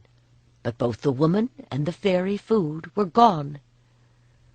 Still wondering, she took the first step and found herself once more in the world of humankind. Though the skies above the vale were clear, out to sea a storm was building. The setting sun kindled the distant clouds to banners of flame. Boudica drank the last of the water in her skin and thought about going down the hill. It was very still. Even the raven that soared above the vale did so silently. No doubt Lhiannon was already back at the roundhouse, getting dinner ready and wondering when Boudica would get there. The other woman had not passed her going down, but she must have done so, perhaps when Boudica was on the long loop on the other side of the hill. When she reached the top, she had looked in every direction, and Lhiannon was nowhere to be seen. She was a little surprised. No, in truth, she was a little hurt that her companion had not troubled to let her know she was leaving. They had seemed so close after that morning in the pool. But Lhiannon had said this climb was supposed to be a solitary meditation. Perhaps she had left Boudica alone so that she could make up her mind. "I don't want to decide," she observed rebelliously. "What do you want?" Boudica stared. A moment ago she had been looking across the circle at the stones, and now Lhiannon was in front of her. If it was Lhiannon, the priestess had always been fair, but now her face shone. "Where have you been?" Boudica found herself on her feet without quite knowing how she got there. "I found the other road. I found the way within," the priestess said exultantly. "I found the way to fairy—" She looked around her with mingled disappointment and wonder, and Boudica believed her. "About halfway through the maze it began to change. Did you see nothing? I hoped that you would follow me." "I saw nothing but the green earth and the sky above." In Lhiannon's eyes the light of the other world still glowed. Boudica realized the gulf between them. Lhiannon is half a spirit herself. No wonder she found the way to their world, she realized. If I had gone, it would only have been because she was there. She longs for the unseen, but the sunset that gilds the green grass on this hill is magic enough for me. With mingled relief and regret, she realized that her decision had been made. I am not a priestess. This world is enough for me. Their eyes met, and in Lhiannon's she saw sorrow that faded gradually to acceptance, and something else that she could only identify as love. "Then I am glad that I am still in it," said the priestess, and smiled. Boudica's heart lifted. If she was not to be a priestess, she must marry.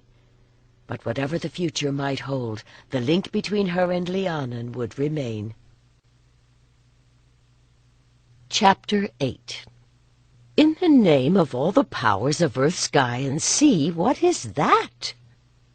Boudica turned at Lhiannon's exclamation, eyes widening as she glimpsed what appeared to be a haystack on 4 stumpy gray legs moving slowly across the field. As they watched, a snake-like appendage reached up and plucked some of the hay. "I think it's some kind of animal." She shaded her eyes with one hand. As the wind shifted, their ponies began to snort and plunge. "Definitely an animal," Lhiannon agreed in a shaken voice. "This must be one of those strange creatures we heard about last night, the elephanti the Romans brought with them across the sea." They judged the animal to stand at least twice the height of a tall man. The brass caps on its ivory tusks glinted in the afternoon sunlight. Her mind boggled at the idea that such a thing could be carried on any kind of ocean-going craft. No doubt the emperor had brought the beasts to terrify the natives. It was certainly spooking the horses. But the sheer unlikeliness of the creature made Boudica want to laugh. "It's no concern of ours," Luku growled. "If we are to reach your father's tent before the evening meal, we must move on." He wrenched his horse's head around and booted it forward along the track that led to what had once been Cunobelin's dune. The Romans had burned the buildings in which the old king had taken so much pride, after first looting them, of course. The tribal leaders who had come to make peace with the emperor were camped in Camulodunan's fields. No doubt Luku would be glad to relinquish responsibility for his chieftain's daughter. He had spent much of their 3-week journey across Britannia in a state of nerves that shortened both his sleep and his temper. But it was only in the previous days that they had encountered Roman patrols, the last of them at the gap in the dikes that had not, in the end, protected Camulodunan. 2 women and an old man seemed unlikely to threaten the legions that surrounded the emperor, and they had been allowed to pass. "I still don't like this," said Boudica as they rode across the pasture. "What, are you afraid of the elephants?" asked Lhiannon. Boudica snorted. "No, it's just that I thought I was going home." As they journeyed across Britannia and her limbs remembered the joy of riding, she had begun to dream of the rolling pastures where the Iceni bred their horses. "But it is an evil homecoming when I arrive just in time to see my father submit to Rome." The Roman troops in Camulodunan were a spear aimed at the heart of all the lands that had once been under Cunobelin's sway. But would the conquerors be content with submission?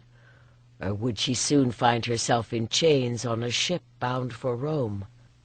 However constricting life with the Druids had been, at least it was free. She had tried to convince the priestess to leave them, but Lhiannon seemed serenely confident. Or perhaps she was so determined to go to Camulodunan because Ardanos was still there. They crossed the pasture and turned into the droveway that led between the fields. The growing wheat lay trampled, with only a few clumps left to be harvested by the birds. The cattle, too, were gone.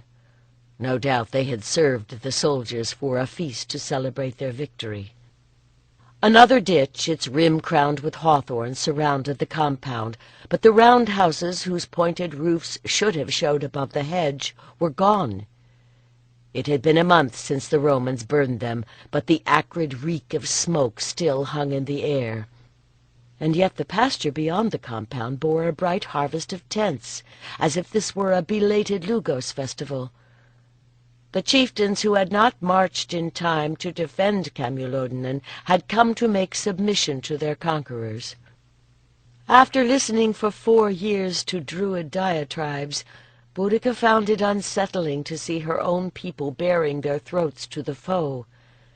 She had known she would be returning to the bondage of marriage.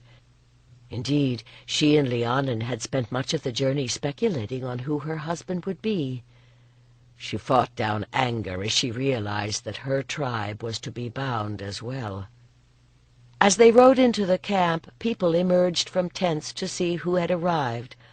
Abruptly, Boudica was aware of how she must look to them, a leggy, freckled young woman with a tangle of red-gold hair, dressed in an undyed linen tunica grimed by weeks of travel and grown ragged at the hem. Looking like a slattern had been a good guise for a traveler, but it was less so here, where men read who you were in what you wore. The clusters of tents were marked by poles with standards. She peered upward, looking for the russet banner with the leaping white hair of her own clan. "Perhaps my parents will not recognize me," she thought glumly. "Then I will have no choice but to return to Mona with Lhiannon." Surrounded by so many brightly clad people, she had to stifle an impulse to turn around and ride back down the road. Lhiannon saw her putting her hands over her ears and shook her head. "You cannot go through life like that, child. Think for yourself a veil that only those sounds you want to hear can get through." Boudica shut her eyes for a moment, and was rewarded when the sound level dimmed. When she opened them, she realized it was because her father had come out to meet her, with her mother scurrying to catch up as usual. He looked even more dour than she remembered, and there was entirely too much grey in his hair. Her mother, too, was silver-headed now. When had her parents become so old? "So, you are here at last. You appear to have taken your time." He looked his daughter up and down, but his expression did not change. Boudica bit her lip. Surely whatever time they had lost at Avalon they had saved by making part of the journey by sea. But Liu Ku was mumbling something about delays to avoid the Romans, and she relaxed again. "Never mind, man," Dubrock said at last. "Go take some rest. I'm sure you've earned it.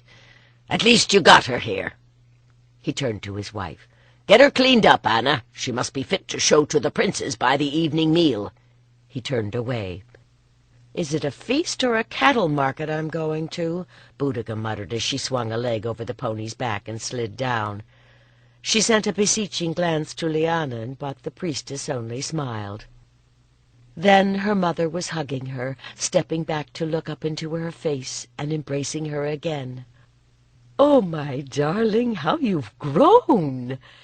But you're as brown as a berry, child. Or is that dirt from the road?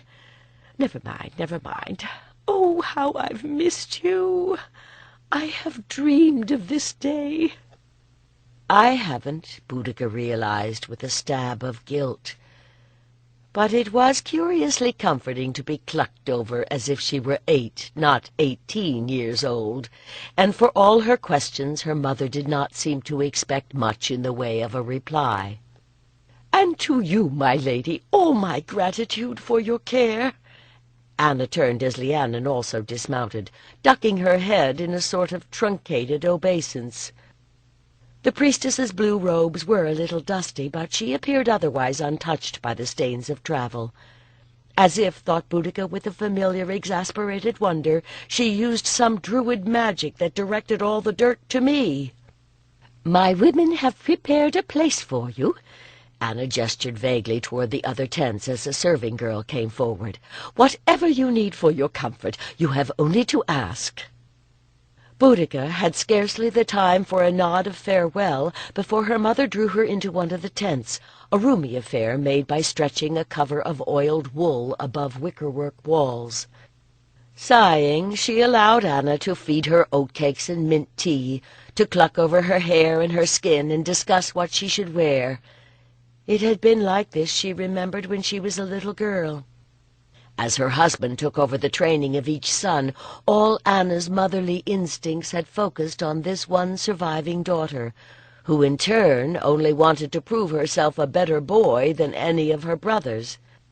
But Boudica realized that, among other things, her time with the Druids had shown her that there was more than one way to be a woman, and more ways than one to be a woman of power. Lhiannon, having left Boudica to her fate, set out to find Ardanos. A few discreet inquiries brought her presently to a group of tents over which the boar banner of the southern Iceni flew. She found him sitting cross-legged, carving a piece of wood, and paused to taste the pleasure of simply seeing him there, alive and well. He had enjoyed carving when he was a boy. Was it a sign of contentment that he should do it now? Or was he so frustrated by the situation that he could think of nothing else to do?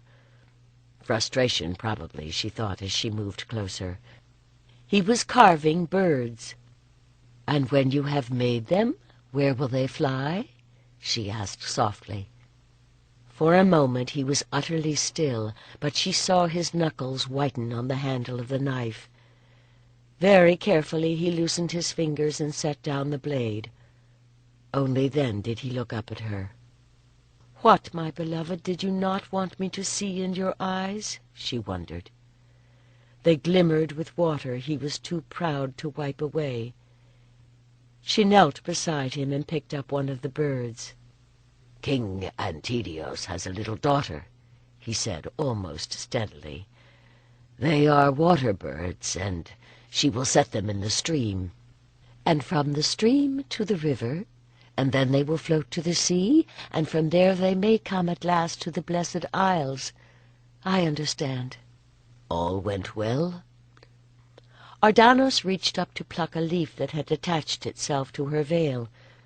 The touch became a caress that brushed a strand of hair back from her brow and lingered there. "Very well, both for Boudica and for me, even though, maybe because we were alone.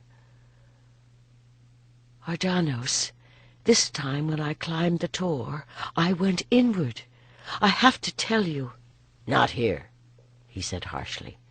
"It would profane the memory when we are on the road. Now that you have come, we can get out of here." "Ardanos!" she exclaimed, torn between annoyance and laughter. "I have been riding for 3 weeks. Boudica was born on a horse, I think, and has recovered all her old skill, but I was not, and not even for you will I sit on a saddle again until the bruises on my backside have healed. Besides, I must wait until Boudica—" "Damn Boudica! I want to get you safely out of here." He shook his head. "At least wear a band across your brow to hide that blue crescent while you are here." Lhiannon frowned. "That mark is borne only by those of our order who have been initiated on Avalon. The Romans will not know what it means." "Unless someone tells them." His face was grim. "There are far too many here who would curry favor with those who bestow the luxuries of Rome. Wear a headband or a veil." "And what about you?" she said wryly. "It is certain they will know you for a Druid if they see that shaven brow." "Everyone already knows who I am," he shrugged. "When there are Romans about, I have a cap that I can wear." "See that you wear it, then." She eased down beside him. "And since we must stay here for a time, suppose you tell me who has come to this disaster and what you think will happen now." The festival of Lugos had always included a cattle fair, where folks sold off superfluous animals and bought beasts whose breeding might improve their own herds. To Boudica, standing in the middle of her parents' tent while her mother directed a covey of clucking maids to scrub, oil, comb, and adorn her, the comparison seemed uncomfortably appropriate. All that kept her from bolting was the knowledge that if she should decide for Mona, Lhiannon and Ardanos were quite capable of spiriting her away. "There now, my darling." Her mother stood back, inspecting her. "Now you look like a woman of the royal kindred." She held out her bronze mirror, its back incised with graceful whirls and tendrils so that Boudica could see. Admittedly, the closest thing to a mirror on Mona was a still pool, but the face that looked back at her belonged to no one she knew. They had braided her hair back from her temples with scarlet ribbons and allowed the rest of the mane to flow down her back in waves of copper and gold. An artful application of Roman cosmetics reddened her lips and defined her brows. Her tunica was of thin linen that followed the lines of her body and fell in graceful folds, pinned at the shoulders with fibulae of gilded bronze and girdled with gold, and dyed as deep a red as the root of the madder would allow. Golden earrings and a necklet of twisted gold completed the ensemble, with a mantle woven in the reds and tans and yellows of her tribe. "It will be too warm for this," she said, and tried to hand back the wool. "You can sit on it when you are not bearing around the pitcher of wine," her mother replied tartly. "I am honored," Boudica said dryly, remembering the last time she had served kings. Of the rulers who had come to plot the defense of Britannia in answer to the Archdruid's call, Togodumnos was dead, and Karatak in hiding, and the kings of the Durotriges and Belgae were waiting to see where the Roman eagle would strike next. Of those whose cups she would fill tonight, only Prasutagos, whose brother's death had made him king of the northern Iceni, would remember. "Well, you should be," her mother said briskly. Most of them have queens already, of course, but they have sons and brothers. I have no doubt we shall place you well." Boudica took a deep breath, grateful for Druid lessons in self-control. "And what if I choose not to marry? When you packed me off to Mona, wasn't it the understanding that I might decide to stay?" "But you came back." Seeing her mother's face crumple, Boudica put out a consoling hand. 2 of her brothers had followed Togodumnos to the Temesa and died, leaving only Dubner-Kovaros, the brother next to her in age, and little Brachios. Her mother was still mourning, and did not need more grief from her daughter now. "I promise you I will give it a chance. I will not disgrace you at the feast this evening, and I will listen to whatever offers may come." "We called you Philly when you were a little one. You were so wild." Her mother shook her head with a sigh. "I hoped you might have changed." "But at least you look as a royal woman should." With this qualified approval, both of them must be content. In silence, Boudica followed her mother toward the fire circle, where stretched cloths shaded an outdoor feasting hall. Boudica was not the only royal woman to come late to the gathering. That afternoon the Briganti delegation had arrived, and Lhiannon, finding herself superfluous among the Iceni, made her way through the welter of tents and wagons to the one where the black horse standard flew. By rights, the banner ought to have shown a herd of horses, for the Brigantes were not so much a tribe as a federation of clans. The marriage of Cartimandua and Venutios had more or less united them. But Lhiannon had known the Briganti queen when they were both girls in the House of Maidens on Mona. She wondered if Cartimandua had changed. Apparently not, for as she approached, she could hear a crisp, rather high voice giving a flurry of orders. A maidservant popped through the door as if shot from a bow and dashed off, and in the moment of silence that followed, Lhiannon ducked inside. "Welcome to Camulodunum, my lady," she said softly. Cartimandua whirled, her shining black hair swinging like the tail of the sleek pony that was the meaning of her name. Small and elegantly curved, she owed her royal blood to the tribes that had ruled this land when the Belgic princes first came over from Gallia. "Lhiannon, by all that's holy! You always did find out everything the great ones were doing. I ought to have known you would be here."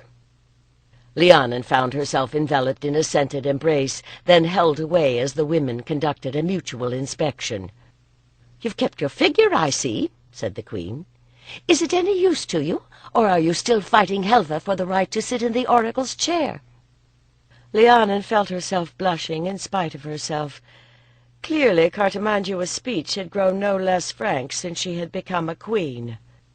"Lady Mirren died earlier this summer. Helva is high priestess now." "Oh-ho! And I'll wager she loves it. Do you remember the summer we plagued her with frogs? Frogs in her bed, and frogs in her shoes, and everywhere. I don't think she ever did figure out which of us holy maidens was responsible. So, she rules now, and you and Ardanos are in exile, eh?" "We were sent to assist Karatak," Lhiannon said, a little stiffly. "Oh, that was a bad business." Cartimandua's mood shifted, and she sighed. "So many beautiful men lost. But it does no good to fight the tide. The Romans are too strong, and we must make the best peace we can." "So you and Venutios mean to surrender?" "To become a client kingdom, if we can," the queen corrected. "We'll pay for it, but we will keep some freedom, and there will be favors from the Romans as well." She laughed suddenly. "I can live with such a bargain. It's the same I made with Venutios, after all." Lhiannon blinked. "Does your husband love you?" Cartimandua lifted a dark eyebrow. "Love is not a word often used between princes. He is brisk in bed when the situation requires. The rest of the time he respects me." "She has lovers," thought Lhiannon. But surely that was no surprise. At Listero, Cartamandua had taken any lad who pleased her to her bed even before she was officially of an age to go to the Beltane fires. It had been something of a scandal at the time, but everyone knew that the Brigantes had their own ways, and some of their clans still counted royal descent through their queens. She suspected that Cartamandua would have been a law unto herself in any land. "And what are you doing here? Do you have Karatek tucked away somewhere, disguised as a groom? Not that I wouldn't like to see him again, but I don't think the Romans would welcome him." A sudden caution stopped Lhiannon from telling Cartamandua where the Cantiaci king was now. Instead, she began to talk about Boudica and their journey from Avalon. "No doubt I will see her at the feasting," said the queen. "Poor child! With 2 sons killed, Dubrak will use her to buy an alliance somewhere. Prasutagus' wife died 3 years ago. My guess is that they will marry him to Boudica to unite the northern and southern royal lines." "I am seeing the last riding of free Britannia," thought Boudica, as her father led his little cavalcade out to join those of the other kings. Until now, the reality of their situation had not truly touched her. Fighting a surge of panic, she gripped the side of the wagon as it jolted along the road. The Romans had built their camp between the old protecting dike and a new triple ditch and bank extending straight as a spear to the river, making no concession to the lay of the land. For the first time, she began to understand the sheer size of an empire that could permanently dedicate so many men to such a purpose. And this was only one of Rome's armies. Only a few poles with standards could be seen above the dikes, but she could hear the noise of the Roman camp, like the humming of an enormous hive. And then they came to the gate in its center, lined with legionaries whose armor blazed in the summer sun. They watched the Britons with narrowed eyes. From the goatfish painted on their battered shields, she knew them for the legion led by General Vespasian, who at the battle on the Medu had been responsible for the victory. "Be easy," she thought grimly. "We have not come to fight you, but to pass beneath the yoke of Rome." Boudica turned away as her father and brother unbelted their swords and gave them to a bemedaled centurion. Then, teeth drawn, each group of native princes was escorted within. This camp held 30,000 men. Only now, seeing the precise ranks of leather tents stretching away to either side, did she begin to comprehend what that number must mean. If they could ever be gathered, the Britons would have more warriors. But she could not imagine a Celtic army ever achieving such discipline. Her own response to a challenge had always been to fight, but this enemy was overwhelming. "The Romans cannot be defeated," she thought with a sinking heart. "Each tribe must seek the best terms of surrender it can." They were being marched straight down the main avenue toward a pavilion as large as Cunobellin's feasting hall, of sturdy fabric dyed a deep purple and trimmed with glittering gold. The area before it was fenced with tall soldiers whose armor was ornamented with gold, and whose expressions showed less hatred but greater pride. These dark blue shields had never seen battle. The gold thunderbolts extending from the silver wings above and below the boss, and the silver stars and moons on their corners, were unmarred. "The Praetorian Guard," murmured her brother Dubnicoveros. "They murdered Claudius's predecessor, Caligula. They are the only ones allowed to kill an emperor, it would seem." A glare from one of the officers silenced him, whether because the man spoke Celtic or because no speech was allowed. The former was possible, she supposed. The man looked like a Gaul. One by one the little groups of royalty were led in to make their submission to the emperor. Queen Cartamandua, resplendent in an embroidered green gown that made Boudica feel underdressed, marched in with her husband, heavily jowled and dour, by her side. Did the Romans understand that the Briganti rulers could speak only for the clans of that vast northern region that in the shifting web of Briganti alliances were for the moment on their side? Or was Cartamandua depending on Roman help to tip the balance of power and bring them all under her rule? Boudica of the northern Dobuni stood apart from the others, smugly aware of his advantage in having submitted to the Romans before they conquered. He would have to keep peace with his southern cousin Corio now. The other early collaborator, King Varic, had already been presented. He and his toga-clad heir, Cogadubnos, had the privilege of standing with the senators and watching the humiliation of their fellow kings. No one waited here to make submission for the Cantiaci, the Trinovantes, or the Catuvellauni. They were conquered peoples, and their lands would be administered directly by the Roman governor. And then it was the turn of the Iceni. The High King Antidios, graying at the temples and gaunted by recent anxiety, stepped forward, followed by Dubrac, who was now his closest male relation, and Prasutagos, whose brother's death had left him lord of the northern Iceni clans. My possible future husband, she thought, considering him with new eyes. Although in theory she had the right to refuse, her father had made his preference clear. At least she had met Prasutagos already, and supposed him to be kind. She remembered him as a man of few words. Just now he was so quiet he seemed hardly present at all.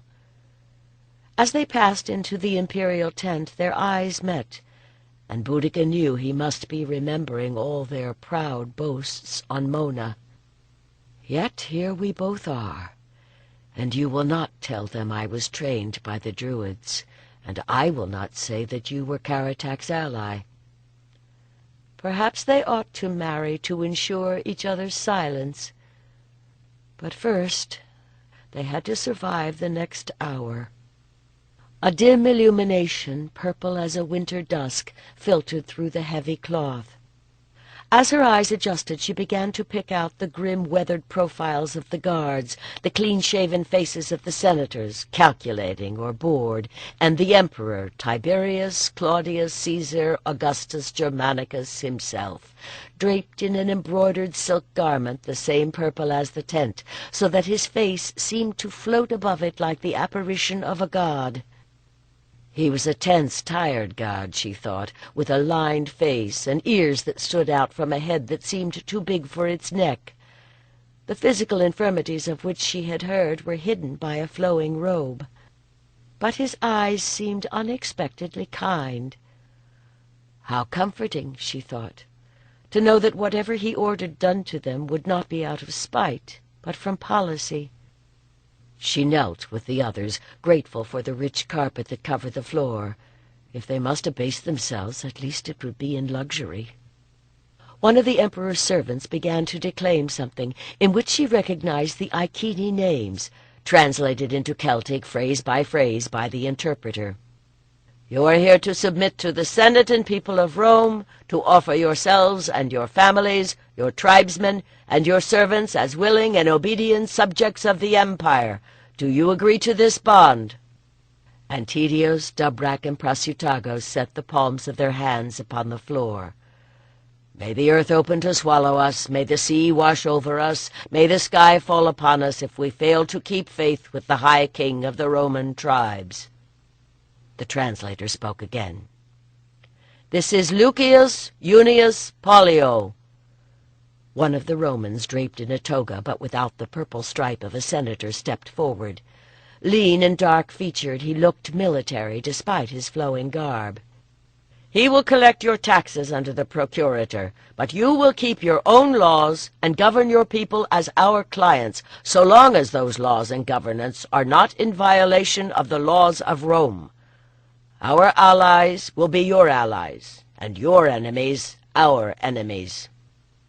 The emperor bent to whisper something to one of his advisers, who spoke to the translator in turn.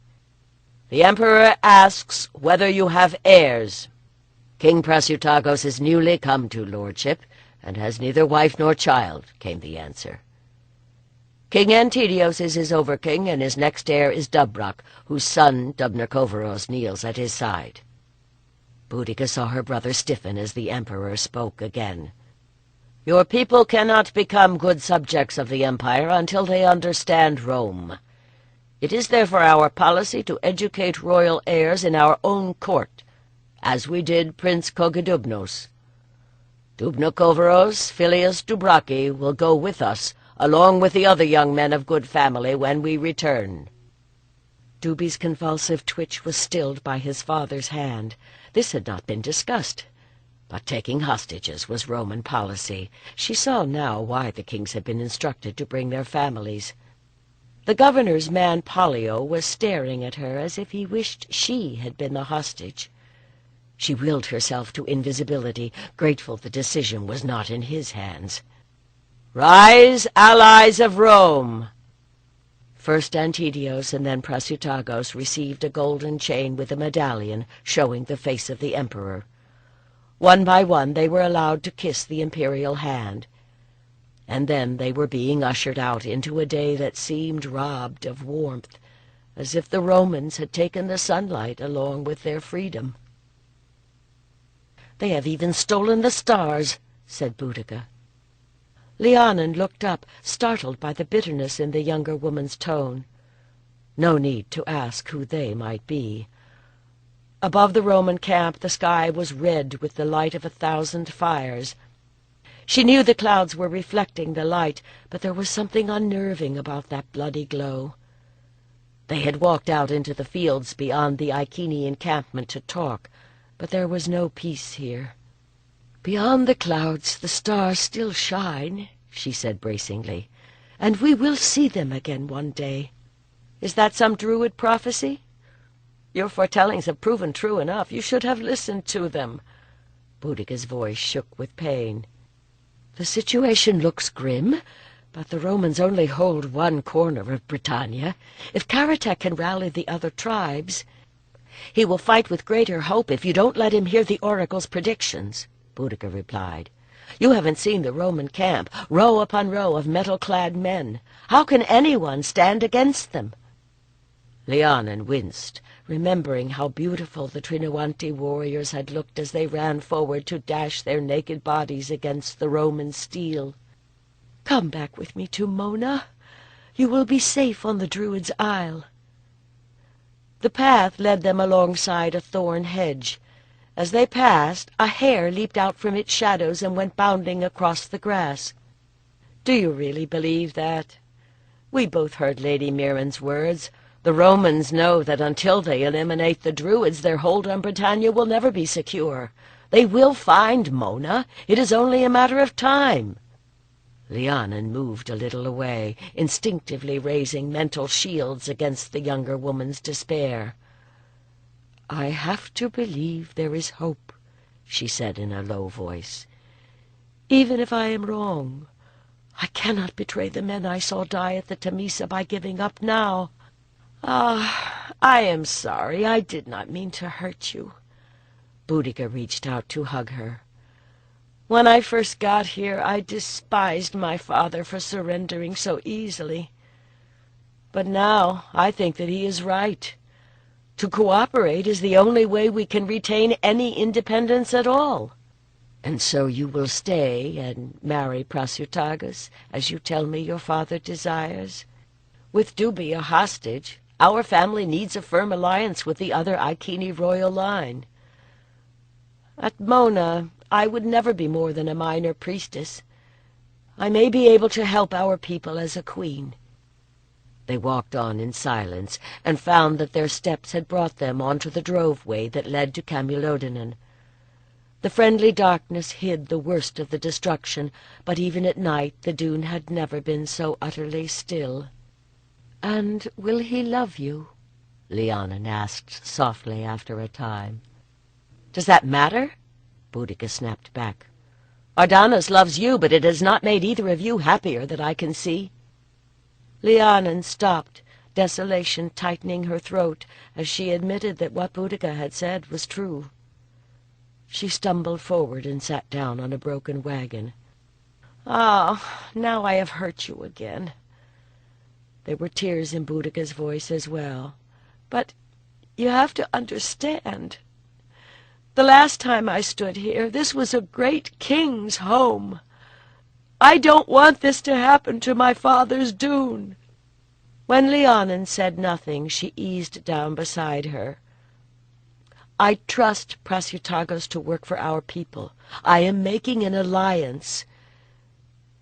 But it will be easier if I know that you still love me." "I will pray to the goddess that you find joy in your duty," whispered Lhiannon, "even though she has given me little enough in mine." She could feel Boudica nodding as they wept in each other's arms.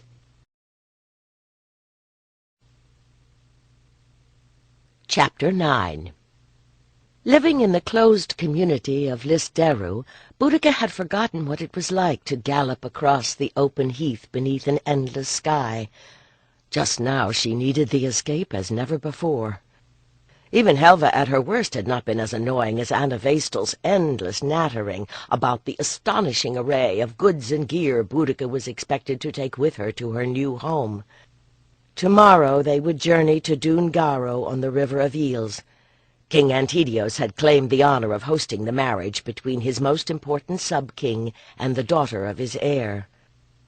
Will Prasutagos let his wife gallop over the hills? His clan-hold was in the north, near the sea. Going there would be like being a newcomer at the Druid's Isle all over again. But this move would be lifelong. Boudica's lips twisted wryly as she realized what was really bothering her. Her people bred horses, and she knew more or less what human breeding involved. A few exploratory fumblings with Rhiannon had even shown her why one might enjoy it. She realized then that it was not so much the act that she feared as the idea of submitting to a stranger. Her old dun pony tossed its head and jutted to a stop as a gray hare, startled from its form in the heather, dashed across the moor. Boudica caught her breath and made a sign of reverence as it disappeared. For generations the clan of the Hare had grazed sheep and horses on this undulating land, where the sandy soil retained only enough water for grasses to fill in the spaces between the clumps of gorse and heather, though more recently her father had taken advantage of their position where the ancient trackway forded two rivers to set up a weaver's centre, where the thread the women spun could be made into cloth. As the season of harvest drew to a close, the heathlands glowed with the purple of heather and the gorse's rich gold. The trees that flourished along the rivers that drained westward into the fen country shaded from green to all the autumn colors. There lay the sacred grove that sheltered the shrine of Andraste, who had been honored here since before the Belgic princes came from across the sea. Boudica kneed her mount into motion again, and they trotted down the path that wandered amid the old barrows. She slid down and tied the rein to a blackthorn bush where the horse could nose at the dry grass. The turning of autumn was just past. On one of the mounds a desiccated bouquet of heather and asters lay. That would be old Nessa's doing. She was the one who knew all the old tales. Boudica began to walk the pattern around the barrows as the old woman had taught her, finishing at the mound in the middle, the only one it was permissible to climb. 4 miles to the northwest she could see the round houses of Tutadunan overlooking the ford where the river was crossed by the ancient track. Her mother's garden lay behind the chieftain's house, the pens for sheep and horses and the weaving shed beyond. It looked deceptively peaceful from here. Tomorrow they would set out for Antidios's dune and her wedding, and when would she see her home again? She had agreed to the marriage, but just now she felt like the sacrificial hare that had struggled in Helva's hands. She found a piece of oatcake in her bag and placed it in a crevice between 2 stones on top of the mound. "Old one, your earth and water built my blood and bones. Accept this offering. Guard this place as you have done for so many years, and though I must leave you, remember me." Gradually her panic eased. Coventa, she thought wistfully, would have heard an answer. For Boudica there was only a sense of peace until the light began to fade and she knew it was time to go home. The mare shook her head, a shrill neigh expressing her disdain for the lad who clung to her lead-rope. Her coat shone richly chestnut as the sun broke through the clouds, a shade deeper than Boudica's hair. The boy set his heels to hold her, but it had rained that morning, and he was pulled through the mud instead. "I don't think that filly wants to be saddled," said one of King Antedios's warriors. "Take a good man to ride her," answered his companion. "Prasutagos has good hands for a horse, they say." Boudica flushed as the men glanced at her and laughed. But it was indeed a beautiful horse, and it was hers, a wedding gift from her prospective husband. Her mother tugged at her elbow, and she allowed herself to be led toward the roundhouse. Draped and jeweled in the red gown and plaid cloak she had worn at Camulodunum, she moved carefully, afraid of disturbing the elaborate braids in which her mother's maids had done her hair. A wreath of golden gorse and wheatheads crowned the arrangement over a gauzy crimson veil. Since waking, she had been in a strange, suspended state, allowing the women to dress and adorn her as if she were the image of a god. And that, she thought distantly, was almost true. Today she was the bride, not Boudica. This ceremony would celebrate the union of two royal kindreds that strengthened the tribe, the union of male and female that renewed the world. The symbolism was there in any wedding, but kings and queens carried the luck of the tribe. She had been caught up in the surge of emotion that flowed from people to the king when her father performed the rites at planting and harvest. The Druids had given her the background to understand what was happening. But now it was she who must carry that power. It felt different from inside. A twitter of women's voices from ahead told her that the women's procession was forming. Boudica was surprised to see the Briganti Queen Cartamandua among them. She wished that Lhiannon and Coventa could have been there. Her mother chivied the others into some kind of order as a harper began to strike rhythmic chords. Anna Vestal set a sheaf of grain in Boudica's arms and pushed her into place behind the chattering girls with their baskets of herbs and late flowers. The rest fell into place behind them as they started along the path through the fields. Somewhere a drum was beating, a deep vibration that she felt as much as heard. Or perhaps it was her own heartbeat. Harp and drum fell silent as the men's procession approached from the woods to the northeast, led by boys carrying green branches and a youth with a burning torch. They circled an ancient earthen ring about the height of a man and defined by shallow ditches to meet the bride's party at the entrance. As her mother led Boudica forward, the boys began to sing.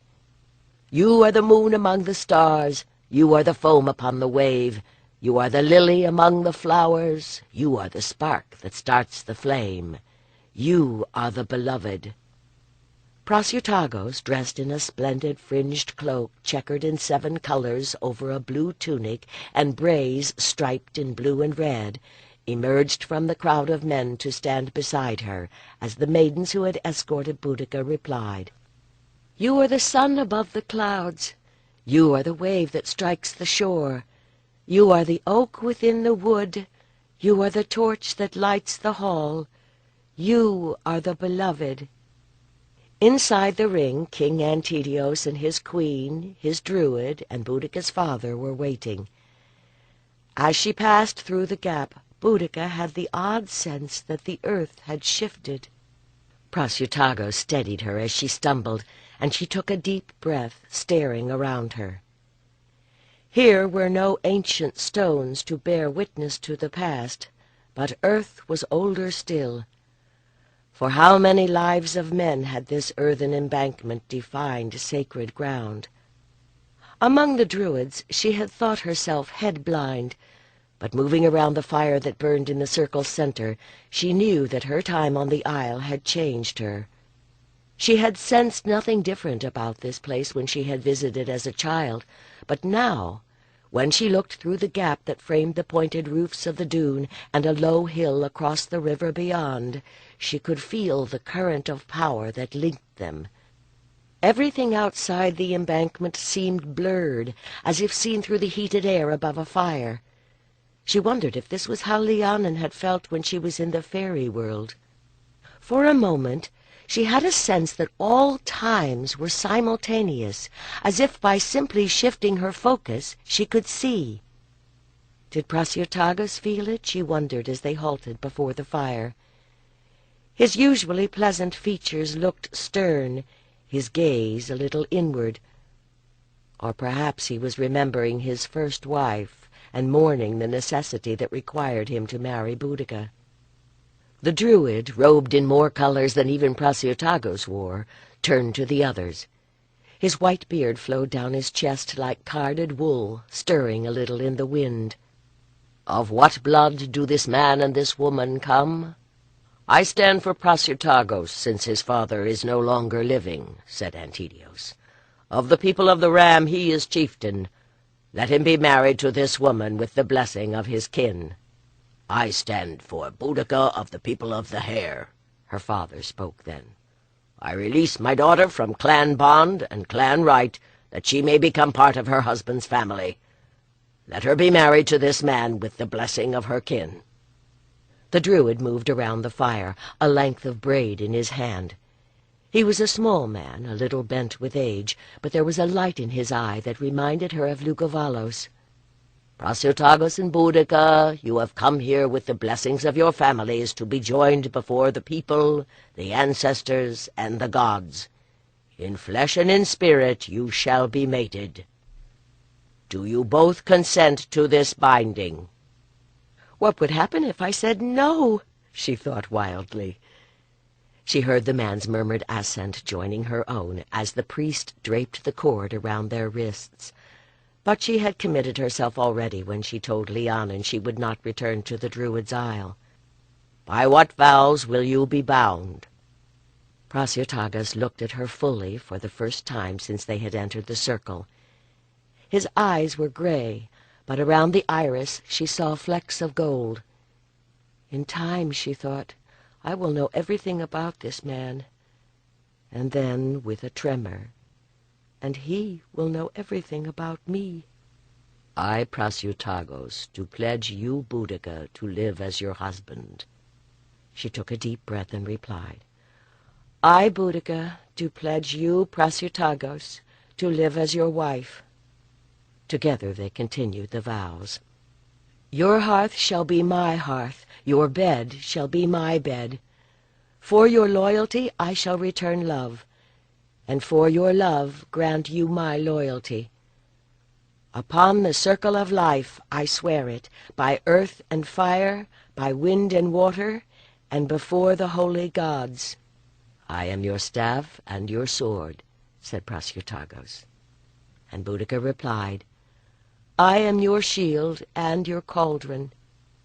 The queen held out a loaf made from grain that had been grown at the house of the Hare, mixed with some from Prasyurtagus's lands. "From the earth that bore you this bread was made," the Druid proclaimed. "Many seeds ground together to become one loaf. May your union be fruitful, and may that bounty extend to field and forest, to ploughland and pasture, and all the land you rule." Despite his age, his voice was full and strong. Boudica broke off a corner, dropped a few crumbs on the ground and into the fire, and fed the rest to Prasyurtagus. "As I break this bread, so I offer my life to nourish you," she said. "As I take it, my body shall become one with yours," he replied. The bread was given to Prasyurtagus, who did the same. As Boudica swallowed the coarse grains, she found herself suddenly aware of his physical presence. The Druid took the rest of the cake and crumbled it over their heads. It seemed to her that she could feel each grain. The king came forward with a bowl of carved jet filled with water. "This water is the blood of the earth, drawn from two sacred springs," the Druid said then. "As these waters have become one, may your spirits blend, and may the springs that water your land run ever pure and clear." The king offered the bowl to Prasyurtagus, who spilled a little on the earth and flicked a drop into the fire. Like the grain, it was a blending from both their homes. As this water is poured, I pour out my spirit for you. As I drink it, my spirit mingles with yours, she replied. Prasyotagos held it to Boudica's lips, and she drank. Then the Druid handed the bowl to her. As she repeated the words, she found her eyes filling with tears, and tried to quell the surge of emotion that came with them as she blinked them away. When it was done, the Druid set the bowl aside and turned them to face each other. "The free air of heaven is the breath of the ancestors. Breathe deeply, let their spirit fill you, and give it back to each other again." It was true, she thought, as she drew the charged air into her lungs. If the earth was made from the dust of all that had lived, this air held their breath, generation after generation, changing, exchanging, inspiring and expiring with each birth and death. Among women, Boudica was tall, but Prasyotagos stood a span taller. With his free hand he tipped up her chin. She controlled her involuntary flinch, felt the tickle of his moustache as he set his lips on hers. They were dry and cool, firmly demanding.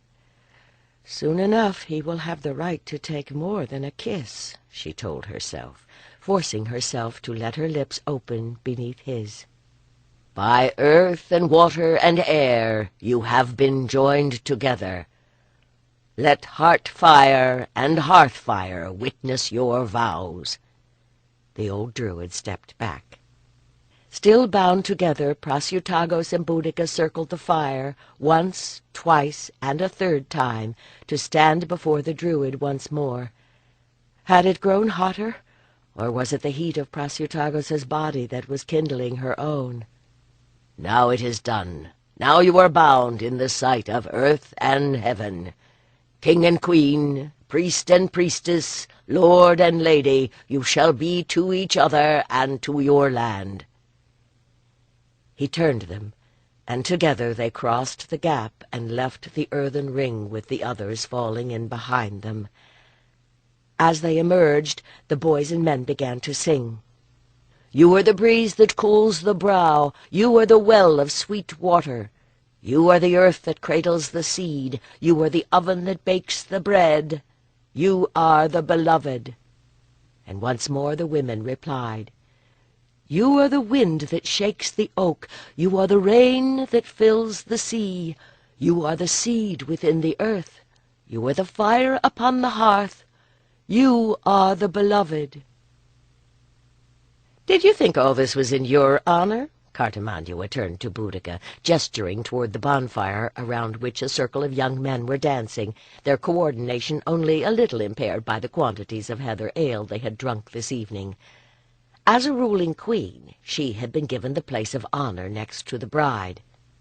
Food in plenty was set out on the long cloth spread before the royal guests. Roasted venison and wild boar, beef from their pastures, and salmon and eels from the river, bread and beans and barley, fruit dried and fresh, and pungent cheeses. If the purpose of the wedding feast was to imprint the event on people's minds, this marriage would be well remembered. "The Romans have come," the queen continued, "and despite all those fine words at Camulodunum, no one really knows what will happen to Britannia now." For a moment her dark gaze rested on young Epilios, who had dragged Boudica's little brother Brachii into the dance. So far everyone had conspired to keep the Romans ignorant that another son of Cunobeline still lived. But now that they were Roman clients, he might not be safe in the Iceni lands, and he would make far too valuable a hostage for Caratac's good behavior. At the thought, Boudica remembered her other brother now on his way to Rome. Her father was already beginning to groom little Brachii as his heir. Dubnocoveros might never return, and if he did, he might be more Roman than Celt, like that priggish boy Kogidubnos whom Boudica had met in Camulodunum. Cartimandua shrugged. "A wedding is a promise that life will go on, and getting drunk is a safe way to release the frustration of not being able to come to grips with your foe." Boudica put down the piece of roast boar she had been pretending to eat, and took another sip from her silver cup. They had been served mead, fiery as the wedding torch and as sweet as love was supposed to be. A gabble of conversation rose around her, in which from time to time she would catch a name, Moriganos, Tringeterix, Brocagnos, that she supposed she ought to know. These were the chief men of the Iceni kingdom with whom she would have to deal as queen. And what about my frustration, she wondered. Prasutagos was talking to the king about breeding cattle. Indeed, since their vows in the earthen ring, he and she had exchanged scarcely a word. And yet, though the braid no longer tied them together, she was acutely aware of the mass and heat of his body next to hers. I am bound, she thought resentfully, but is he? She held out her cup to be refilled and drank again. Halfway up the sky a full moon was riding, sending shafts of silver light to challenge the glow of the fire. "And how do they celebrate weddings in your land?" she asked the queen. Cartimandua's glance flicked down the line of feasters to her husband, and she laughed. "Not so tamely as you do here. There are vows and blessings, to be sure, but first the man must carry off his bride from among her kindred. They come to her home, and she pretends to hide, or they attack the bridal procession, and she sets heels to her horse, and he must run her down." "Even at the wedding of a king and queen?" "Especially then." Cartimandua smiled reminiscently. "In my country we are very proud of our horses. The stallion is not allowed to breed unless he can catch the mare." "The Iceni breed fine horses too," Boudica exclaimed. "Indeed they do." Cartimandua gave her a speculative look. "I would wager that red filly your husband gifted you has a fine turn of speed." The servants had at last ceased to bring out new dishes, but they were still replenishing the mead. The musicians fell silent, and the murmur of conversation stilled as King Antidios rose to his feet. "Let us drink to this happy occasion. A toast to the bridal pair." He raised his goblet. "The two branches of the Iceni are once more united. To seal the bargain, Dubrak gives his new son 40 white ewes and 6 breeding mares. And the finest of them is that filly who sits at Prasutagos' side." The comment was just loud enough to carry. There was a general rumble of masculine laughter, and Boudica felt her face heating. She had resented being ignored, but this was not the kind of attention she craved. She held out her cup to be refilled. Where now were the noble vows they had exchanged in the circle? No matter how you dressed it up with ritual, the truth was that she had been married off to a man almost twice her age to cement an alliance, last, if not least, in the tally of livestock with which Prasutagos was being paid to take her on. In exchange, Dubrak would receive cattle, and several farmsteads up on the northern coast would be Boudica's own. She blinked hazily as retainers carried in the gifts from the other wedding guests to be admired, rolls of wool and linen, and a beautifully carved loom so that she could stay busy making more, a set of ruddy Samian-ware dishes made in Gallia, several amphorae of Roman wine. "Very pretty," thought Boudica. But were they worth our freedom? At least the red mare, adorned with her rich harness and sidling nervously as she was led among the feasters, was home-grown. Boudica drank down the last of her mead. The queen's women were forming up in front of the house that had been prepared for the bedding of the bride. "It is not day, nor yet day," they sang. "It is not day, nor yet morning. It is not day, nor yet day, for the moon is shining brightly." It was, too, thought Boudica, squinting as she tried to bring it into focus. There seemed to be 2 moons dancing up there, or maybe it was 3. Plenty of light for the drunken fools who would bang on pots outside the door and shout ribald suggestions as to how Prasutagos should serve his new mare. "Time to get ready for your wedding night, my child," said Cartimandua, putting out a steadying hand as Boudica tried to rise. "And a pity it is to waste such a night beneath a roof. With the moon so full, 'tis nigh as bright as day." Boudica gained her feet and swayed as the world spun around her. "Oh, dear," said the queen. "Well, it's only the husband who dare not risk being made incapable. If you're a virgin, you might even prefer to be drunk your first time."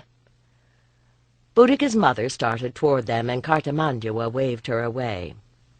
"I need the privy," Boudica said with as much dignity as she could muster. "I'm sure you do, my child." Cartamandua set a hand beneath her elbow and steered her away from the fire. To accommodate the numbers of guests, they had dug new privies down by the horse lines. The red mare, still wearing her embroidered blanket, was tied to a fence post by her halter. She threw up her head and snorted as Boudica and her escort passed by. The walk through the crisp air had cleared Boudica's head enough so that she could go behind the wicker screen alone, and by the time she had relieved herself of as much of the mead as possible, there was only one moon in the sky. A pity, she thought glumly. Cartamandua was right. She was about to be deflowered practically in public by a man for whom she was just another broodmare. It would all have been much easier through a haze of mead. At last she stood, adjusting her skirts and pinning her wool cloak more securely. Now that the alcohol was leaving her system, the air felt cold. Cartamandua was waiting. In silence they started up the path. "Wait a moment," she said as they came to the place where the mare was tethered. "The horse is mine, and I've not yet given her a name." She moved quietly forward. The mare bobbed her head and snuffled as Boudica reached up to rub the place behind her ear where the headstall pinched.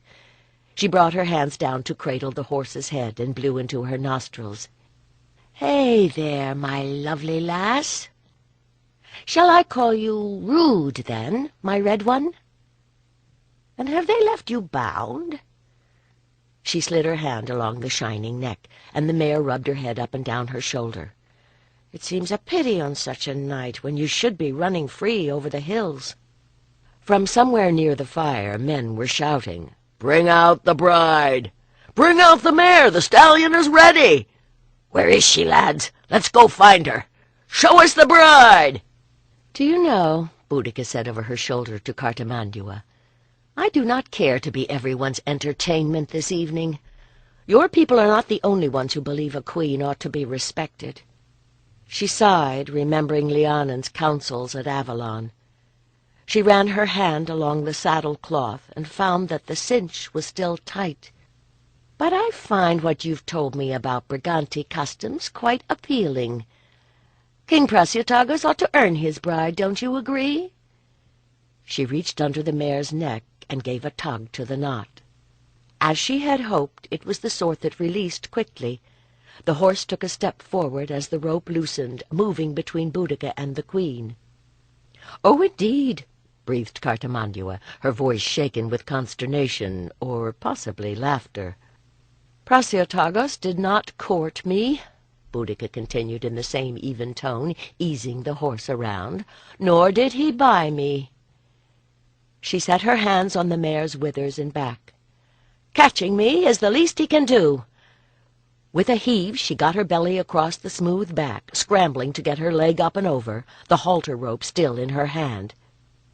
And then she was seated, her long legs gripping the mare's sides, and in the same moment the horse leaped forward. Boudica bent over the shining neck, not much caring where they went, so long as it was away from here. As they sped down the road, she heard the shouting begin behind her, and above it the ringing peal of Cartamandua's laugh. Chapter 10. The mare's first wild dash carried them out of the dune and splashing across the ford of the Tass. As she came up the bank, Boudica turned and saw the dune alight with moving torches. Prassiotagos would have to follow, or be forever shamed. But all the other horses were loose in the pasture, and by now most of the men would be too drunk to catch them. Several roads rayed out from the ford, white in the moonlight. Laughing, she gave the mare her head, wondering which way the horse would choose. It was north. As the miles fell away behind them, it was clear that the mare was heading for the fields she knew. By the time Prasutagos found them, they would be halfway home. From time to time she pulled the horse back to a walk, listening. But except for the occasional bark of a dog as they passed a farmstead, the land lay quiet beneath the moon. The Druids had spells to confuse a pursuer or blind a trail, but Boudica had not learned them. And in any case, she did want Prasutagos to find her, just not yet. There were 2 more rivers to be crossed, the last one deep enough that the mare had to swim. By the time they reached shore, Boudica was shivering in the pre-dawn cold. Still, she was warmer on the horse's back than she would have been on the ground, and her Druid training had taught her to ignore the body's discomfort. By now the mare was willing to go at a walking pace, and they continued until the autumn sun had steamed Boudica's clothing dry.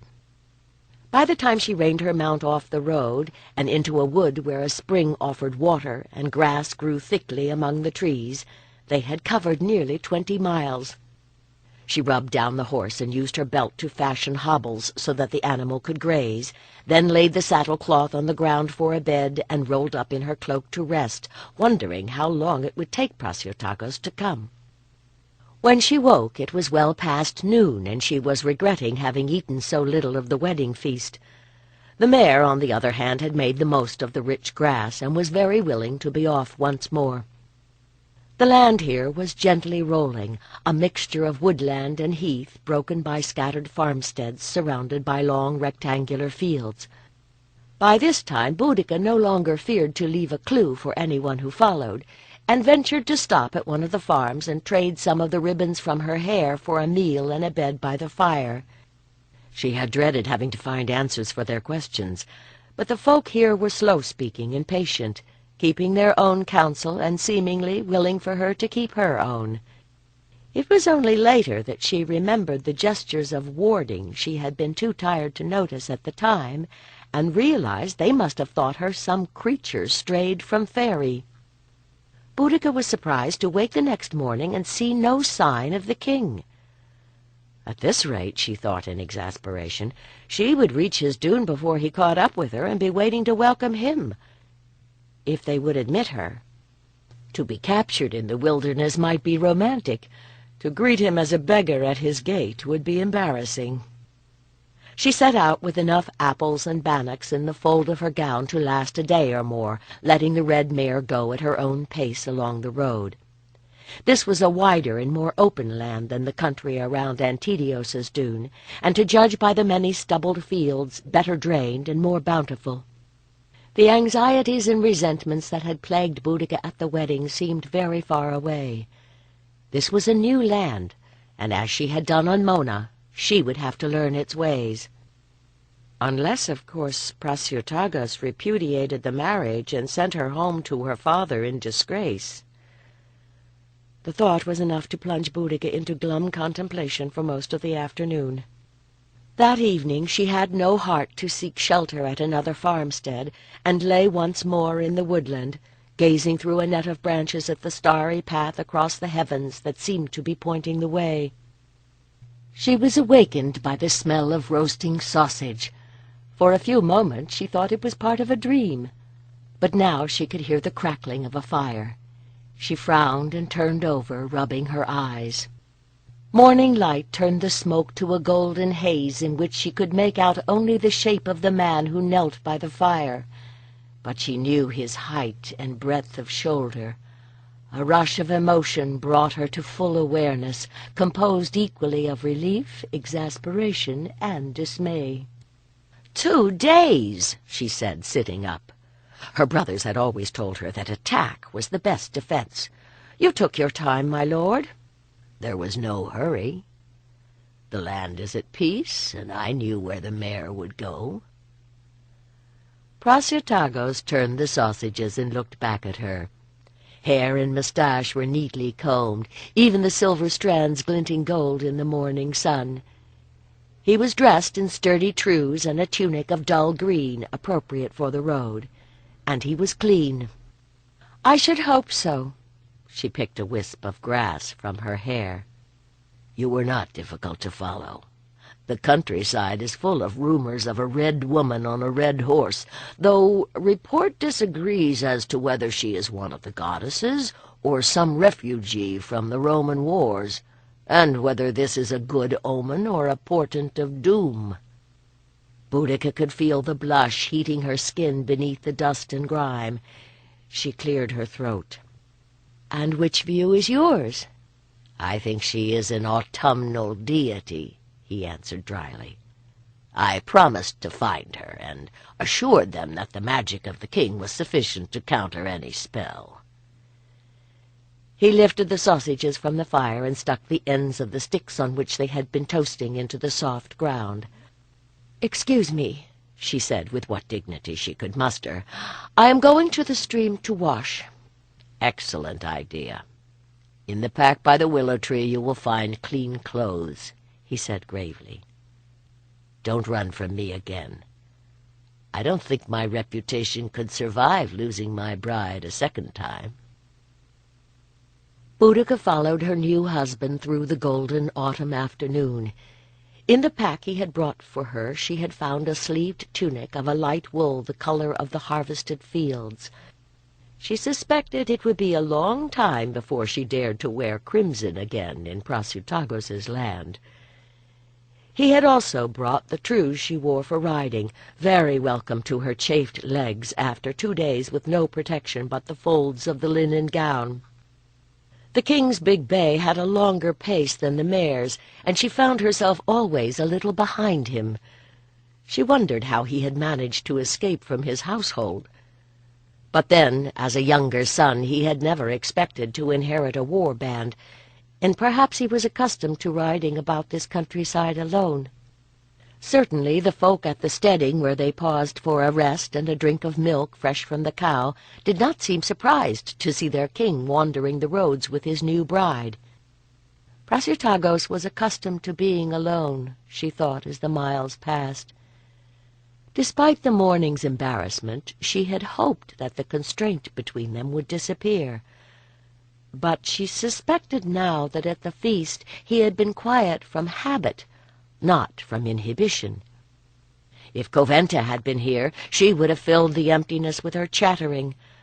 Boudica had never needed to do that, and just now she hardly dared. "Where will we spend the night?" she asked after an hour without a word had gone by. "Or do you mean to ride straight on to your dune?" "The horses need rest," he said, reining in to answer her. "A little up the road there is a holy well where folk come to pray to the goddess for healing and the granting of desires.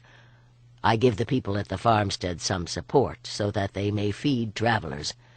We will stay there." They came to the lady's well just as the first stars were kindling in the sky.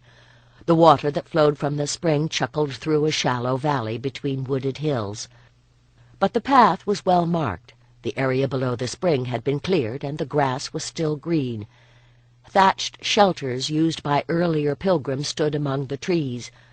No one else was here so late in the year, but clearly this was a popular shrine. Prasutagos left Boudica to arrange their bedding while he went up to the farm for food. She wondered if that division of labor had been tact, to allow her to choose whether or not to consummate their marriage now. If he had pressed her, she thought wryly, she might have resisted. But she had to face the fact that his remoteness was a challenge, and the binding that had been set upon them in the sacred circle demanded completion. She laid out both sets of blankets full width, one atop the other. When her husband still had not returned by the time she was finished, she picked up their water-skins and one of her remaining ribbons and took the path to the sacred spring. A pool had been dug out to catch the water that welled from the slope of a little hill. The fading light was just enough for her to see the fluttering bits of fabric tied to the hazel tree whose branches shaded it. At its base a piece of wood had been thrust into the ground, carved with staring eyes and the hollow of a woman's vulva below. Smiling, she tied her own ribbon to a twig with the rest and knelt at the edge. "Lady," she whispered, "by whatever name you favor in this land, I honor you. Help me to be a good wife to Prasutagos and bear him children. And then, more softly, help me to win his love. She scooped up water in her hands and drank, then set the water skins at the edge to fill. She sat back on her heels, sweeping the distracting thoughts from her mind one by one, as she had been taught on the Druid's Isle, until presently there was only the sweet music of the spring. But from that simple melody came an awareness that remained in her memory as words. You may call me Holy Mother, for the milk from my breasts is always welling, always flowing, always poured out for my children in eternal love. Go in peace. In your joy and in your sorrow, I am here. Boudica dipped up more water and touched it to the hollow in the image, feeling an answering throb of anticipation between her own thighs. In peace she rose and took the skins she had filled. When she returned to the shelter, Prasutagos had a fire going, and by the hearth there was fruit and new bread. Still entranced by the stillness of the spring, Boudica found herself at ease with his silence. When he excused himself after the meal, she stripped off her clothes and slid between the blankets. He was gone for what seemed a long time, and when he returned he brought with him the cool breath of the holy well. She wondered if they had both prayed for the same thing, but it was a condition of such miracles that they never be spoken aloud. The fire had burned low, and once more she saw him as a dark shape outlined in gold. She tensed as he inserted himself into the blankets beside her. He raised himself on one elbow, and with his other hand lifted a lock of her hair, and he murmured something soothing that she could not quite make out. She wanted to tell him she was not afraid, but he was still whispering, still stroking her hair, and she could not find the words. She remembered how he had gentled the white stallion at the offering pool. It was horse magic, she thought, to tame the red mare. Prasutagos bent to kiss her, and this time his lips were warm. His hands moved across her body, caressing, commanding, until she lay open and accepting, her whole being flowing to enfold him, welcoming as the waters of the sacred spring. "Boudica!" Nessa's voice came from across the yard. "Come now, lovey. Your lord has said you must not lift anything so heavy. Do come away." Boudica sighed and set down the armful of wood she had been about to bring into the roundhouse. Soon after she and Prasutagos reached Ipunajunan, a caravan of wagons bearing all the gifts from the wedding had arrived, and with them old Nessa, sent by her mother to be her servant in her new home. Or perhaps her guardian. By the beginning of the new year it was clear that Boudica was pregnant, and since then Nessa and Prasutagos had conspired to treat her as if she were made of Roman glass. That had been all very well during the winter, when freezing rain kept everyone inside the roundhouses, but the turning of spring was nigh, and the fair weather urged everyone outdoors.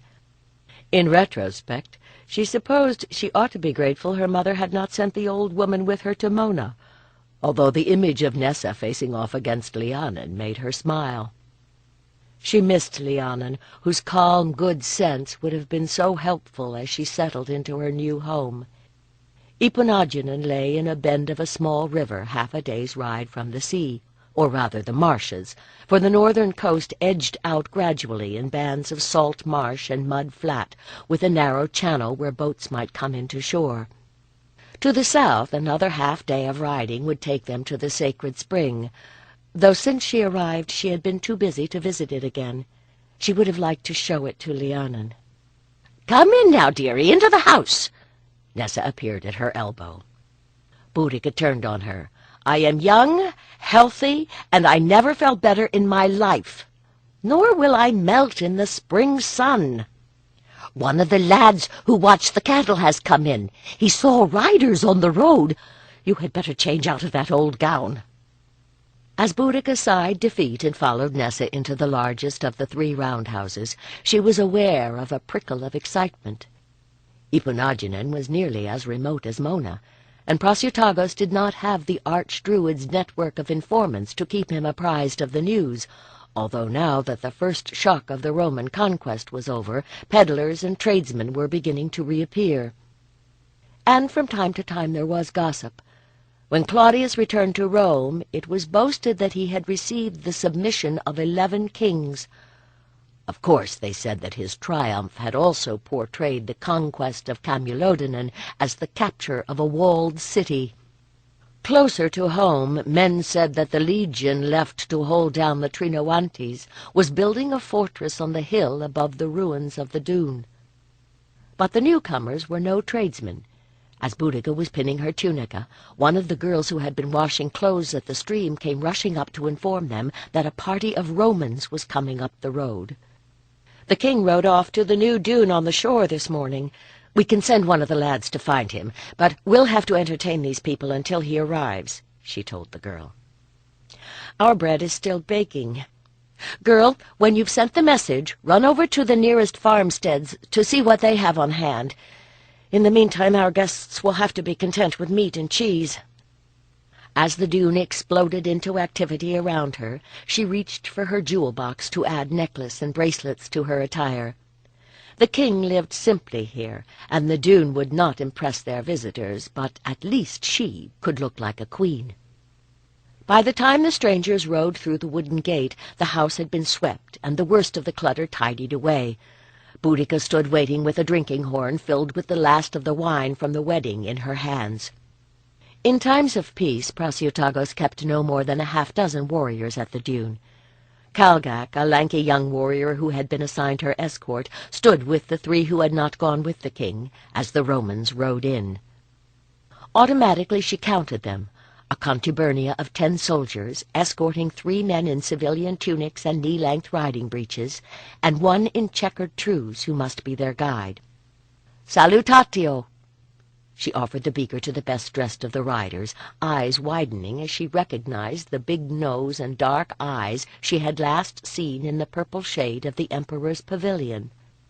Surely the taxes they were supposed to pay the Romans were not already due.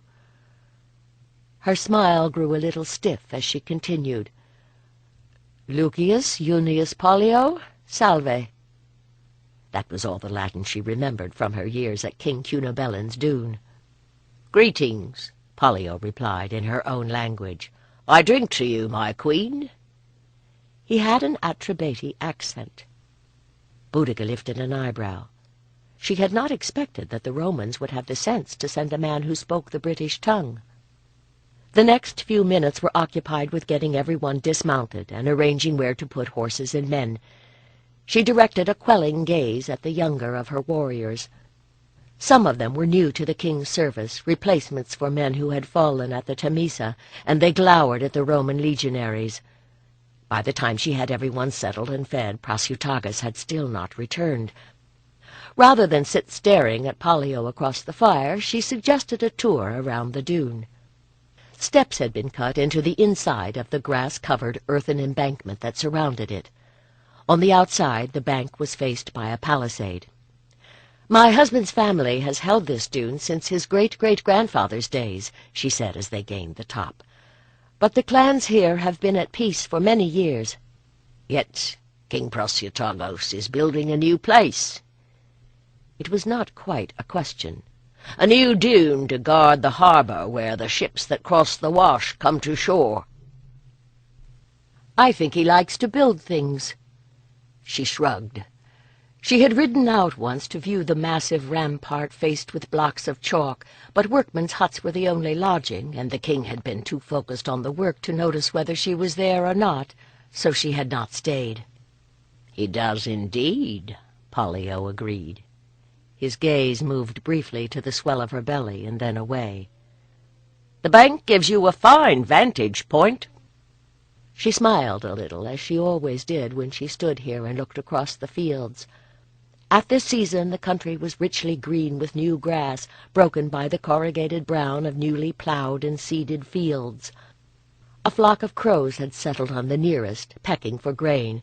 A child ran across the field shouting, followed by a barking dog, and the crows exploded upward in a yammering cloud.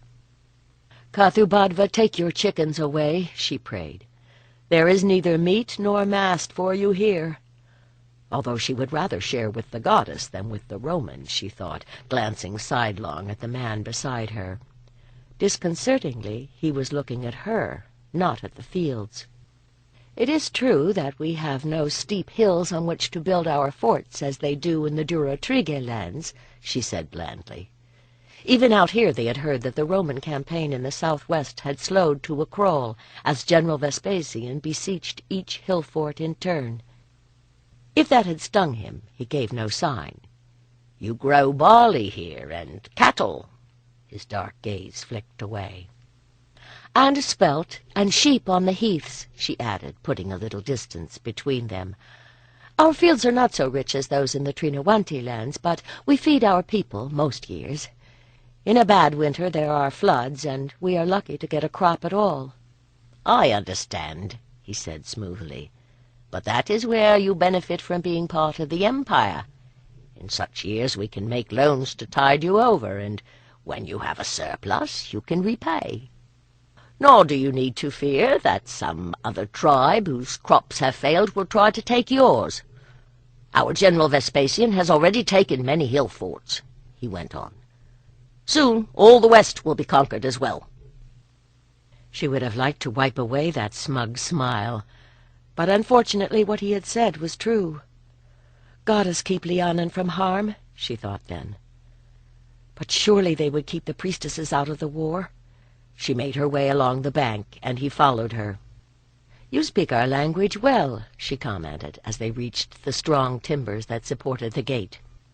"The Emperor assigned me to be a companion to young Kogidubnos when he came to Rome, and to learn his tongue as I taught him ours.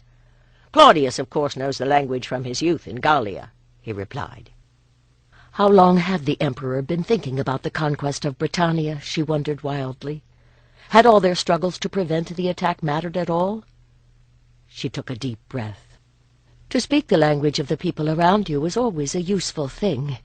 Indeed, I have been thinking that it would be well to have someone here who could teach the Latin tongue."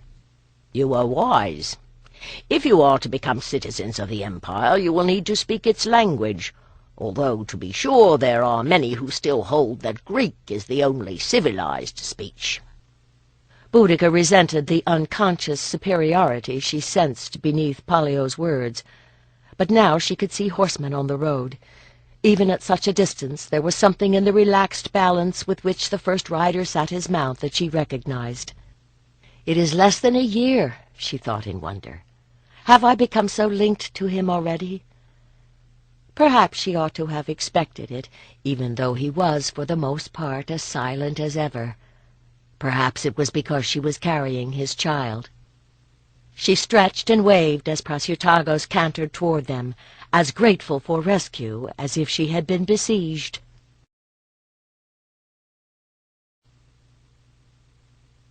Chapter 11. Lhiannon faced Dardanos across the fire, their voices twining in the chant as the column of smoke twisted toward the sky. The earthen ramparts that protected the barrows of the ancient dead were covered by grass and eroded by the years. It was the hilltop across the valley to the south that would be Karatak's refuge. Even now, Durotrigue tribesmen were toiling up the slopes, with hods filled with earth and stone to reinforce defenses built by people whose names were lost from the land. In the days of peace, the turning of spring had been a time to work for a bountiful growing season, but this year the blood of men would fertilize the fields. Through the heat haze she saw Ardanos's features, exalted and intent as always during ritual. He would look like that while making love. She tried to banish the image, but these days they were so linked that he felt her thought, and when his eyes met hers, her whole body flushed with desire. Her first instinct was to suppress it, but this too could be an offering. As the circle began to move sunwise, she allowed that energy to grow, flowing out through her left hand, through the circle to the druids and village priests who had joined them for the rite. Equality of day and night, balance point of dark and light. This is the day and this the hour, to choose the purpose, raise the power. Since the submission of the tribes in the south and east the previous summer, she and Ardanos had been moving steadily ahead of the Roman advance westward, always together, but never alone. King Varic had died shortly after the Roman emperor left Britannia. While General Vespasian was busy putting down the last of Caratac's supporters on the Isle of Wectus and establishing Kogodubnos in his grandfather's place, Lhiannon and Ardanos had gone to King Tancoric. The Duratrige lands were rich in hill forts built in ancient days and rebuilt during the West Country's endless intertribal wars. Surely the Romans would not be able to capture them all. Wind gusted across the hilltop, and the fire flared suddenly, sparking along the juniper boughs that had been twined among the oak logs in sigils of flame. Now the pine branches caught with a crackle of resin, adding their spicy scent to the smoke that was being blown eastward by the ever-present wind. Eastward, toward the advancing enemy. The fire flared and hissed as now one and now another dancer would dart forward to throw an offering of oil or mead or blood on the flames. The smoke grew thicker, billowing above the hill. Lhiannon could feel power building within the circle as they danced. By our words and by our will, here upon the holy hill, a blessing bid on all we see, a spell we cast for victory. Wind gusted again, blowing the hair she had left unbound for the ritual across her face. She shook her head to dislodge the fine strands, and her smile faded as she realized that the wind had changed. Ardanos pulled his side of the circle forward, arms lifting to release the power, and rather raggedly the others followed. The column of smoke that had flowed eastward to threaten their foes was now drifting north toward the hill of stones. Lhiannon sat down on the bench and drew up one foot, drying it with her cloak of heavy, oily wool. The skin was pale and waterlogged, the flesh cut and bruised from going barefoot in the mud.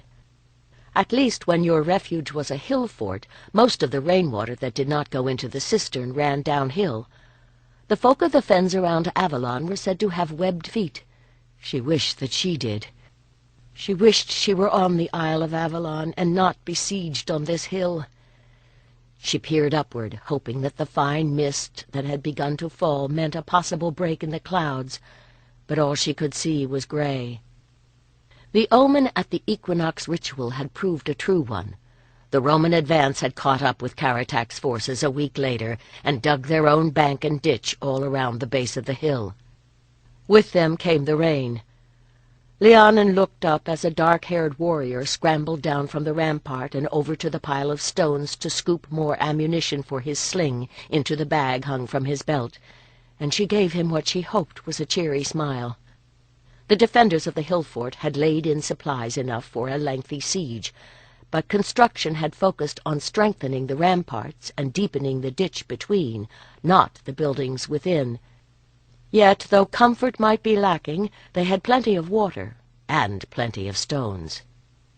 Now, of course, they could not forage for thatching straw or whitewash to protect the wattle and daub walls. The circles of hastily erected roundhouses clustered on the muddy turf of the hilltop were less secure than the buildings in which folk kept their cows at home, and there were no withies with which to mend the fencing that kept the cattle they had brought here penned. The food had been moved to the best shelter, and even then some of it had spoiled. Humans were expected to be more resilient. With a sigh, she picked up her other foot, grimacing at the touch of cold mud when she put the first one back down. The reason she had refused to stay with Boudica was standing on the rampart, peering between two of the pointed logs that formed the palisade. Ardanos's white robe was mud-colored now, but then so was Lhiannon's priestess blue gown. What was needed here was a nice neutral gray. But new clothing was another thing they were going to have to do without for a while. Someone shouted, and she squinted upward, following the flight of the incoming stone with wary gaze. The Roman catapults were quite powerful, but the area protected by the double rampart that surrounded an extended square atop the hill was extensive enough that, apart from the wear and tear on everyone's nerves, they rarely did any harm. The boulders that struck the palisade were another matter, but they still had logs enough to replace by night what was smashed during the day, bolstered by the stones with which the enemy had gifted them. Why was it that the epics the bards were so fond of reciting never mentioned the sheer misery of standing siege in the rain? She hoped the Romans were equally uncomfortable. She hoped that their iron breast and backplates were rusting together, the laminated arms of their ballistas becoming unglued, their leather tents rotting away. Lhiannon stood up with a sigh and pulled the cloak over her hair as the rain intensified once more. "We have held this place longer than any of the others," said Karatak, coughing as a draught set the smoke from the hearth fire swirling around the roundhouse where the chieftains had gathered. Lhiannon shielded her face with her veil and dipped up more herb tea from the cauldron. The rain on the thatching made a dull patter beneath the whisper of the fire, so familiar that it was only at moments like this, when everyone fell silent, waiting for the smoke to clear, that she even noticed the sound. "Nearly 2 moons," said Antibrogios, the chieftain Cancoric had put in charge of the defences. "But longer is not forever." He coughed, either from the smoke or from the catarrh that afflicted most of those here. "Our supplies are getting low, and we have sickness among the men." "So do the Romans," muttered one of the others. "At night you can hear them coughing in their tents. They curse the climate of Britannia, and they curse the emperor who sent them here." "Then let them go home to sunny Italia," muttered someone. "If this rain keeps up much longer, I'll be wishing I could go too." "If they run out of food or men, they can ask for replacements," pointed out his chieftain. "We cannot." "Are you saying we should give up?" challenged Karatak. He held out his beaker for Lhiannon to refill. Like the rest of them, he was gaunt and grimy, honed down by hardship to muscle and bone. If he had foreseen this day at the council on Mona, would he have spoken so boldly, she wondered, as she handed the cup back to him. Would any of them? Her gaze met that of Ardanos, sitting in the shadows near the door, and she thought he was wondering too. He had grown thin in the past weeks, with hollow cheeks and haunted eyes. Always before he had had a wry comment or a cheerful word, but in the past weeks he had been uncharacteristically quiet. They had not been tempted to dance together at Beltane, for the defenders had not had wood enough for a bonfire. He no longer tried to persuade her to his bed, and that was the most disturbing sign of all. But she had grown silent, too. She looked away. "If we speak, we are afraid we will have to admit that there is no hope of victory." "The Romans out there outnumber us," Karatak said with quiet intensity. "Their legions outnumber the Durotriges as they did the Trinoantes when we fought on the Tamisa. But they do not outnumber the Britons of Britannia.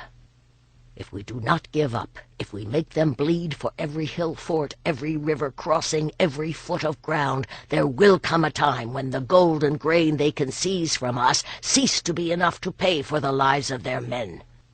That is why we must hold out as long as we can. And if we are driven from this stronghold, we will retreat to another. We can outlast them. This is our land." Perhaps even Karatak would have quailed a year ago if he had known what was to come, but it was clear to Lhiannon that he could not do so now.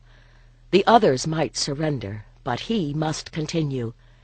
He had paid too much already to give in. But what if the Romans felt the same way?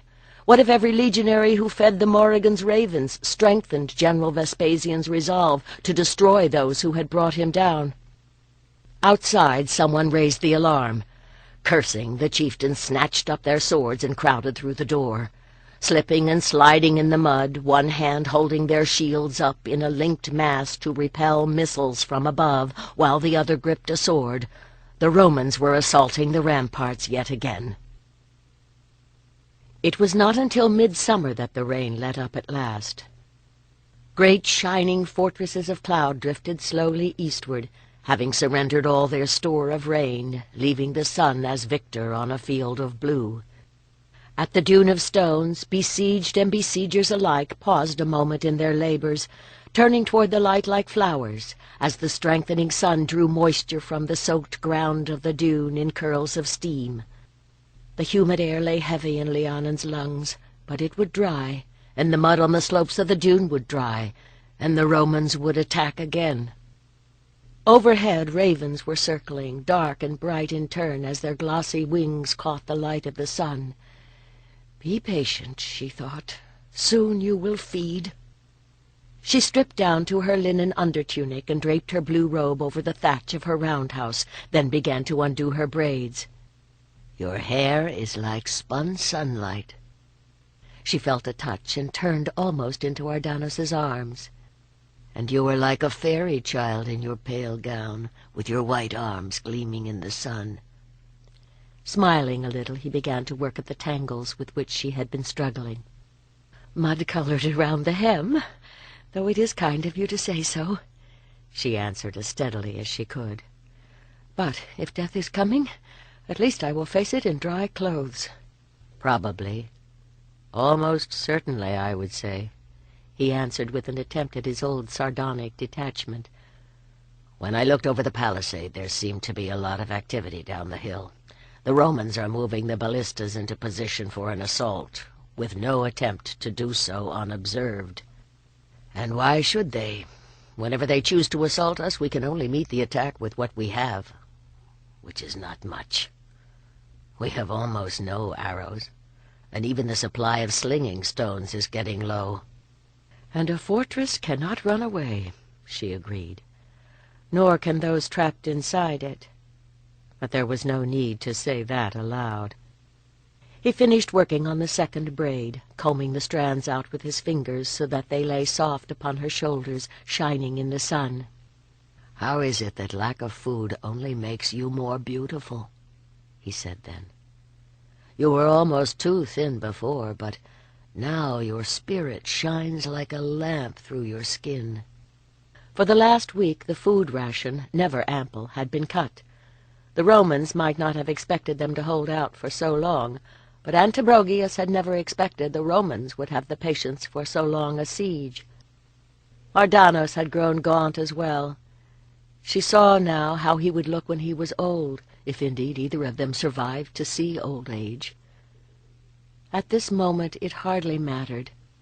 To hear that gentle note in his voice, to see that light in his eye, was what she needed now. If he was fey, then so was she. It was not only hunger that made her light-headed as she moved into the circle of his arms. The activity in the Roman camp continued all afternoon. In the dune the evening meal was quiet, but the cooks served out the best of the food that remained. There was only water to drink, but the chieftains pledged each other as if it had been wine. "If this night we are fated to fall, we should go rejoicing," said Ardanos as the horn came to him. "The Romans we kill may go down to gloomy Hades, but for us the Blessed Isles are waiting, until it is time to enter the cauldron and be born anew." "The Isle of the Blessed, or the other world the fairy woman showed me," thought Lhiannon. "If that lady should open such a gateway here and now, would she go through it?" Not alone, she thought, looking at Ardanos. Never, if she had to take that road alone. "By all the gods, you men of the Duratriges will surely feast among the heroes," exclaimed Karatak. "None ever fought more bravely or endured so well. None ever had such noble chieftains to lead them," came the response from the men. When the meal was over, Lhiannon and Ardanos wandered out past the empty livestock pens, looking up at the stars. The men who walked the ramparts were singing. When they paused, one could hear a murmur like distant thunder from below. But here, on the pile of straw where Ardanos had spread his cloak, it seemed very still. Lhiannon rested her head upon his shoulder. They were both still fully clothed, and he had made no move to change that. She could feel a regular quiver beneath her palm, as if she held his heart in her hand. "I never thought it would be in such a time and place when I finally lay with you in my arms," Ardanos said at last. "Or that it would be enough to simply hold you, and know that this is where you chose to be." The more ascetic among the Druids starved themselves to achieve a state in which the flesh would no longer hunger. Perhaps that was what had happened to her and Ardanos. Or perhaps it was that in the place where they were now, beyond all the distractions of ordinary life, they could speak soul to soul. "When they come," he whispered after a little time had passed, "when they break through, will you come with me to the Blessed Isles? They will know us for Druids, and they will drag us captive through the streets of Rome and give us to the beasts in the arena if they take us alive." "Yes, my love, but not yet. There are brave men here, and it would be wrong to desert them too soon." He laughed a little at that and kissed her forehead. "I never doubted your courage, Lhiannon." The stars were growing pale as the full moon climbed the sky. On such a night it seemed impossible that soon men would die. The Romans called the moon a chaste goddess. Could they not see that to break the peace of this night with violence was a blasphemy? Lhiannon sat up, lifting her hands to the skies. Holy goddess, she sang. Upon the world of warring men, look down and make their hatred cease. O holy goddess, hear us now. O hear our prayer, and give us peace." As if in answer, a ball of fire arced across the face of the moon. It landed on a thatched roof and began to burn. "Goddess, have mercy on us all. It has begun." More fireballs fell, some catching buildings, others sizzling on the ground. From the gate came shouting. As she and Ardanos started toward it, a warrior ran past them screaming, clothes streaming flame. She screamed herself as a bolt from a ballista whipped past and skewered another man to a wall. Farther along the wall, men were shouting. Fire billowed up where the logs of the palisade had caught, and men scrambled back from the flames. "This is what the storms prevented," Lhiannon thought numbly. "I am sorry I cursed the rain." Bands of men dashed here and there as the alarm was shouted from different parts of the wall. She and Ardanos separated to get the chests where they had kept their remaining bandages and surgical tools. When she emerged from her hut, she saw one of the chieftains grab Ardanos's arm. The man pointed toward the other end of the dune, and he nodded, cast one desperate glance back at her, and started off at a run. Now they were bringing wounded into the space before Antibrogios' house and laying them on blankets brought from those huts that were not yet in flames. Lhiannon hurried to the nearest, who had a ballista bolt through his thigh. The shaft was a stout piece of ash wood, a little over 2 feet long, but all she could see protruding from his flesh were the 3 fins on the end. An arrow could have been broken off, but this shaft was too thick. She would have to pull it. There was not much blood. They could hope it had not severed an artery. "Hold him," she said to the man beside him, whose leg would need splinting next. Grimacing, he nodded, and leaned his weight on his companion as she gripped the shaft beneath the fins and gave a sharp tug. Her patient screamed and then went limp. Lhiannon gritted her teeth and pulled again, using all her strength. She felt something give. Then the thing came loose, the evil quadrangular head spattering blood across her skirts. More blood welled from the hole. She grabbed a wad of wool and pressed down hard, then bound it tightly in place. The wound ought to be washed out with wine. The man should be kept quiet and fed infusions of white willow for the pain. She could even do it, if he lived, if any of them lived through the next few hours. As it was, he might live until morning and die of infection thereafter. He might survive to live in slavery and wish he had died today. But they were setting a man before her with a splinter from a smashed log through his shoulder, and here was another whose knee had been crushed by a catapulted stone. Her awareness narrowed to the next decision, the next incision, to red blood and firelight and pain. Men screamed and bled beneath her hands, some fainted, and some of them died. Once when she looked up she saw the moon glowing red from the smoke in the air. No chaste goddess she. This was the bloody shield of Cathubodva, the moon of war. The regular hollow boom that shook the earth beneath her might have been her heartbeat. It was only when men began to run past that she realized the Romans were attacking the gate. Despite all the missiles the defenders could rain down upon them, the locked shields they called the tortoise were protecting the men who swung the ram. She saw Karatak in all his battered splendor shouting a group of warriors into position at the top of the steep slope that ran down to the gate. "Get out of the way!" One of Antibrogios' house guard yanked her to her feet and shoved her toward the roundhouse. "Take cover! You can't help them now!" Where was Ardanos? Lhiannon hesitated, staring wildly at the confusion of moving men. There was a rending groan, and the great bar across the gate cracked and fell. The timbers shivered beneath another stroke. Held in place by the rocks piled behind them, they splintered under the impact of a third great blow. The defenders reeled beneath a new shower of missiles as the first armored enemies squeezed through. She edged back until she was huddling beneath the overhanging roof of the roundhouse, but she had to see. More Romans were pouring through the gap. Steel clashed as they drove against the Britons waiting there. She heard Karatak's war cry. A sword skittered across the ground to her feet, and she picked it up, then dropped it again. She was a healer. Her heart was torn by anguish, but even now there was nothing within her that answered to the Morrigan's rage. The embattled knot of men were moving toward her. As she realized it, the defenders broke and ran.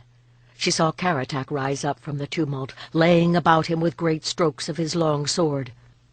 Romans reeled back from the terror of that blade, and for a moment the space around him was clear. He leaped forward, saw her cowering, and hauled her into the shadow behind the house. "They shall not have me or you either, priestess.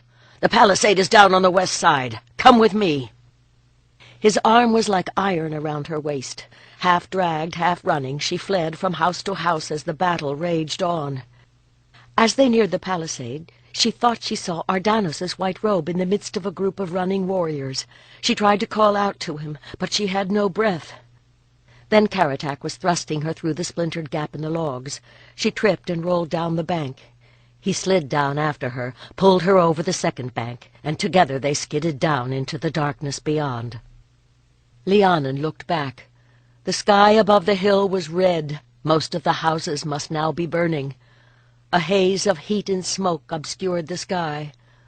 Or perhaps her vision was dimmed by tears. As Karatak led his party up the lane, a turmoil of dogs, spotted and brindle and gray, came tumbling through the gate of the farmstead, barking in a cacophony of keys. Roused as her pony shied, Lhiannon startled into awareness for the first time in days. Ardanos would have had a word of power to calm them, she thought sadly. King Karatak, however, had the voice of authority. The dogs swirled back, and then, as someone else called them, fell silent, tails wagging and heads down. Lhiannon's heart leaped as she glimpsed a white robe behind them.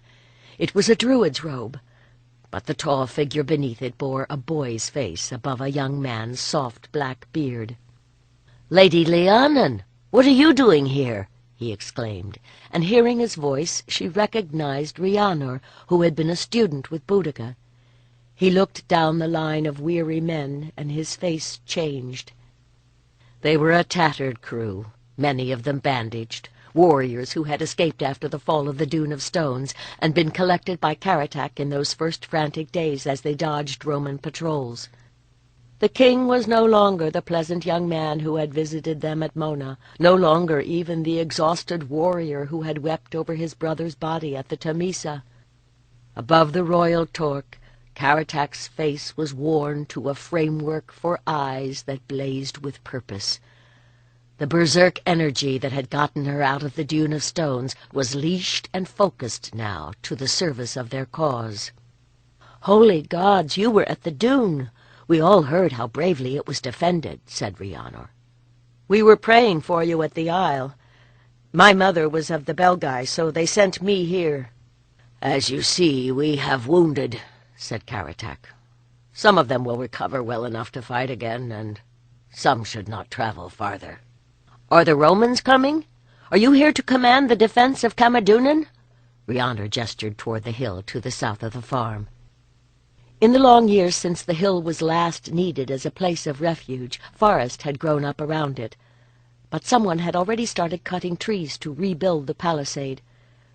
With a kind of numb despair, Lhiannon found herself calculating where an enemy might try to scale the hill. Karatak shook his head. "King Meglorious is sending men to hold it. I must fare to the country of the Silures. The tribes to the north and west will be our best defense if the south fails." He turned to Lhiannon. "Lady, I will be traveling fast and hard, so I must leave you. This dune guards the approaches to the summer country, and from here you can find escort to Mona or to Avalon." "Thank you." It was all she could say, though there had been too many nights when she had cursed him in her heart for not leaving her to die with Ardanos. Rhiannon helped her to dismount, and together they watched the king ride away with the 3 of his own tribesmen who had survived. She wondered if she would ever see him again. "Ardanos is not with you?" ventured Rhiannon as he showed her where she would sleep until more huts were built in the dune. "We were separated when the enemy broke through. I last saw Ardanos with some of Antibrogios's men. Karatak got me away, but we have had no word of the others. It is most likely," with an effort she kept her voice calm, "that he is dead, or captive." She had sought him on the spirit roads without success. In her current state of weakness that might mean nothing. Surely if he had been killed she would have felt his passing. But if he lived, why had he not reached out to her? "Oh, my lady, I am so sorry," exclaimed Rhiannon. "We all knew how much you loved him, and he you. Otherwise you would have been made high priestess instead of Helva." Lhiannon closed her eyes in pain. Did they all assume that she and Ardanos had been lovers? It seemed hard to have the reputation without having had any of the joy. And yet that was not entirely true, she thought, remembering how they had lain together beneath the moon. Soul to soul they had been united with a completeness that few who had experienced only the body's sweaty couplings ever knew. "My lady," he said then, "have you had any word of Boudica?" We hoped that she would come back after your visit to Avalon." "She chose to return to her tribe," Lhiannon said steadily.